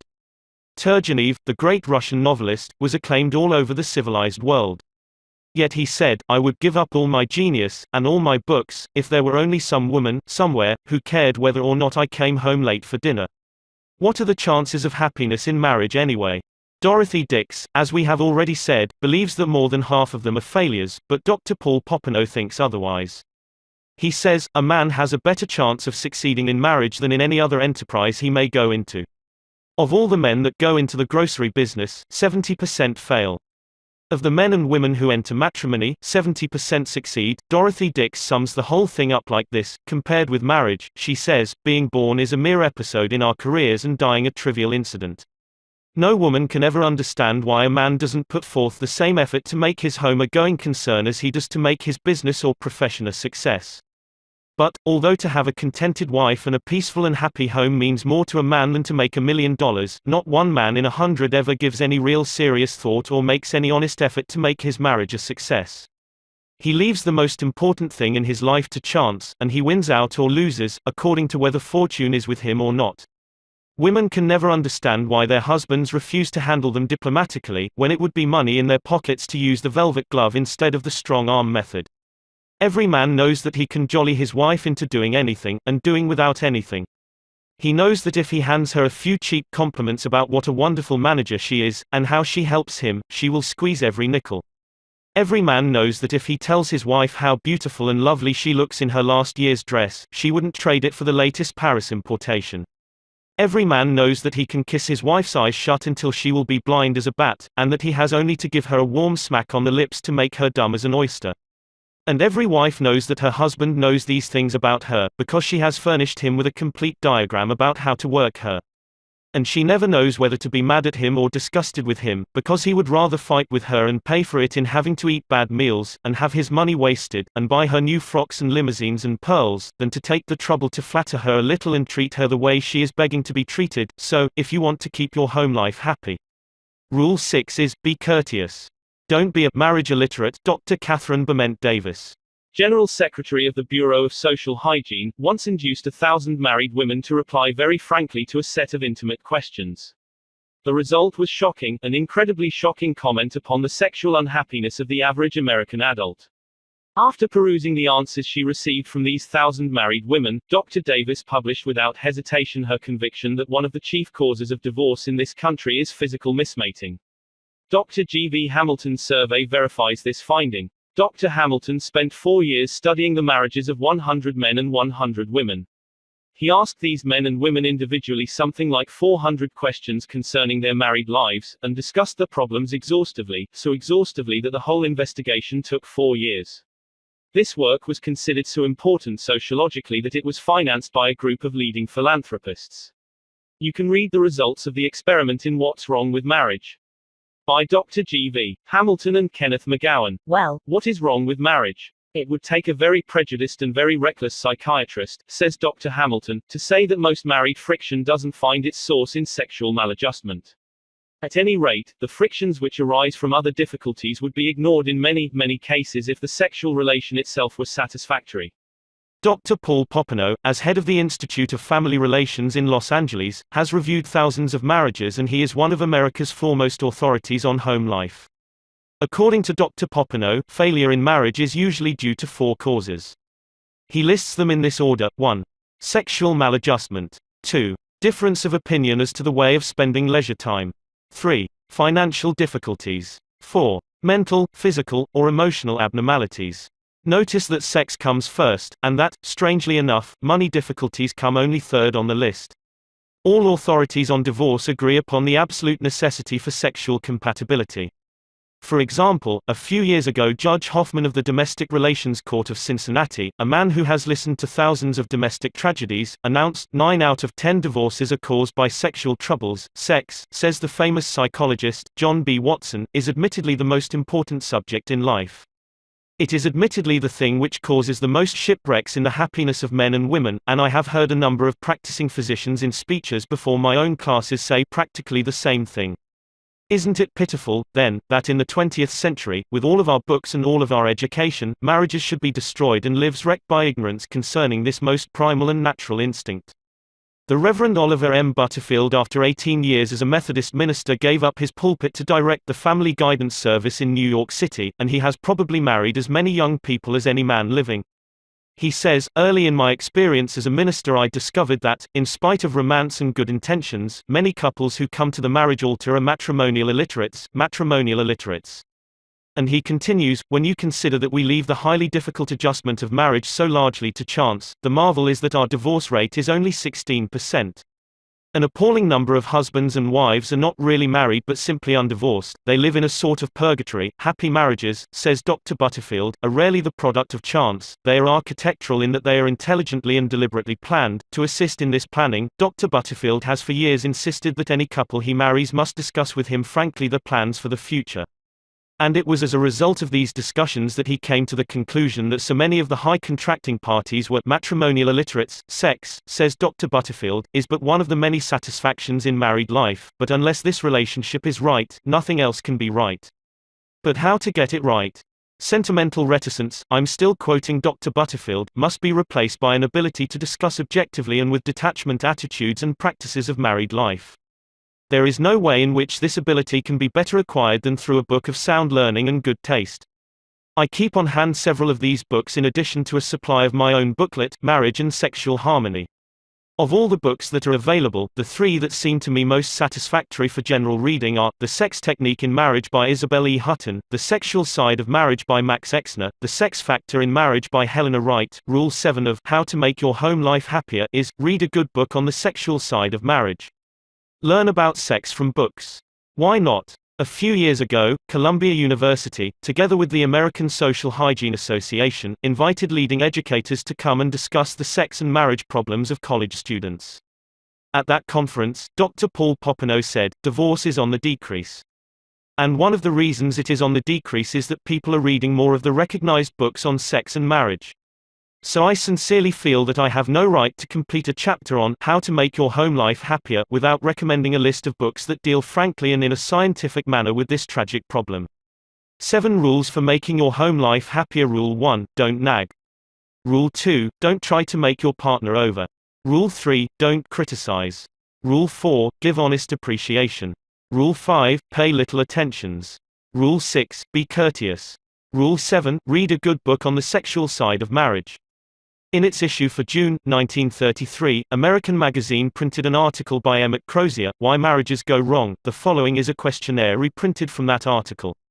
You may find it worthwhile to answer these questions, giving yourself 10 points for each question you can answer in the affirmative. For husbands, do you still court your wife with an occasional gift of flowers, with remembrances of her birthday and wedding anniversary, or with some unexpected attention, some unlooked for tenderness? Are you careful never to criticize her before others? Do you give her money to spend, above the household expenses? Do you make an effort to understand her varying feminine moods and help her through periods of fatigue, nerves, and irritability? Do you share at part of your recreation hours with your wife? Do you tactfully refrain from comparing your wife's cooking or housekeeping with that of your mother or of Bill Jones' wife, except to her advantage? Do you take a definite interest in her intellectual life, her clubs and societies, the books she reads, her views on civic problems?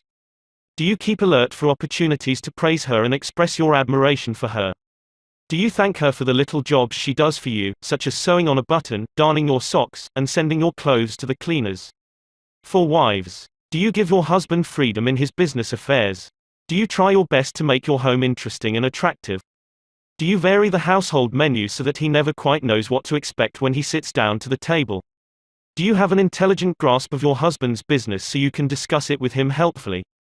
Can you meet financial reverses bravely, cheerfully, without criticizing your husband for his mistakes or comparing him unfavorably to more successful men? Do you make a special effort to get along amiably with his mother or other relatives? Do you dress with an eye for your husband's likes and dislikes in color and style? Do you compromise little differences of opinion in the interest of harmony? Do you make an effort to learn games your husband likes, so you can share his leisure hours? Do you keep track of the day's news, the new books, and new ideas, so you can hold your husband's intellectual interest? The end.